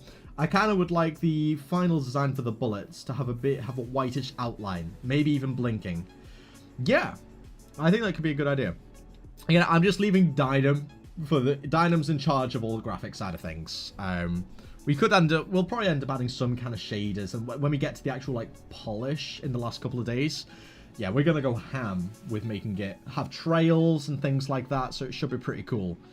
Hey, this is really coming along. I know! I'm really happy with the progress we're making. It's coming along really, really well. Really, really well. But I guess red equals bad is already in there, so never mind. Exactly. That is just our entire mantra, you know? Our entire...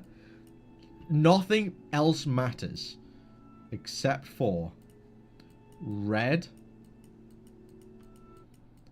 equals bad. Red equals bad. If this is not the scrawlings of a mad scientist, I don't know what is. I don't know what is. Save systems are so difficult. Yeah, it took me a hell of a long time to get that figured out. Especially with me being, like, ass at, like, actually programming. Didn't help. Didn't help whatsoever. Skullcat, first time chatter. Hello, hello, and welcome to the stream. I just spent 4 days of my life on the Godot Game Jam, thinking it was hosted from the Godot team. Not that you had to make a project in Godot. Ooh. Did you make it in Unity or something? Did you not make it in Godot? Oops. Oops-a-daisies. One thing you could do is make it the Redis flash white for even more signal that it's bad. So, when it comes to flashing, there is actually lore implications. I know. This is the last thing you may have expected to hear. The flashing of the bullets and things like that will have lore implications. But that's all I'm leaving it at. Okay? I'm just leaving it at that. Okay? I'll let you... When you play the game, when it comes out, you may understand the lore behind it, but that's all I'm leaving it as. That's all. I'm drop the mic. I'm gonna leave it there. It's gonna stay there, and we're gonna come back. I'm gonna deal with this now. Okay? Yeah. Me personally, I love to have a nice JSON convertible serialization system. I think that's what I've got. It's been a while since I've looked at it. Let me pull it up. God, the Amber's Tile side of it. If I'll just pull up Amber's Tile. I did this save system about 3 months ago, so I can't exactly remember what I did, but it was a complete faff. I also used part of an add-on. That I bought. I bought the the feel add-on. And I used the serialization part of their stuff. But there was some other bits that I completely changed because I didn't really like how they did it. But it's been so long that I've just completely forgotten how it was done. Though I have experimented with the very convoluted saving system to make it very hard to override or know about mood. That's also a good thing. It was nice to fake the game knowing you did. Knowing what you did. Exactly. I'm 6 months into learning everything to do with dev. No prior knowledge. I'm working out of pure love. And that's the way it should be, right? Like, you gotta love what you do. You gotta love what you do. Yeah, so this is Amber's Tale. This is my main game. Yo, what's the diagram? What's that diagram and nothing said about? A noting site called... It's called Milanote. This one. This one? Yeah, it's called Milanote. Really, really cool board. Really cool board.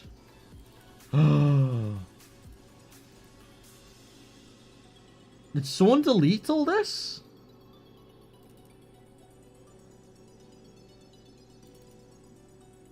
Oh, that shit's not cool. Whoever came onto the board, you actually deleted all this? That's not funny.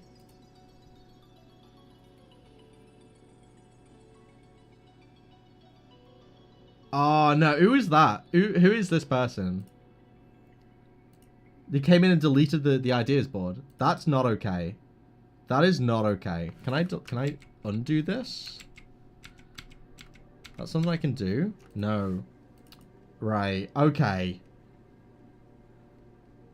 Who was this? I'm gonna have to do some investigations later on. Luckily, we streamed it all, so we've got the evidence there. That's not okay. Okay. I need to make a mental note that I need to sort this shit out.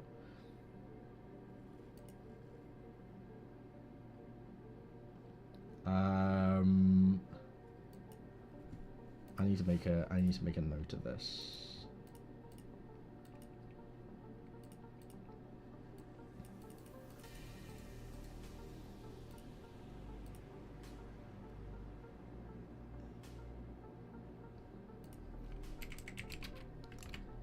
Won't be a second with you guys.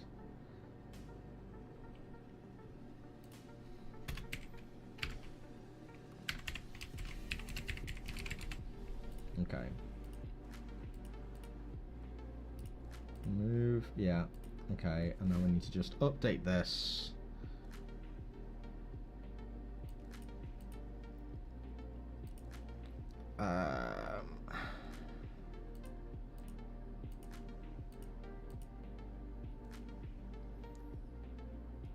Change the settings, dynamics lazy. Won't be a second now.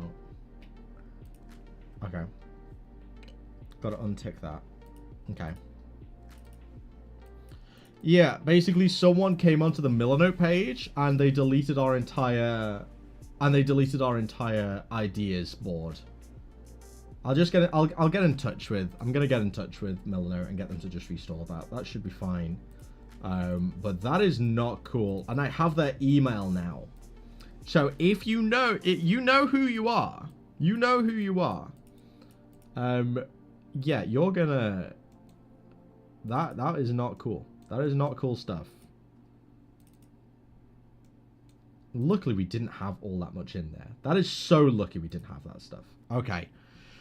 Oh, ruining my mood. Ruining my mood. Get rid of all the mood board stuff we had. That is not very cash money. But I've got a note of who you are now, so... If I ever see you in these parts again, there'll be trouble. There'll be trouble. Evil. I know, that's actually, like, unironically, like, not even funny. Like, that's not even like, oh yeah, you deleted all the mood board that we had. Like, not cool. Like, yes, we're not using any of that now, but not cool. So yeah, we'll try and sort that out. We should be able to get it back. There'll be some kind of thing we can do. I'll get in touch. Not funny, though. Not funny whatsoever. I only have a day and 5 hours left for it anyway. And still needed to get it done in the upgrades menu. Oh my god, you've got so much to do. Jesus. Which I don't think I could do in one day. I mean, you definitely could do that in one day. But it'd be I mean, the thing is, there are game jams that last 24 hours. You can definitely get it done. It's just going to be a stressful couple of hours. Especially after I was up until 3 a.m. trying to finish it. Yeah. And this along with other reasons why I want to make my own to-do program one day. The thing is, right, I have that now. I have that in Notion. This is what I now use. I don't use Millernote for that anymore. Millernote is good for the drawings and that kind of stuff. Ironically enough, the stuff that got deleted. I use this, and this is my own board. People can't access that. The reason, and it's my own fault, I didn't secure it. I've now secured it, so I can show you. They basically copied this URL, and they were able to access this. I've now set it such that you can't, because this was ticked, which was using the IRL. So I've learned something. Don't keep that ticked, and it's ticked by default. So yeah, untick that. So we've learned something from this. I still hate them though, because that's not funny. That is not funny. Like, I don't get why people would do something like that. You know, why would you like go onto someone's board and delete their work? You know, like, not funny, not cool, not cool at all. I have a friend like that. He just makes his own version of everything, but I get it. Yeah, I mean, that's why I've literally gone in and made my own Notion board. Like, I've programmed this in a certain way. Like, it fits my template and all that kind of stuff. So yeah, I'm going to be using this from now on. But yeah, that's yeah, it should be opt-in, not opt-out. Tell me about it. Tell me about it. But it is what it is. It is what it is. I should have paid more attention. I should have paid more attention. At the end of the day, it's my own fault. I made the mistake. It is what it is. It sucks. But we're lucky in the fact that we don't actually need that anymore. And I've live streamed this whole thing.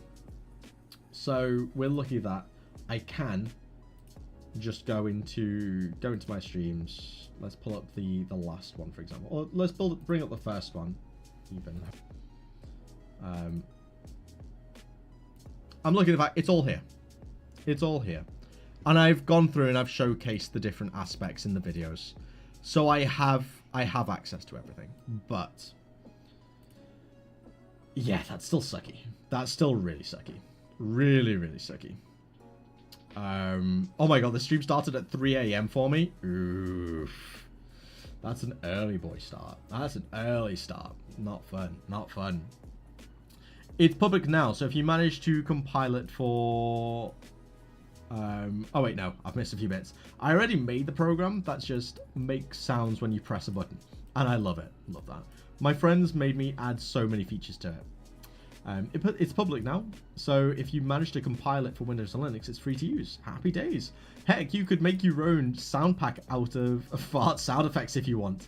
I'm going to sleep, Can. Not a problem. Bye-bye. Good luck with the game jam, LazyT. Thank you for coming along. I'm sorry if you're not here anymore, but yeah, I went on a bit of a rant there, didn't I? Oh, Tom, big LazyT not happy. Go grr. Meanies. Meanie paninis in the chat. I have a fart attack. It's a Chrome extension that makes fart sounds with clicking and dragging and more. That is crazy. That is crazy. I'd imagine that could be quite annoying after a while, though, no? But what was I going to say? Yeah, I was going to show you the save function for this, wasn't I? Save load manager. So yeah, this is basically what I use to save everything. Amongst a couple of other things. So I've got, along with this, I also have a separate folder. Pardon me. Scripts. I think it's under persistent data. Data persistence. Here we go. And then we've got the actual class for this. This is what holds the actual data itself. And it's also got some conversions. So, for example, using in a is it the JSON that I use? I think it's JSON or something. Basically, it can't actually save vector 3s. So I've got this function here which basically converts the vector 3 into a bunch of floats, saves the floats, and then when you want to call it, it converts it into a vector 3 for you. Which is coming very, very handy. Very, very handy. Especially for like this checkpoint, right? Here, I want to save the position of the last checkpoint you were in. I can't save a vector 3, so I actually just save it and do a conversion to vector 3 at the end, which is really useful. Really, really useful. We'll allow that. We'll allow that. If it works for the most part. Lazy, any idea what I wrote that made me that message blocked? The word knobs. The word knobs. I've allowed it though, it's fine. I don't know why it blocked knobs. I mean, I get it, but like, yeah, it is what it is. I'd love to pronounce, yeah, the word knobs, but I've allowed it now, so you can, but with a K. Knobs. Obviously, don't go spamming the word knobs, please. But yeah, that was what it is. My friend made me make an entire website to handle generating that config file from buttons and knobs. Crazy. What does it mean? It is the female, the male phallic object. It is the PP. Yeah. It is the PP. It's another word for the PP. Yeah. Sex ed with Tom, I guess. Sex ed with Lazy T. Grab a cuppa and sit around the campfire, kids. Jesus Christ. The things that happen on live streams, I've been previously doing everything in player prefs. Don't do that. Don't do that. That's going to be a hell of a lot of work for you in the long run. It's an appendage. That is another word for it. The male appendage. Yeah. Mrs. Lacy giggling in the background. I know I'm not ideal, but I didn't really know what I was doing, lol. And player prefs are so beginner friendly. Yeah. Oh, we haven't allowed the word knob, though. We allow knobs, but do we allow the word knob? Singular. We'll go for it. We'll go for it. Oh, no, I blocked it. Oh, I didn't. Oh, sorry. I accidentally blocked the word knob. So we allowed knobs, just not knob on this stream. Yeah. Anything plural, we're fine with. We're fine with plurals. Singular, it is what it is. Yes, I had to do something similar for saving the player position. Yeah. Why is LMAO blocked? We'll allow that. What? Why? Sure, that's fine. That's fine. I guess it's because laughing my arse off. So it's like, the A stands for something naughty. No. I'm triggering the automod so much. The P1, terrible. What do you think you're doing? As punishment, you must go sub to Dino. But yeah, what we do with the game save, we take this game save data. And I've got separate classes, so I've got one for game save data and I've got one for player save data, just so I've got it separate and I can just, it's just easier to manage. And then this is the actual function, I do believe. Yeah, the encryption key for now is this is the key. It will be changing. Don't worry. So yeah, we've got this. We initiate it. And this is what I use. The actual encryptor is what I use the add-on for because I just couldn't be bothered. And this works. So it's encrypted using the aforementioned key in the actual save file itself. So yeah, there's that. You initiate it. I've got some functions set up so I can start a new game, save, load, all that kind of stuff. And then I've got the ability manager. So this basically saves whether you've got certain abilities or not. And I basically, whenever I want to check if something is saved or not, I basically just make a getter and make it return the actual data itself. So it's rather than having to do like literally typing this every time, I literally just do, well, in this example, I literally just do save manager dot instance dot get checkpoint position, or get has this ability. So it's a lot quicker. All I have to do is like this whenever I want to save something. And then whenever I want to load something, I should say, whenever I want to save something, trying to think, let me think of a place that requires saving. When you unlock an ability, for example, player unlocks. Yes. So it's this. So it's in the player ability. It's been a while since I've actually worked on Bastille. This is going to be interesting. Trying to find where stuff is. Ability manager. Let me see. Where is it?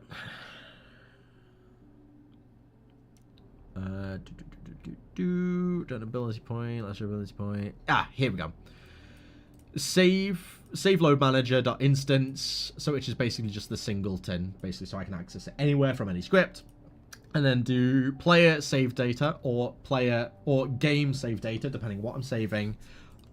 Dot whatever it is, and then yeah, you basically add it and then save it. And then whenever you want to load, you basically do the same thing, but instance.load and then pull whatever you want. It's a bit convoluted. This is the ability manager. This is basically how I get the my skill tree to work. It's a bit of a faff. But it works. It does the job. So yeah. Oh man, I'm gonna have to code in some archetypes at some point. What does that mean? But yeah, enjoying the stream. Oh yeah. As punished, you've got to go sub to Dynam. What did Dynam do to deserve this bombardment? Literally. Anyway, as soon as I can, my good sir. At least it's easier in C++ than Rust. Since pointers are much less restrictive than references. I'm not gonna lie, I don't know what any of this means. That's the thing, when it comes to me programming, I don't understand why stuff works. And I don't understand the logic behind a lot of this stuff, right? Or the theory behind how it works. I just know what I need to do to make it work. Usually. Like, I don't need to know why this is the best way, or why this is the optimal way, or the fact that doing it this way is called a pointer, or whatever. I don't know any of that. I should invest some time in learning that. I just know that it is the right thing to do. So I do it. That's how we all start, Mr. Streamer Man. Exactly. In 10 years' time, I'll be here like, yeah, let me just pull a reference to blah, blah, blah. I'm going to use this encryption gear. I'll just know. And I'm looking forward to that day. Today is not that day. Today is not that day. I'm currently converting everything, and yeah, it's a headache. Yeah. It's not an easy thing to pull off. Not an easy thing whatsoever. But hey, you're putting the time to learn. That's epic. That's pretty cool. That's pretty cool, if I do say so myself. Alright, we've made progress. So, boss design. We didn't add an icon for the boss. Can't believe we didn't. What icon should we put for this first boss, huh? For this first boss, which is essentially Breakout. Let's, you know what? A little horsey. I like that. But within that, we've added the shooter to the platform. That is done. Now we need to make the enemy blocks. Okay. Let's do that. Okay, we're going to come in. We're going to create an object, and we're going to call this enemy or box. We'll just call it breakout box. We'll add a component. It will be a sprite renderer. We're going to add a box to it. Or a square, I should say. There we go. Boom. Boom, chicka boom. For now, I'll just manually place them, but what I'll do off screen, I'll just write a little algorithm that can spread them in like a uniform spacing around the circle, or just spread them out. But for now, I'm just gonna leave it at this. I can't really be bothered to fix it. 0.5, there we go. Okay, now, of course, I need to make it orange. Of course. Nothing else. Also, since you asked nicely, archetypes are somewhat similar to types in the sense that they represent a specific set of elements that contain certain properties. In my case, grouping together entities with a certain mix of components, like Unity. I do this so when I need to loop over them to run some code for them, depending on the component configuration, I won't have to look them up every time. Ah, okay. It's just a way to make things a little bit more efficient. I rate that. I'm not very good at that, but I rate it. Again, even that's just a bit beyond me, you know. That's just a bit beyond me. Is it worth putting that colour? Nah, I don't like that colour. Let's make it orange again. Alright. This box is going to need its own script that will spawn stuff. So, create, and we'll call this breakout box. And while that's loading up, we're also going to add a collider. Box collider. We don't need to set it to trigger because we fixed that. And we don't need to have a rigid body because the bullet has a rigid body. So that's fine. Epic. Okay, so we'll come along. We'll go to... I really need to get a new SSD. Oh my goodness. Oh, that's going to be the first thing I buy as soon as I've got the money. Because this is slow sometimes. Alright, we're going to have a public game object. Enemy to spawn. Right now, we could have a little bit. We could do a we could do an array of different enemies, and it could randomly spawn the different ones. But for this boss, I'm just gonna have it spawn the basic enemies because that's all we're gonna have to do. So we'll just do one off of this, and then in the we don't actually need the update function. We're gonna do a void on collision enter to date. I'm going to call this other, just because I prefer to call it other. If other.gameObject dot compare tag is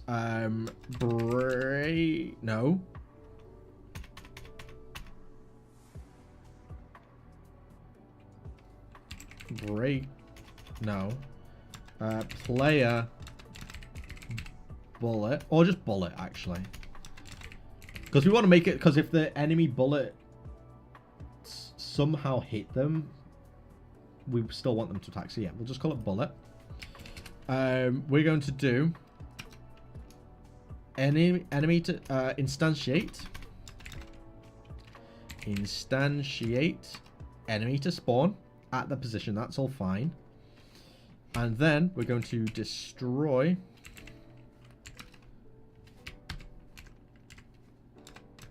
game object. And then we can do all the fancy stuff, like actually like spawn particles and all that kind of shit later on down the line. That's fine. I think that unironically is probably all we want to do. Yeah, I think that's fine. Breakout box. We want to make this into a prefab, like so. And then we also want to add... Oh yeah, we want to add the script. And then we'll add enemy 1 as this. Overrides apply to all. Okay, so that's there now. So then we just need to add breakout boxes add all these on, and then the breakout boxes themselves are going to be, or this, going to add a component, and it's going to be Pong barrier, and they're going to rotate slowly, counterclockwise, at a speed of 15. Okay, so if we play, let's give this a test. Let's give this a test. That should spin. It's at a slower rate than the actual boss itself, which is cool. And then when we shoot it... Oh. Oh, yeah, I didn't actually define the bullet. So this and this both need to have a tag of bullet. Prefab, this. Bullet. There we go. Let's see. This is basically where the code diverges a bit from Unity, because because a true ECS game engine, and because the camera script is not the component itself, but rather a piece of the code. It says, if my entity has both a transform and a camera component, run my code. That way, I can even have scripts that depend on two custom and separate pieces of data in components in a very clean fashion. So you're literally keeping everything completely separate, rather than saying like a camera component has this, that, and the other. Okay, I rate that. And then we spawn. Why? Oh, that's just gonna spawn at a 0, isn't it? Game object dot transform dot position and game object dot transform dot rotation, because that would just spawn at 0 otherwise, wouldn't it? So you're breaking it down to everything is its own individual thing in a way. Oh, now we have the enemy that comes after us now. Oh, the bullet just bounces off it now. We can't kill the enemy. No, it's immune. It's immune. Okay, fair enough. So now we need to change it. Now we need to change the code for the bullet, such that if it compares with an enemy, it does the take damage. But if it's a bounce... Oh, because it's comparing tag. Oh, damn. Oh, no. Yeah, we could just change it so that the enemy... Oh, I made the enemy a bullet. The enemy is an enemy. The bullet is a bullet. There we go. I just changed the wrong thing. There we go. TC, lol, haha, I'm back again. Hello. We've got the boxes now. Oops. The box. Oh dear. Oopsies. That's easy enough to fix, I swear. Basically, the bullet automatically destroyed this. Okay, we don't need both of these anymore. We don't need this box collider, right? So that can be removed. And this can basically just be made a lot smaller. So it's still within the confines. There we go. Okay, let's see if this works now. Let's see. Come along. Oh. No, the bullet isn't destroying it quick enough. Okay. What can I do to fix that?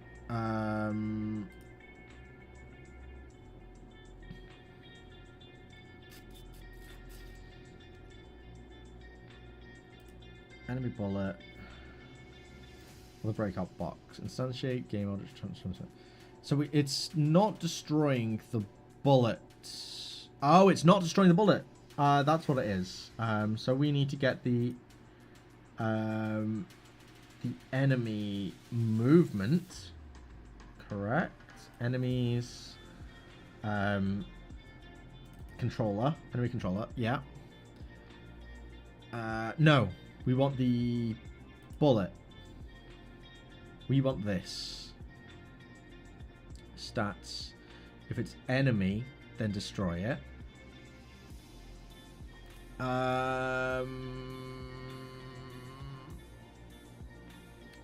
We're gonna have to... because I don't want to have to spawn the stuff in here. We'll just copy this, bring it to breakout box, and we'll just boom. If other dot game object equals bullet, yeah, we will get bullet other dot game object bullet. We don't need this. Then destroy that. Destroy the game object. So we destroy the bullet, then instantiate it, then destroy the game object. Because what's happening at the moment is it's essentially the bullet isn't being destroyed when we destroy the box, so it's then killing the enemy immediately afterwards. So now if we do this, now the breakout box itself will destroy the enemy. I'm still doing it. Why? Did I not save? I did. Bullet, game object of the bullet, destroy. Oh, destroy other dot game object. So we want to destroy the bullet. Or I should say bullet dot game object is probably better to do. So we want to destroy the bullet. Then instantiate the thing, then destroy the box. There we go. Just what we wanted. Happy days. Love that. Okay. So now we just need to spawn a bunch of them. And one other thing I am noticing is these bullets are not reacting to the sides. We want these to be colliding too. So we're going to come along and copy this code. For the enemy bullets. Else if collider equals bounce, bounce around. Cool. Did I save that? I did. Cool. So now when these bullets hit the edge, they should bounce as well. That should be pretty cool. They're not bouncing. God damn it. Why? Game object equal on collision enter. Yeah. Game object dot tag equals bounce. Are the enemy bullets needing something? Bullet enemy. That's fine. Oh, is trigger. We want that to untick. Okay. Now this should actually collide with the player and also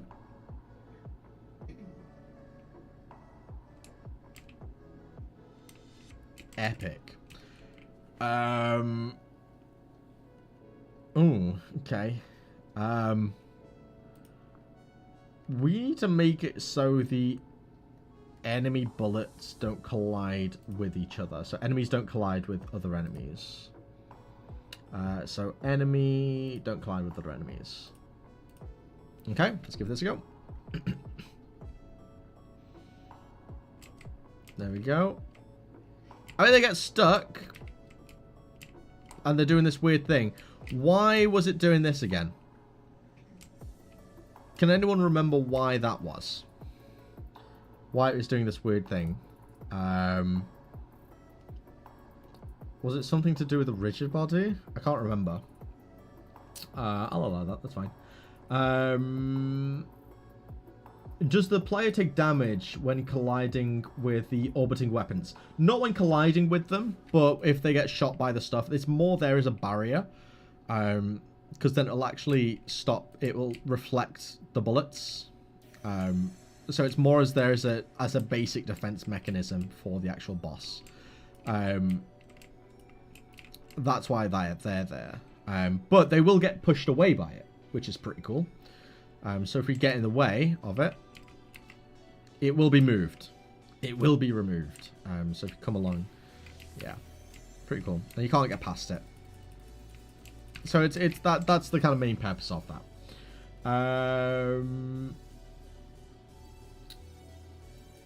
Though archetypes can become a memory liability if I want to implement scenes and scene loading, because clearing archetypes will become a need. Mood. If I want, I can have even more control by adding some code to handle the archetype querying to allow for, say, components handled in the script that are fully operational and not required. Man, like, this all just goes way over my head. I'm so jealous that you're able to do all this kind of stuff. It's kind of crazy. Like, you just understand this. I just make game. I just make game go brr and hit serotonin in head. That's all I do. It's crazy impressive that you do this stuff. Hello? You alright? Oh, I got a little fly going on. What was that, baby? I will probably take a 5-minute break in a minute, actually, yeah. Have you got stuff to show me? Yeah. Oh, Mrs. Lazy has some stuff to show me. Before I do need like a little 5-minute break. Make a cup of tea and that kind of stuff. Yeah, Mrs. Lazy needs attention. Bless her. I'm a bit of a sucker for coding puzzles. Mood. Fireworks. I know. That. What did we actually do that fixed that issue? I can't quite remember. Because we had this problem with these bullets. What fixed it? What fixed it for the enemy? Oh, we added bounce to everything, didn't we? Does the enemy bullet have bounce? Super bouncy? Let's give it super bouncy. Let's see if that fixes it.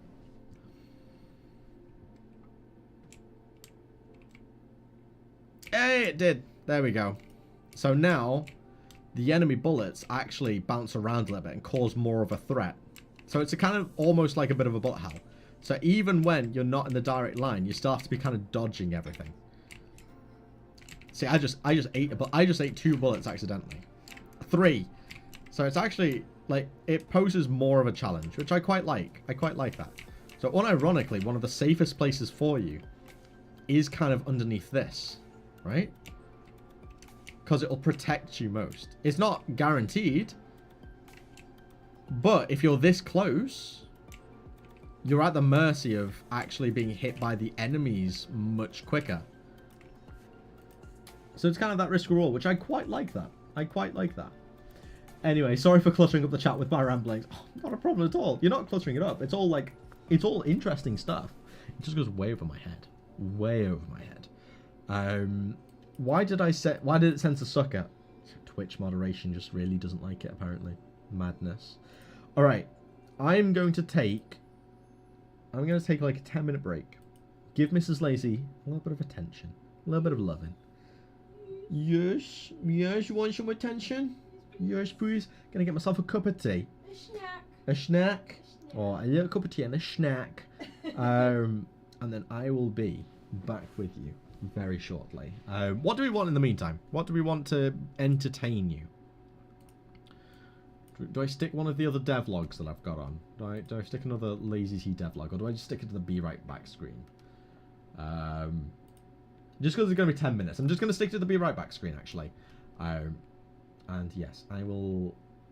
You'll still be able to chat, so that should be all good. But I'll be back in a minute, guys. See you in a moment.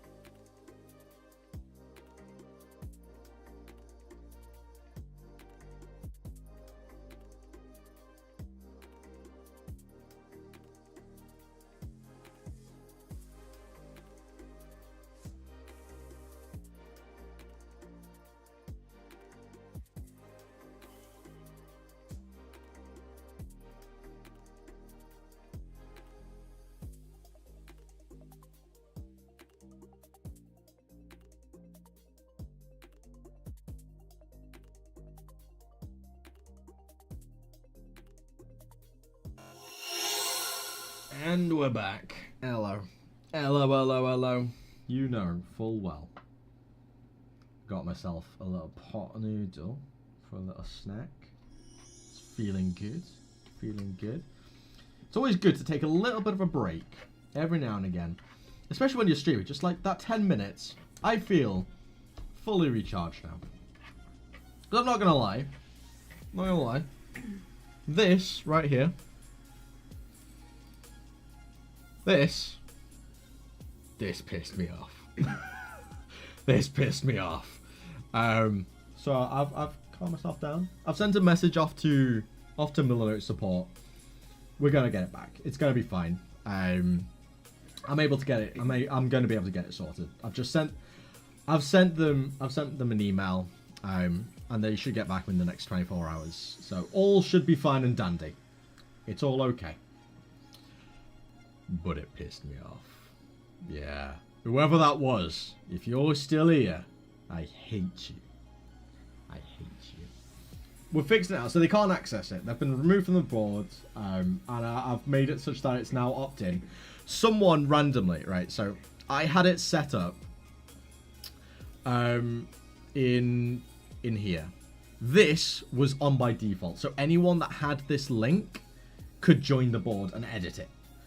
This was on by default, so someone just copied the URL, came in, and they were able to edit it.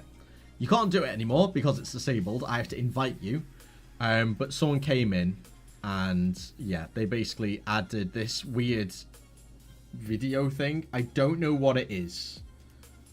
It's really weird. They basically added this. And then deleted everything on the board. Everything. And I can get back these bits. I cannot get back the drawings.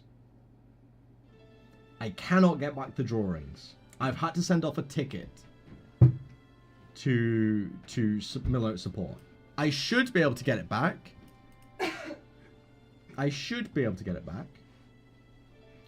I can't control Z because I didn't make the edit. I didn't change it. So I can't control Z. And also, even if I did, I would lose all the progress I've made here. And I kind of want to keep these as well. Oh no, I heard that noise whilst you were gone. Yeah, because it's when I'm on the Be Right Back screen, it still just plays whatever I've gone, but I was just sending off the message and I discovered that. But yeah. Really, really not cool. So I've asked them if they can just reset this page. Because the thing is, the pages do get saved automatically. So I've asked them if they can just reset it to the state it was in basically yesterday. And it should be alright. Eloquy TV, it wasn't me, honest. Okay, but unironically, was it actually you? Was it actually you? I'm able to check the email that's associated with your Twitch account. Is that something I'm able to do? Because if they match... Let me see if I can find this.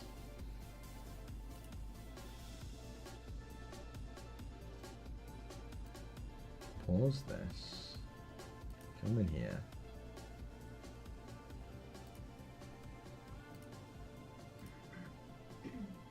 Okay, that's not the email that I have. Yeah, I did some fishing. Like I linked to the YouTube account that you've got. Click on the YouTube account. Come along. Check this. View email address. I've got my ways. I can find stuff. Okay, it doesn't look like that. It was at least that email address. Oh, you'd be in for World of Hurt. You'd be in for a World of Hurt. If it were me, I would have posted a better video. Email me. I dare. Maybe I will. Maybe I will, Eloquy. But no. Whoever that was. Not fun. Not fun. In fact, am I able to block an email? Am I able to block an email on Twitch, for example? So I can ban someone's email specifically. Is that something I can do? Maybe. Because I've got their email here somewhere. I wrote it down. Let's have a look. Where are we? Oh, being here somewhere. Yeah, I noted down their email, so I'll be able to do stuff as and when it comes to. It'll be fine.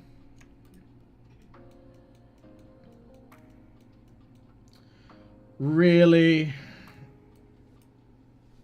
I can't even show this on screen.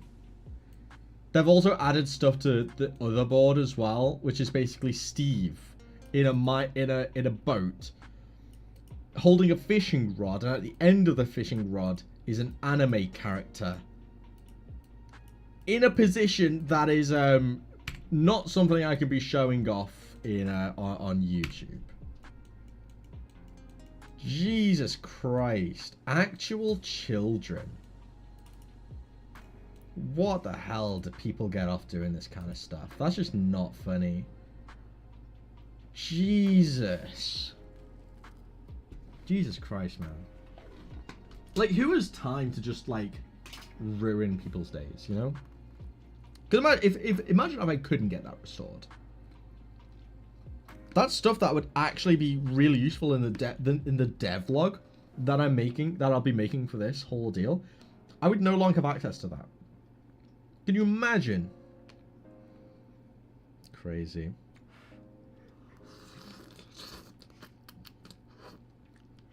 Oh my god, that's hot. Jesus. It tastes so good though. I'm sorry this happened to you. Thank you, TC. Yeah, we're just gonna hunt for the person who did it. You know what I should do? I should send a note into Pirate Software. That guy whose jam this is. Say, listen, I'm currently making a game, but this happened. This is the email. This is the email of the person responsible. Do your thing. Do your thing. They'd get DDoSed. And they'd be lucky if that was all that would happen. Get a life. The missus, get a life. Yeah. I might actually do that. I might send in a Thor ticket.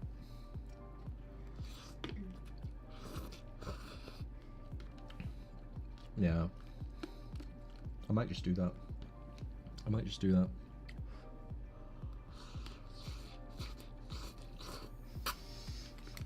0.6 seconds later, SWAT team at the house. FBI, open up. I don't think it'll be an FBI team. It'll be the hacker team. It'll be much worse. Because it'll be illegal. It would not be very cool. Question. Yes, fire away. Fire away. Does the chug thing a kite? Mrs. Lazy? I've just been asked. You know the chug thing that we've got? Where you have to chug your drink. Yeah. Oh, you have to chug noodles. That's what they're asking. Oh, let it cool down. Does it apply to noodles? Definitely, but just let it cool down. Do you want me to put it in a bowl? It's fun. Can you hear Mrs. Lacy in the background? Can you hear her? This is great content. Can you hear man. what she's saying? Great content. She's a bit too enthusiastic about this. I like to see you suffer. She likes to see me suffer, apparently. She's even offering to get a bowl to help cool the noodles quicker. So it can happen. We're being nice to you, okay? No, you're not. Yes. You're being a bully. He goes, no, TC. Fuck's sake.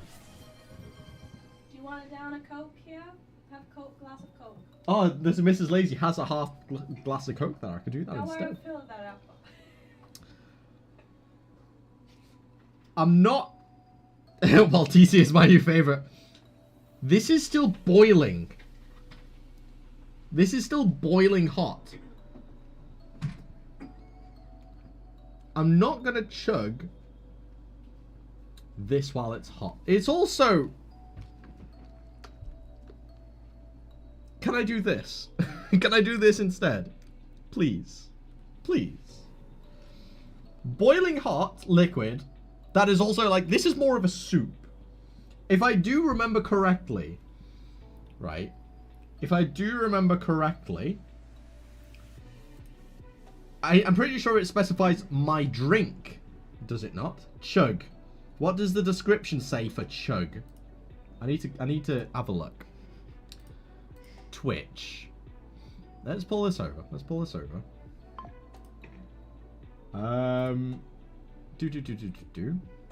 Duplicate this. Open it up in channel. Let's pull this up. Let's consult the evidence. Chug. I down my drink. A cold drink. Thank you, Past Tom. Past Tom has covered his own back. It is specified in the description that it must be a cold drink. I have covered my back. Yeah, but you didn't down your energy drink. That was cold. It's already empty. It's gone. Yeah, but before it was, though. Vote, poll, do a poll. You've already lost by technicality. You've broken the rules. Stick it in the fridge, you wuss. So I think my only way to handle it, but okay, what's that? Wuss. Cool the noodles. I could, but I really want to eat them warm. I want to enjoy this. All right, how about this? Okay. Because I actually want to enjoy my nudes. I want to enjoy my nudes. I will meet you halfway, and I will chug this. I'll chug this so that the chug does not go unused, unutilized. And this is fizzy. This is like bubbly. So it's still going to be hard. Okay? And I will hastily eat the noodles afterwards. I'm not going to chug it because I don't want to choke. I don't want, like, to die. That wouldn't be very, very good for me. But I will eat them quickly once they have cooled down a little bit. I'll still have a couple nudes here and there because I want to enjoy it. But I will down the remainder of the juice. Is that okay? Are we okay with this? I will still down all of this. You have 6 minutes to eat all the noodles or remove glasses for 2 minutes. Okay, I'm happy with that. And as a compensation, I will still chug this, okay? Okay. So, cheers, TC. Fucker.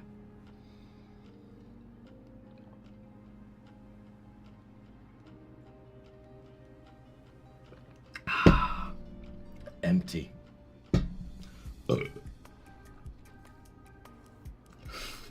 For context as well, Mrs. Lazy just recorded that whole thing on her phone. So that might even end up on YouTube. Jesus. Oh, democracy in action. Exactly. This is a democracy. Also, I think I just sold my soul to Dynam. I'm slightly worried. What have you done? What did you do? How have you sold your soul to Dynam? Oh God. Is this going to be in the in Dynam's chat at all? Is that a thing?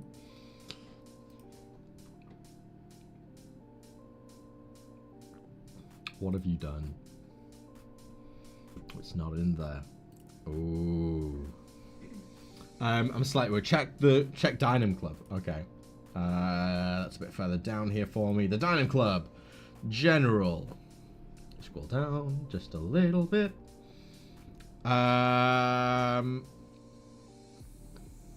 TC, looks like you're going to be in the video, or at least your Discord messages. Oh my God, you're going to be in. Look at that. Yo, that's insane. I'm going to be famous. Remember when you compared my printer to a sandcrawler from Star Wars? That's in the video.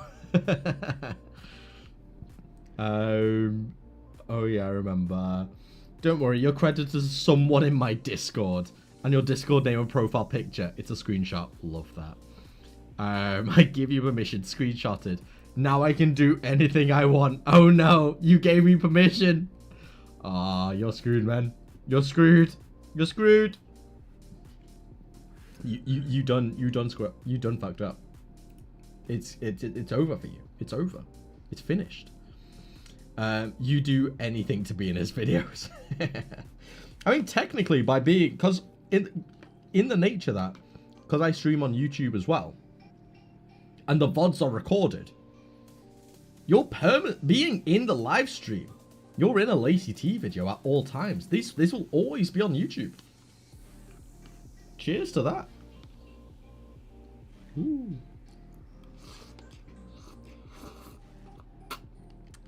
I also feel really bloated after downing that Pepsi, by the way. Don't mind me using your Discord as my streaming platform for solving puzzle inputs in the game engine. Not a problem. Not a problem. That's completely fine. Hi, Mum. Hi, Dad. Hi, all my friends. Exactly. You're famous. You're famous to all of, like, 10 people right now. 10 people. Do you know what I should do, actually? I've just thought, while I eat my noodles, I want to check something.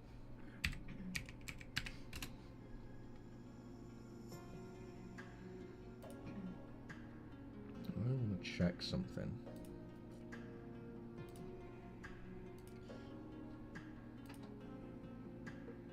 Oh, we do. See, I need a bit of entertainment for the next, like, well, it's what, 3-4 minutes for me to eat this. I mean, eating isn't the most entertaining thing. But you know what might be?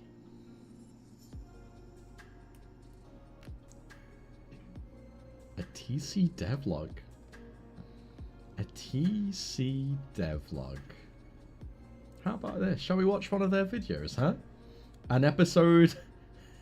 An episode of Bod? No. An episode of TC. Which one? Which one are you most proud of, TC? Which one do you want to be showcased to the world?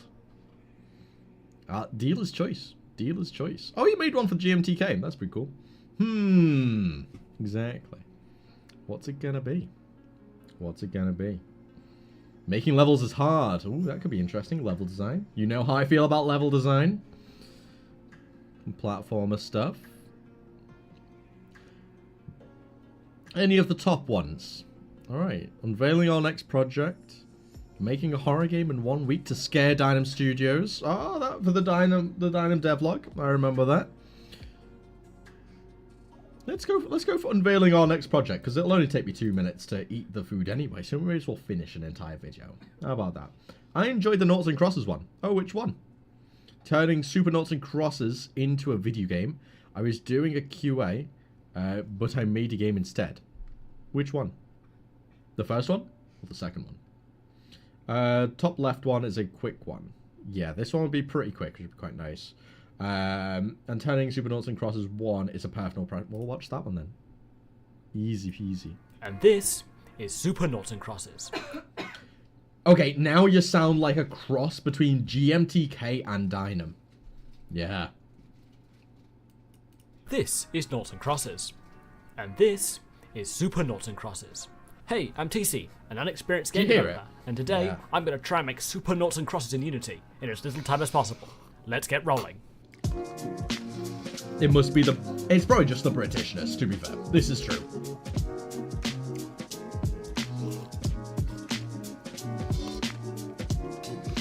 Before we begin, we need to actually learn what Super Noughts and Crosses is.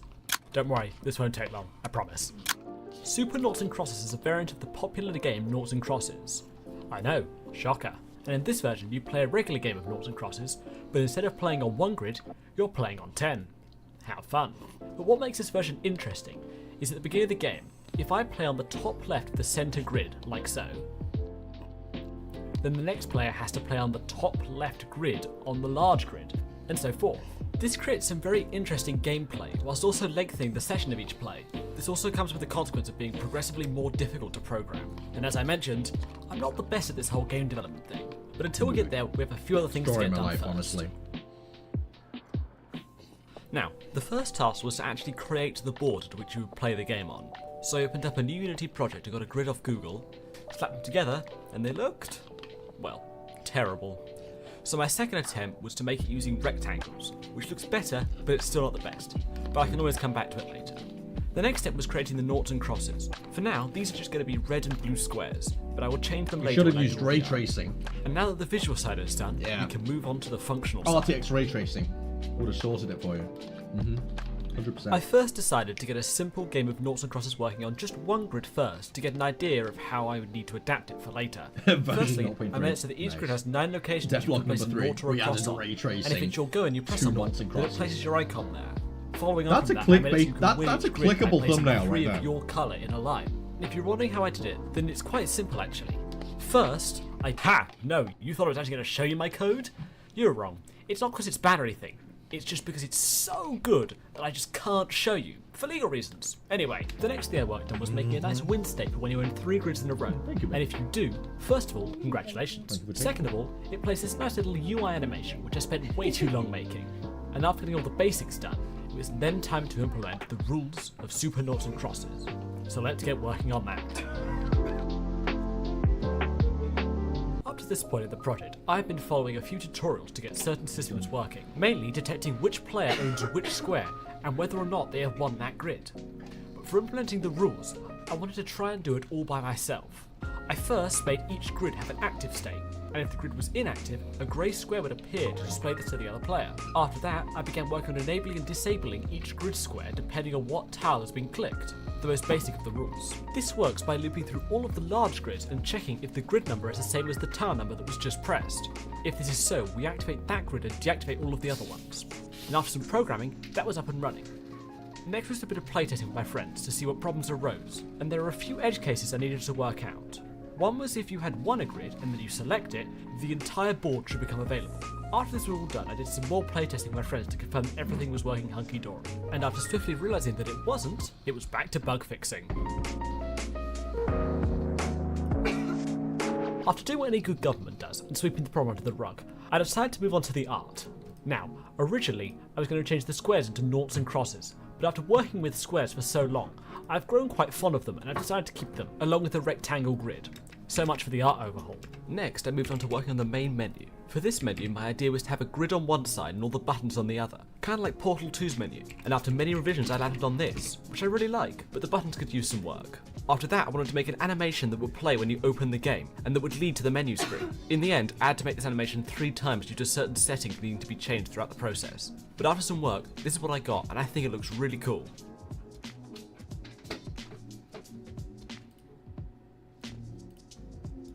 After that, all I needed to do was some basic things, like making the buttons work, changing scenes, adding a bit of text to show whose go it was. And after all of that, I had a game that functioned really nicely. I'm really happy with how the game turned out. From watching a Vsauce video on it and thinking, I could make that, to actually making it's been a really fulfilling experience. I have many more ideas of how I could make the game better, like adding multiple modes, online multiplayer, and lots more. So if you want me to keep on working on it, then leave a comment saying so, along with any ideas you may have. Now, you may be asking, TC, how do I play this wonderfully amazing experience? Well, dear viewer, there'll be a link in the description directing you to an itch.io page where you can play the latest version of the game, so go wild with that. Also, next video I'm going to do a Q&A, so any questions you may have, leave them below for me to answer them. And finally, I would like to thank you for watching my video. If you liked it, then please leave a like, and if you want to see more, then a subscription would go a long way. Thank you very much for watching, and have a great day. Bye! Great video. I like it. I was actually paying attention. I was listening the whole time and I was watching from the other side of the screen. Don't worry. I was paying attention. I love noughts and crosses. I never lose at noughts and crosses. I will only ever tie or win. And that depends on how well my opposition knows noughts and crosses. It's impossible for me to lose. I know how to never lose noughts and crosses. Which isn't hard, I'm not going to lie. But, yeah. Super noughts and crosses, though. I'd have to do a bit of research into that. Do you all know how to never lose at noughts and crosses? Shall I teach you how to never lose? There's a sneaky bit at the end. Did I miss the sneaky bit at the end?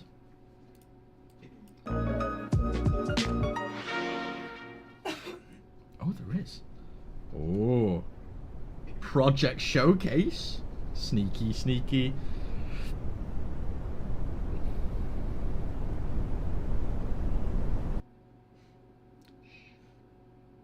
I've just released it.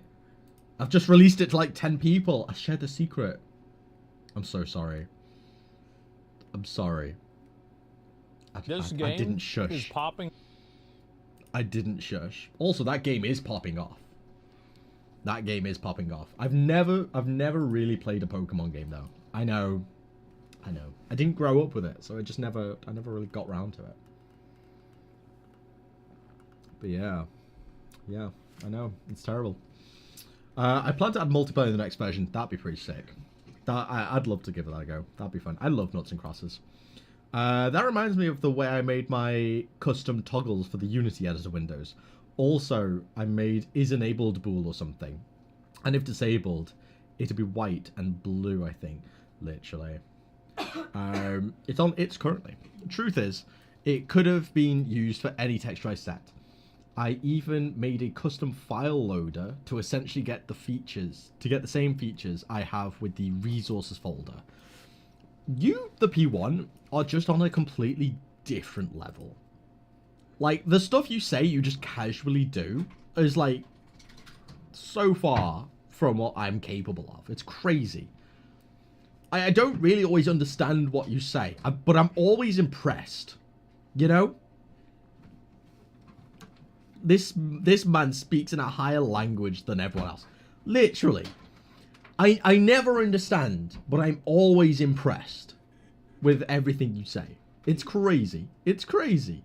You just know so much. It's mad. I aspire to be at your level one day. There's a sneaky bit at the end. Leads on to your other game announcement. Epic. But yeah, does everyone know how to always win at noughts and crosses? Do you know what the strat is? Once you know the strat, you will never lose a game of noughts and crosses in your life again, by the way. It's a life hack.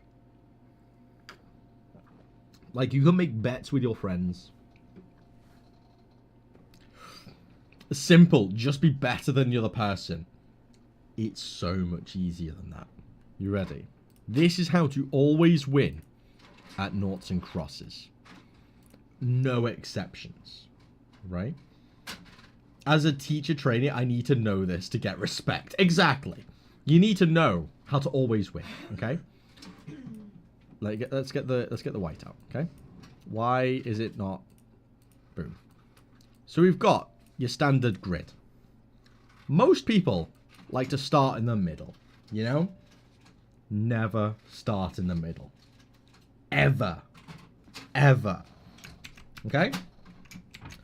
Always start in one of the corners. And this is, if you go first, always start in one of the corners. Okay? So let's say we go there. The opposition, let's say they go into the middle. It's a nice, comfy place to be. Okay? Get the music playing as well. You go, then, to the opposite corner. Like so. Okay? Now, let's say this person comes along and they do, like, I don't know, they do this middle corner. Okay? Your next move should always be to do one of two things. Either then go into a third corner, like here. This just happens to work out because you're blocking them. But let's say this person went here. Your next move should always be to prevent them from scoring. Okay? Yeah. So let's say you go there. They're then going to have to go here. You're then going to have to go there. They're then going to have to go there. And so on. It's a tie. You haven't lost. Right? Always play for a stalemate unless your opposition fucks up. So let's say in this situation, they go there. You go in the opposite corner. They then go here. You then go into the corner. Okay? They either block you here, or they block you here.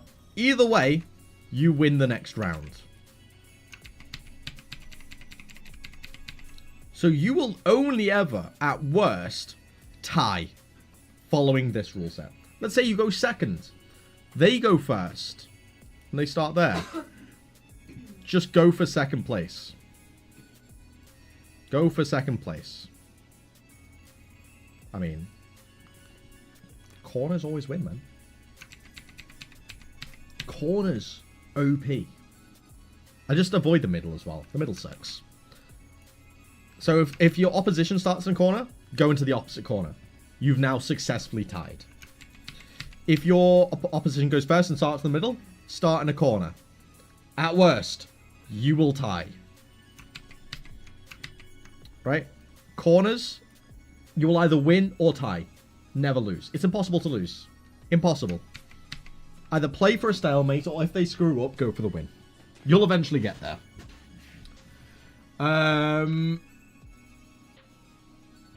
Let's have a look. Lazy, you're lying. There is no way to always win. There's just a way to never lose. Yeah, that's what I meant. You'll either always win or tie. You'll either win or tie. You'll just never lose. That's what I meant. That's what I meant. You may not always win. And it's actually... It's like... Because if, like, your opposition knows anything about noughts and crosses, they'll always just block you. Right? But you can make it such that they will never win. I feel disappointed. I want to crush the 7-0. You can crush their spirits, because they'll never win. And, like, tying constantly and never getting that release from anyone. Is that not true satisfaction? You know?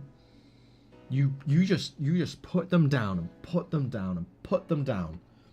They're never going to win. And they're going to keep trying. They're going to be relentless. But they'll never win. Nah, I'm unfollowing after this. Fuck. I lost it. I'm sorry, guys. Never getting the release. LazyTeaStudios commenting about tying 20. Never going to get that release. Never. Always. Just permanent state of just failure. Permanent state of failure. Can I challenge you to a game of super noughts and crosses? Yeah. I mean, have you got the multiplayer working? Have you got it set up so we can play? Or anything like that? I'll go for a game of super noughts and crosses. I'll go for one. Doesn't work, but are you just going to tell me where to go? 1, 2, 3, 4, 5, 6, 7, 8, 9. Are we going to go with that? Cool. Let me set up the board then. Let me do it with lines though, so it'll actually be cleaner. File, new, don't save, fill, there we go. Line, black. Can I hold shift? Oh, I can. Look at that.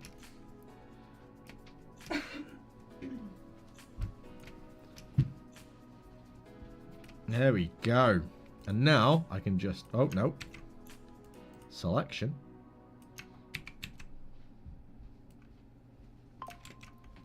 Oh, paste.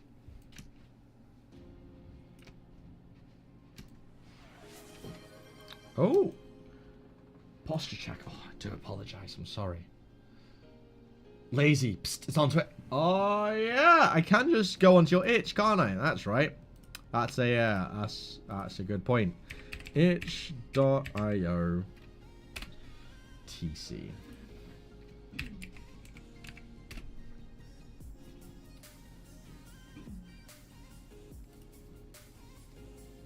TC 200. Do I have to be specific?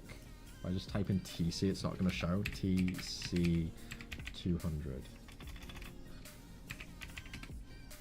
Here we go. Super noughts and crosses. Let's go. Alright, let's get the posture going. Any ideas I had, I asked myself, does it require skill I don't have? Yes. Let's do it. That's a mood. That's the way I kind of see it. Like, that's half the reason I took the game development course that I'm doing. I just wanted to get better at the stuff I'm doing. That is the opposite of what I do, literally. That's half the reason, because I've only really worked in 2D games before. Well, specifically 2D platforms. That's basically all I've ever made. Which is why I was like, look, I want to learn more. I want to improve, which is why I've taken the course. That's why I've taken the course. That's why I do game jams. I know exactly. That's why I've never properly worked on a collaborative game as well, for long periods of time on Unity. That's another reason I'm doing this with Dynam. We understand how it works. We've set up the workflow. Here we go. These are all just skills that we're trying to learn together.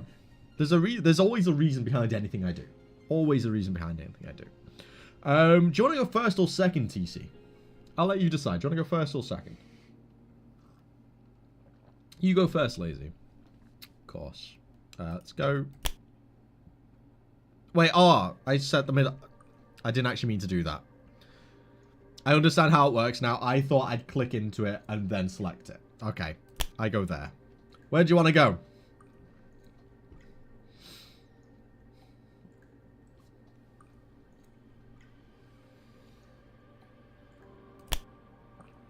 Okay, let's go there. Spread things out a little bit.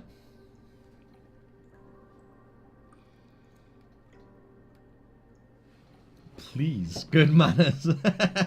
Top right, please. Up there, no worries. I will then go.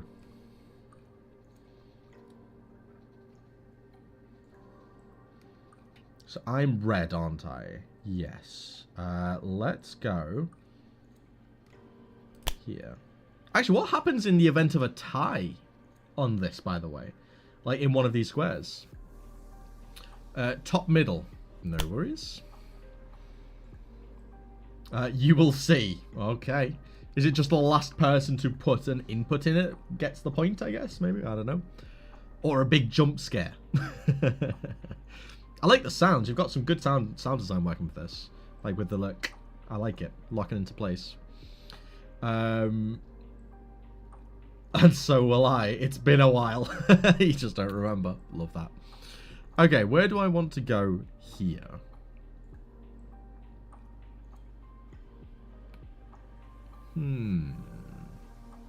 Let's spread things out. I feel like spreading things out is probably the go-to at this kind of, in this kind of game, you know?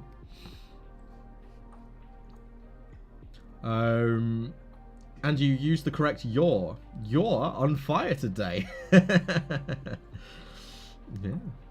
I have actually got very good grammar.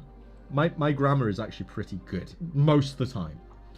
Don't worry, when I speak it's a bit different, but I know the you're. I know the there. I'm all about it. Well, I guess even. No, I know them. Linguistics 100. Exactly. Middle left. Okay. At this point, I want to send you there. There are only 2 yours, you know.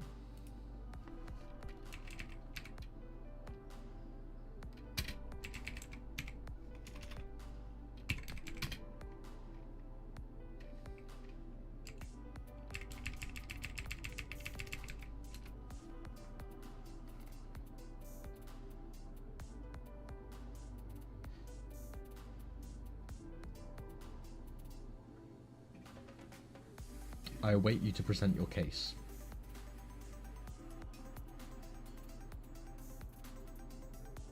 Your.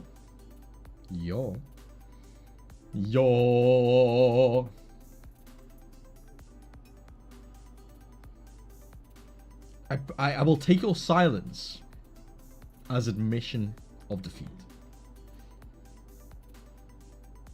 Thank you. Middle, please. Okay. Middle it shall be. I'm gonna go there.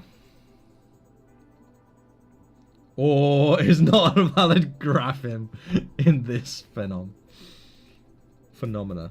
Phenom? Ooh, I mean, don't make me add it as an emote, which makes it added. It's you know what? No. I'm going to one-up you right here. You know what? No. Are you ready? I'm going to prove you wrong that this is in the dictionary.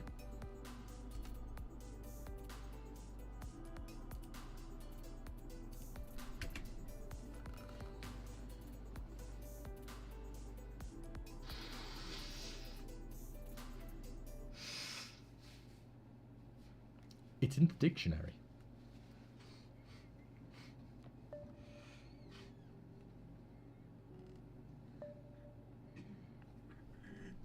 Delay between you and us is about 4 to 5 seconds. Yeah, it's not too bad, but it's we can make it work. Middle left, middle left. So there. Okay, I shall go there.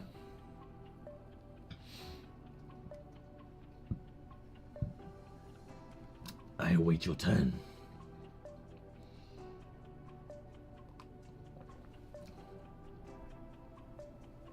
Interesting. Turns out I can do static event managers. Sometimes you can't fix stupidity. I don't like to see it as stupidity. I like to call it persistence. Persistent stupidity. You know?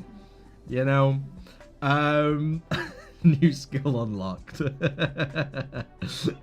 Bottom middle. No worries.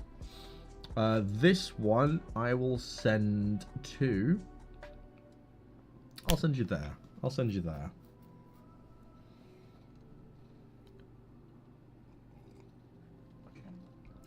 I really should make my event manager and logger into separate packages and GitHubs. Never done that before, though. I don't know what you are talking about. Literally, I feel so dumb when you're in the chat.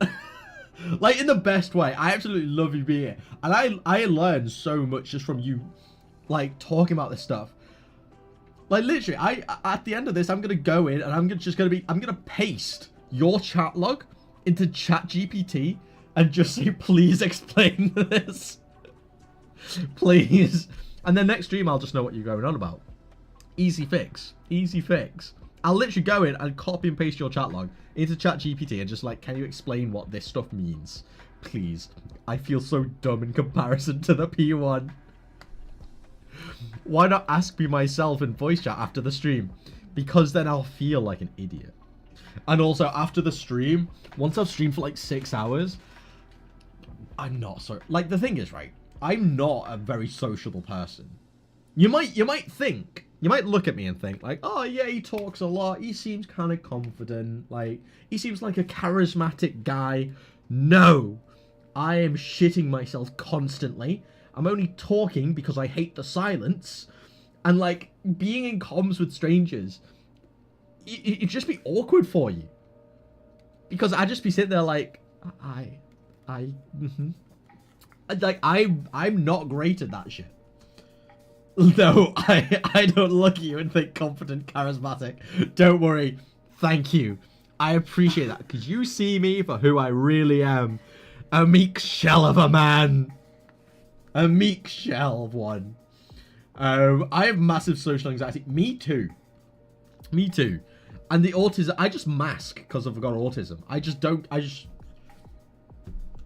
mask it. Like, people don't know. Elegant with a daily inspirational quotes. Literally, I need to copy that. I don't look at you and think confident and charismatic. Don't worry. Thank you. I actually appreciate that.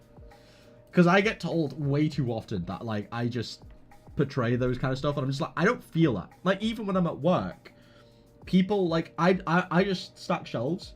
People come to me and they see me as, like, not a leader, but, like, they see me as the person they go to when they need instruction, you know? And I'm just like, it's not my job to tell you what to do. I kind of don't want to, because if it goes wrong, I get it in the ass, you know? But people naturally gravitate. I end up naturally gravitating towards, like, leadership roles in certain aspects. And I don't get it. I think it's because, like, I portray those qualities, even though, like, I don't have them.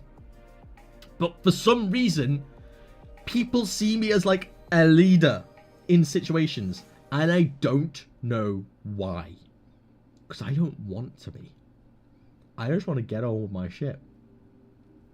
I don't know. I don't know. Where did you want to go? Let me have a look. Top middle. Top middle? Is that still... That's the most recent one, right? Top middle, yes. Top middle. There we go. I will also go with top middle. Let's actually get some stalemates going. How about that? Let's actually get some stalemates going.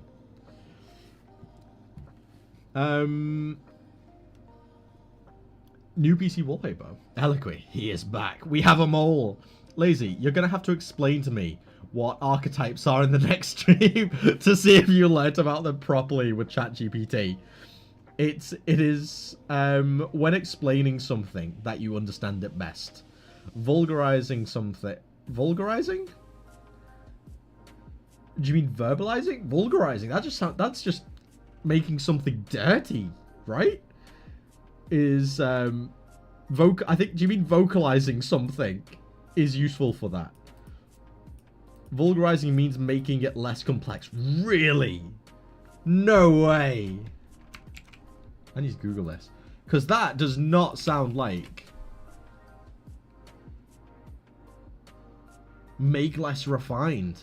Make a less subtle or complex. Because vulgar...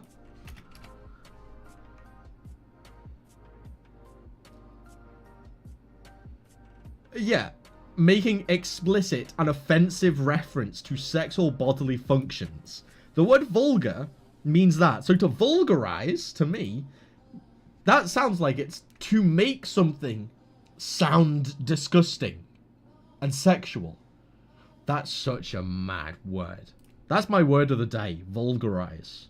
Because that does not sound like what it means. That's very interesting. You have taught me some. That I took in. That I will remember. Alright, TC. What's your next move, my friend? What's your next move?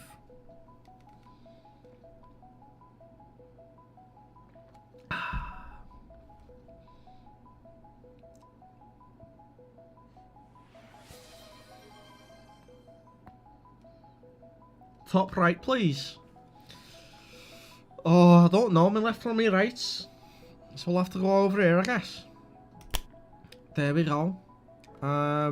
So I just needed the red, didn't I? I did. So I'm gonna go for top right and all. I can't believe you're actually making me speak with a Scouse accent. I got extra phlegm and everything. Okay? I'm just gonna Chewbacca everything. The missus is looking at me with some disgust, you know. I don't think she really likes this. Jesus. I don't think she finds this very sexy. I might be sleeping on the floor tonight, lads. And it's all because of the P1. Bring my man back. Bring my man back, she's saying. Middle left. Middle left. This one. Oh, you cheeky bugger. Oh, you cheeky bugger.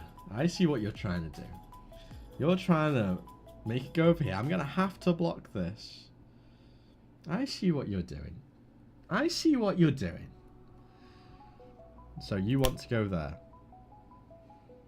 I can... See, I could win this now.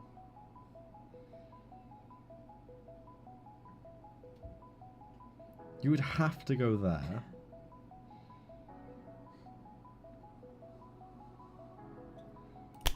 No, I'm gonna do it. I'm gonna do it. Your turn. Your move. Your move. Is this Dan off Doctor Who? Yeah, I'm pretty sure Dan is the Scouse one, isn't he? So, yeah, it will be. Middle. Of course. Well, now, I'm going to go. Ooh, you're messing me up a little bit here.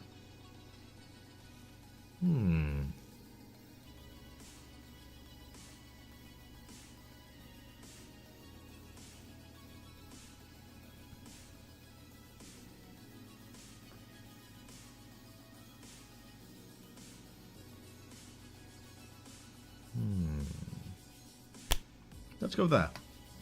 I had to do some thinking there. I had to do some forward thinking.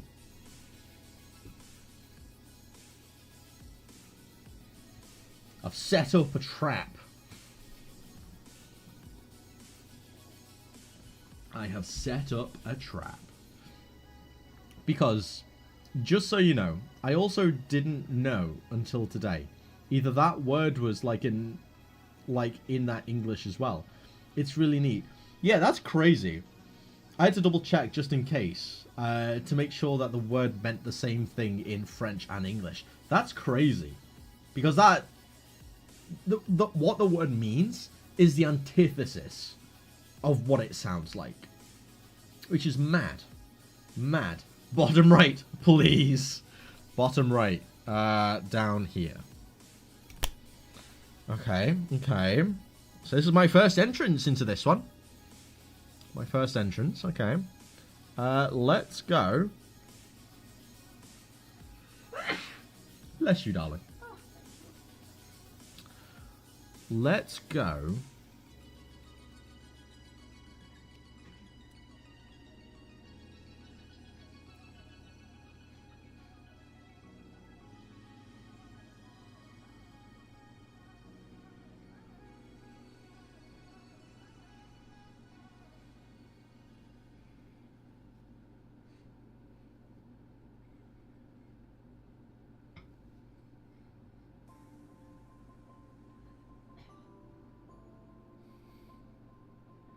Let's go here.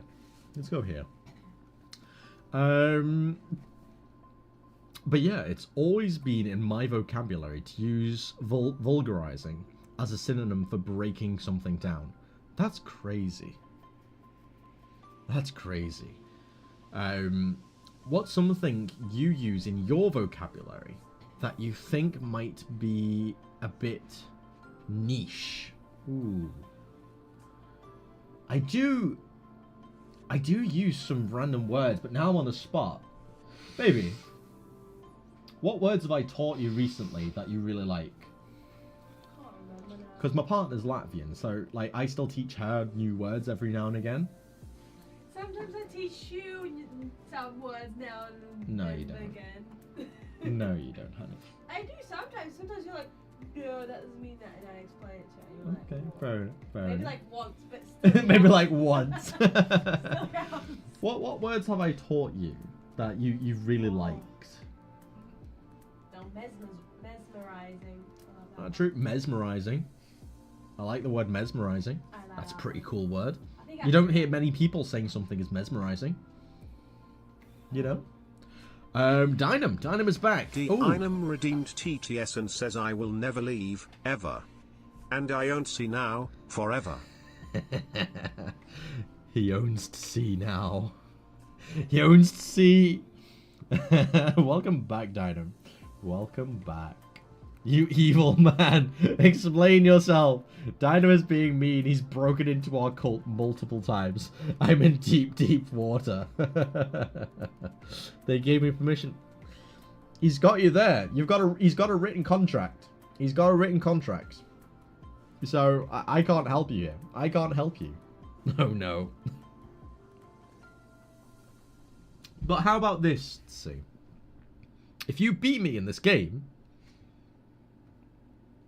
I'll unmod Dynam for a week.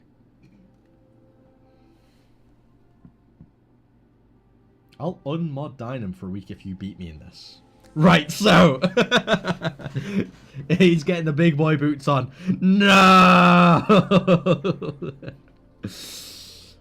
I don't know. We're in vicarious waters. I think this is anyone's game at the moment.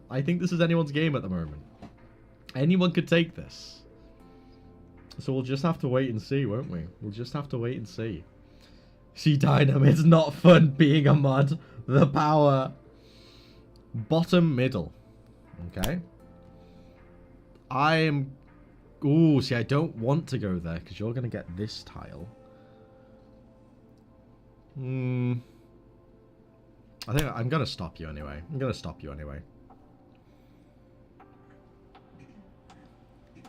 Your go. 83 messages were deleted by a moderator. TC has been timed out for 60 seconds. Dynam, I'm playing a game with him. Don't make me unmod you now. Where is... I can't even see his messages. Dynam. I have power here.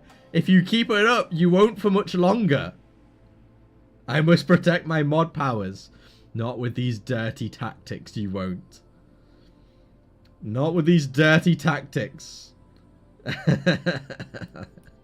You have false powers. I learned recently. Oh, I've missed a message here as well. Okay, I'm back. Check Discord. Okay. TC. Middle, please. Of course. Ah, you get to go anywhere now. That's interesting. That's interesting. So if you go into one that there is that is already won, you get to go anywhere. Okay, that's a new rule. That actually makes things a bit more interesting. That makes things interesting. Where would you like to go?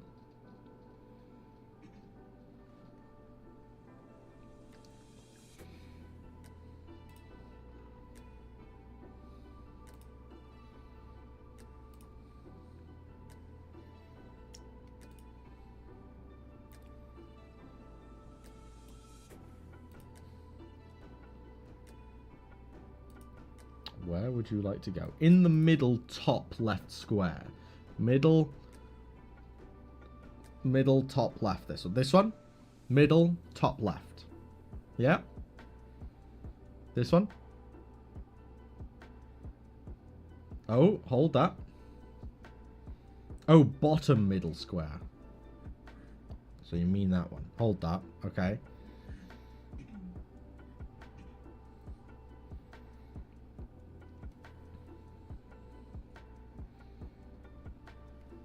We shall wait. We shall wait.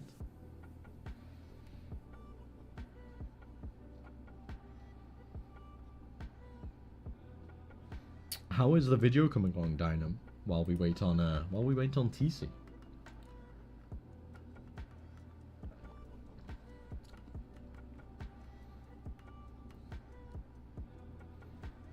Who is taking a very long time. Oh, we've got messages from TC. That one. Okay, so you wanted to go here. You wanted to go here.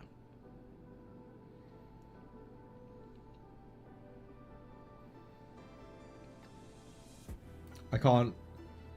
There, please. Okay. I can't keep tabbing out to Discord because I don't have everything open at the same time. Because I need OBS open so I can see chat and everything. Okay. Here. I don't really want you to go there.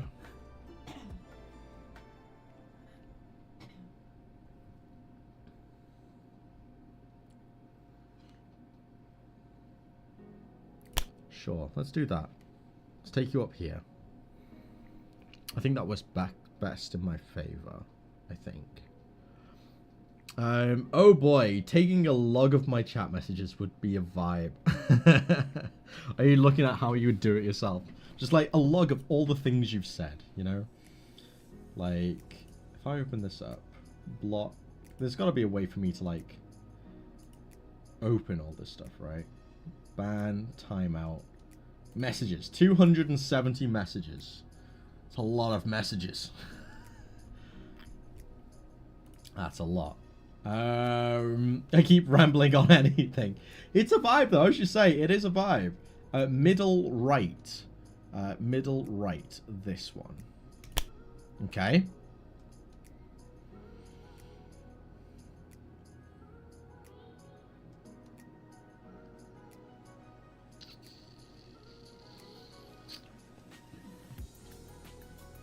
I'll go there.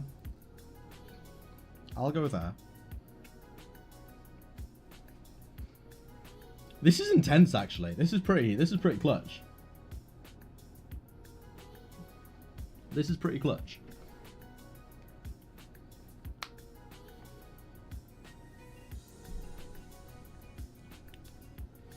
So this is the battle for Dynam's powers. This is a battle that'll go down in history. History. This is the content that I'm here for. The Battle of the Centuries. I may even refollow. Can I please go in there? In there? In there? Oh, in the... middle right square. No worries at all. There you go. All yours. Let's put you there. Let's put you there.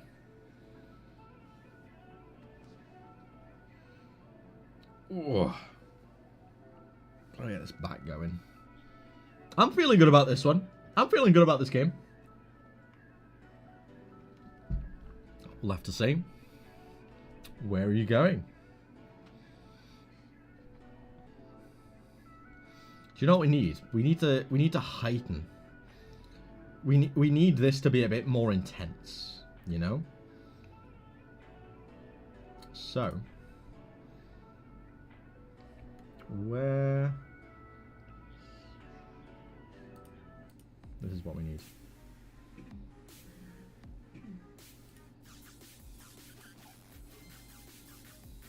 Or a bit of drum and bass. Let's get some drum and bass instead. We need something a bit more intense is what we need.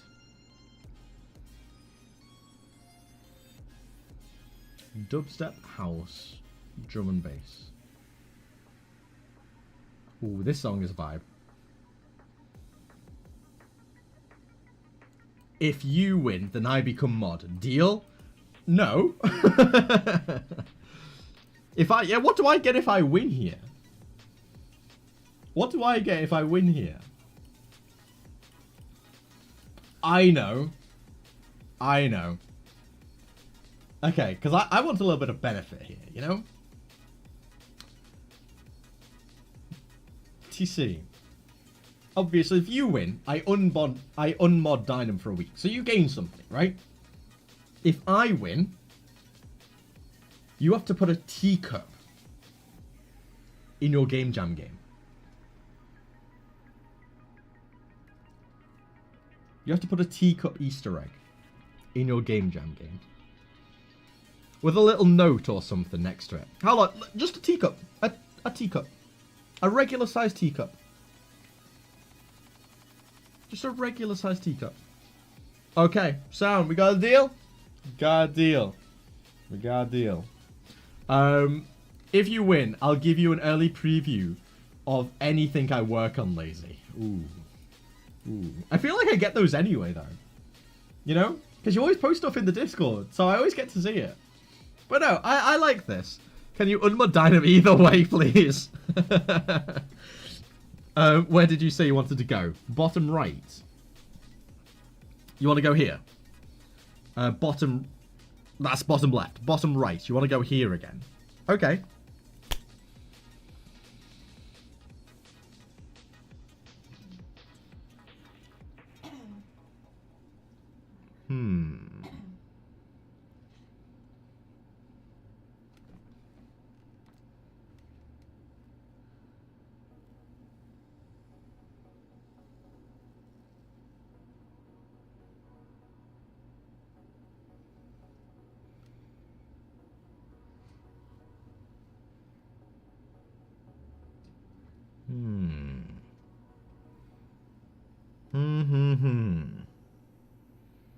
Let me suss this one out.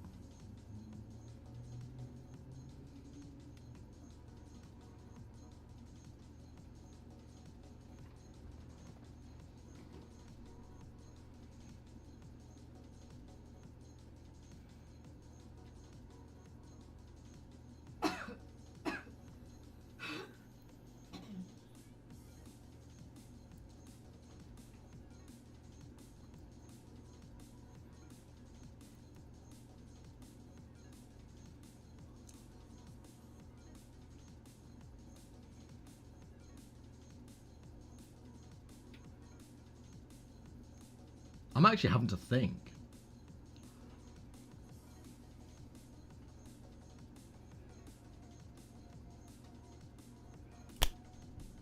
Let's do that. Let's do that. I think so. I only wanted to be mod so that if I'm on the same level as him, I don't care if it's me going up or him coming down. To be fair, you going up and him coming down, now that's a power trip I'm just not ready to face. I'm just not ready to be part of that, you know? Incredible. Incredible. Middle. You want to go middle? You sure? Okay.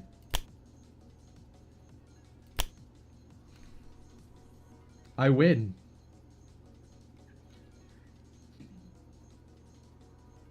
GG. I accidentally blocked him, but he said, ah, crap. I love how Elika was like, no, don't. I calculated that. I knew you'd want to block me. And I knew that I get to go anywhere I want. I feel good now. I feel good. Good game. Very good game. GG. So now I anxiously anticipate. I anxiously anticipate a teacup in your game. I'm so angry. I had a strategy that relied on that, but not what you did. It's unfortunate. I made sure to set up all my goes so I would just have to go in the middle, knowing that ultimately you'd have to block me on one of them so you could get it, and I'd be able to select any that I wanted. That's why I purposely set them up on the diagonals. So the middle was always the one that was set it up. Always. That was my go-to. I'm so sorry, Eliki. It is what it is. We could never be on the same level from Dynam. Dynam, you at least get to keep it. Yeah. Sorry, Automod. I don't know the sweary rules. I can't really allow that because it'll allow it through. But I'll do a little. I'll asterisk it for you.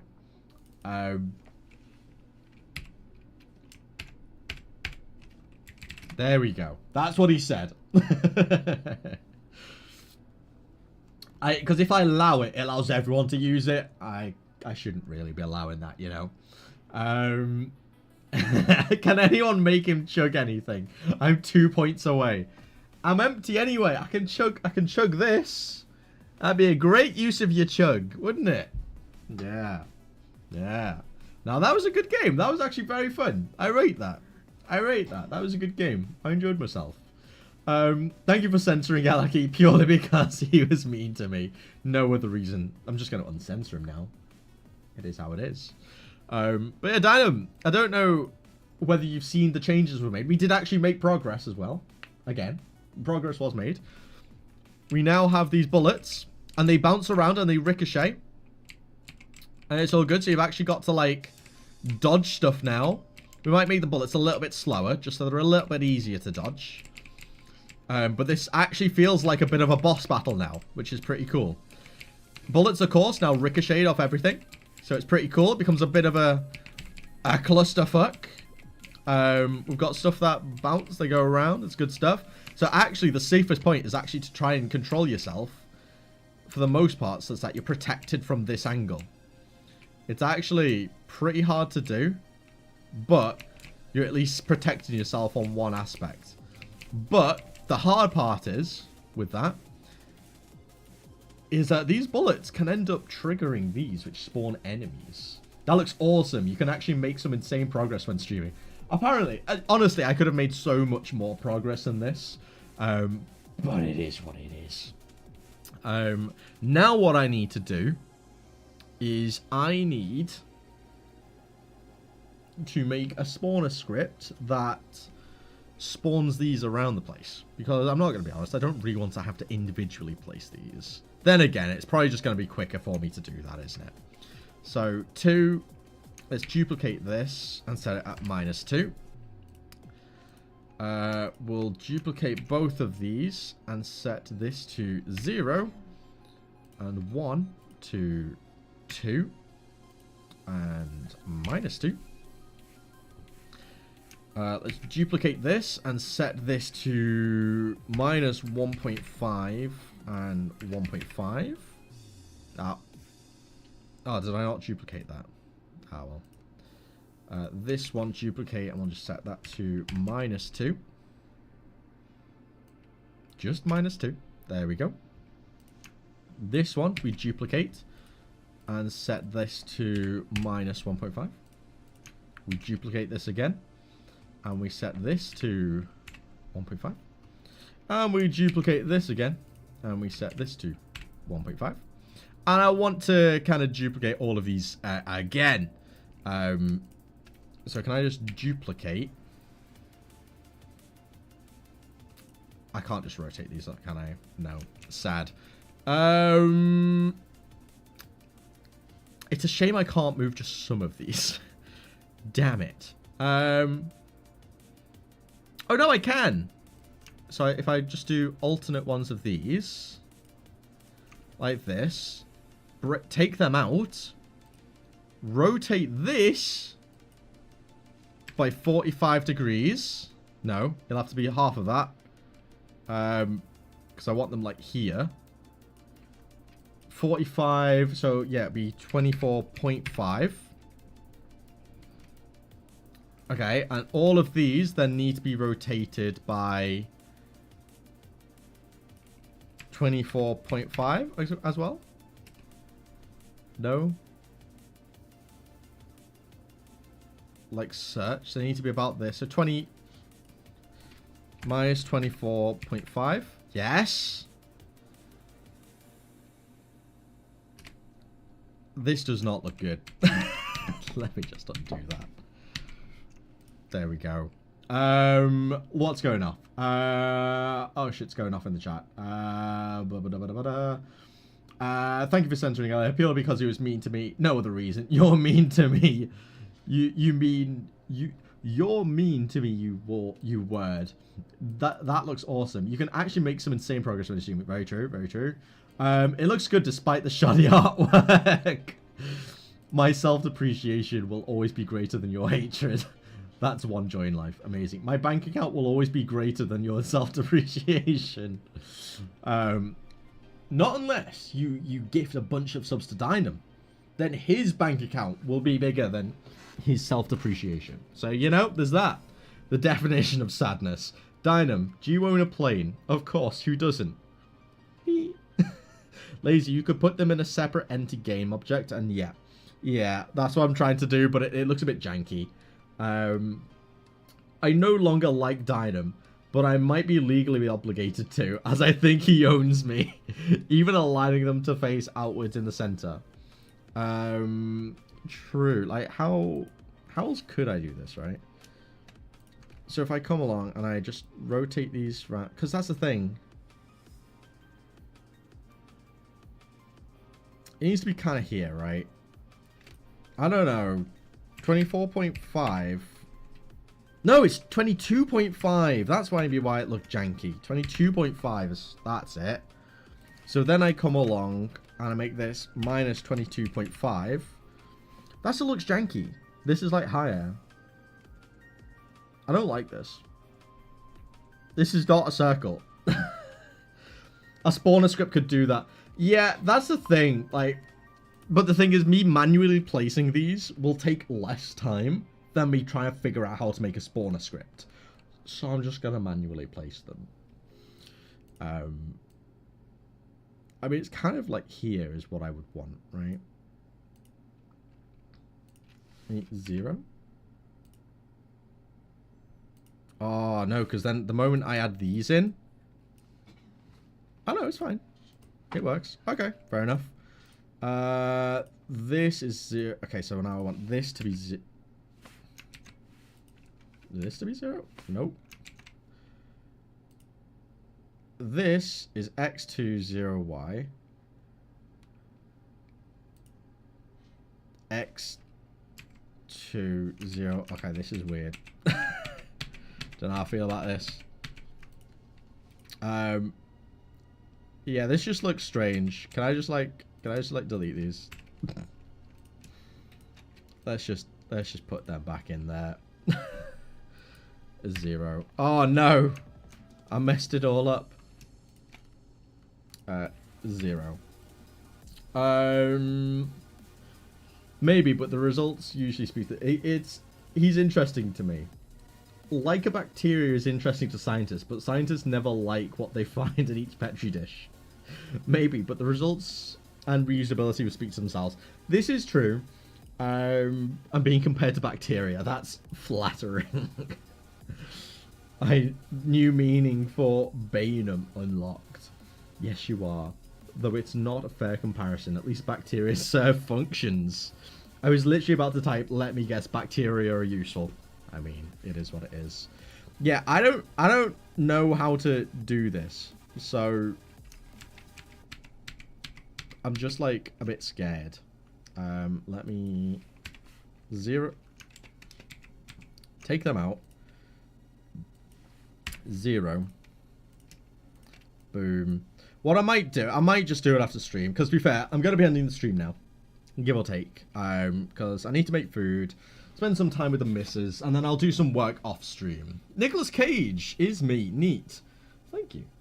But I'll show you kind of what it will all look like before we end it for today. So I think this looks pretty cool. Oh, that is something we need to change. We need to make it such that the enemy bullets can't break the breakout. Because they just spawn themselves. Okay, that needs to change. The breakout box. Oh, that should be easy enough, right? We can just not make this a bullet.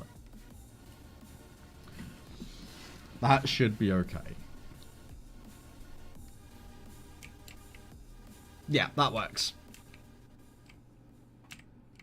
It kind of mangles their way through. That's kind of cool. So now you have to try and hit the enemy while being bombarded by these things. And if you do happen to hit one of these, it spawns an enemy that you also have to deal with. This feels like a pretty engaging boss fight, you know? And you have to prioritize dealing with these as well because it's hard. And then you have to, like... This feels pretty good because it's rotating loads as well. That's actually pretty tricky. That's pretty cool. I think this is pretty good. Like, once you got some sound effects and particle effects going off, I'm pretty happy with this. I'm not gonna lie. This feels pretty good. How long is the cooldown on lose glasses?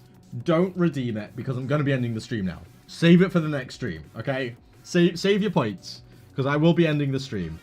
Eloquy TV, you actually unfollowed and refollowed again. That's hilarious. Love that. Lazy, you're going to do some playtesting. See, right. Thor, Pirate Software Games, the guy who's hosting this jam, they actually made this point. They said that if we do have playtesters, they count as contributors to the game. And there is a limit of 5 contributors. 5 people can contribute to the game jam. So, playtesting externally is actually really tricky. Because we'd have to contribute. They would have to be members of the team. So, I'll have to have a word with Dynam. Because we can only have 3 people. 3 people. What is the cooldown? I'm pretty sure it is 3 minutes, I think. It might be longer for... It might be longer per person. But you could, in theory... I'm pretty sure I'll set it up such that you can, in theory, chain them as an individual. So if you save up enough points over the next year, you could pretty much make it such that I have to do an entire stream without glasses. You know? Could be. I'll have to speak with Dynam, though, to see how we would want to suss that out. And Scouts, yeah, you could make me do a Scouts blind stream for an entire stream. If you saved up enough points as a collective. That could be possible. But that'll be a lot of points, you know, so... I have 3,000 at that point. That's scary. That's scary. That's some dedication as well. You've been watching the stream. Damn, I'm impressed. But I'll have to do some chatting with Dynam. But I mean, at the very least, you'll be able to play the game after the fact. At the very least, basically by this Friday, you'll be able to play the game. But we'll have to wait and see. We will have to wait and see. I'm not going to promise anything. Just because we want to keep it within the rules and that kind of stuff. So we'll wait and see. But on that note, I'm going to leave it here for now, guys. Thank you very, very much for coming. We've made some epic progress. This feels amazing. I really like how this game is turning out. I think it looks really cool. We've got a great theme going. It's got the right balance of challenge and fun. I like this. I like this a lot. And I'm excited to see where it's going to go. So yeah, thank you all for coming along. It's been great seeing you all. And yeah, I'll see you on the next stream. It'll either be so much for adding juice. Yeah, but like, we made the game. We made the game. And technically, technically we added juice in making it such that the bullets bounced. That's juicy. I technically didn't lie. That is juice. This was a surprisingly fun stream. Have a lovely day. Well, what can you say? Is it because Dynam wasn't here? Who knows? Joking, of course. We always love Dynam being in our streams. Yes. But on that note, thank you all for coming. Have a lovely evening. Oh, no, let's raid someone, actually. Let's raid someone. Granted, it's only 6 people, but let's do it nevertheless. I feel like we should always raid someone. They say get well soon, Mrs. Lazy. Oh, thank you. There we go. Who is live? Who is live? Let's have a gander in the game dev sphere. Where is the game devs thing? Where is the game dev thing? Here it is. All right. Who are we doing? Who are we doing? Let's scroll to the bottom again. Let's give someone some viewers. Let's give someone just a handful of people. Just a handful of people. Let's see. This guy's got a webcam. French, so we won't be able to. Well, I won't be able to understand anyway. Learning Game Maker for Pirate Jam. That sounds good enough for me. That sounds good enough for me. I'm going to leave it here. Have a great rest of your day. And I will see you all very, very soon. In fact, I need to fix this so I can actually invade. This is awkward. I always fuck this up. Raid channel. What's their name? Boom. There we go. See you soon. Bye. Have a good one. Toodaloo. Let's go. Let's hope this works. It's gonna be good. Gonna be good stuff. Yeah. Amazing. Raid starts in 3, 2, 1. Ready to raid. Raid now. Let's go.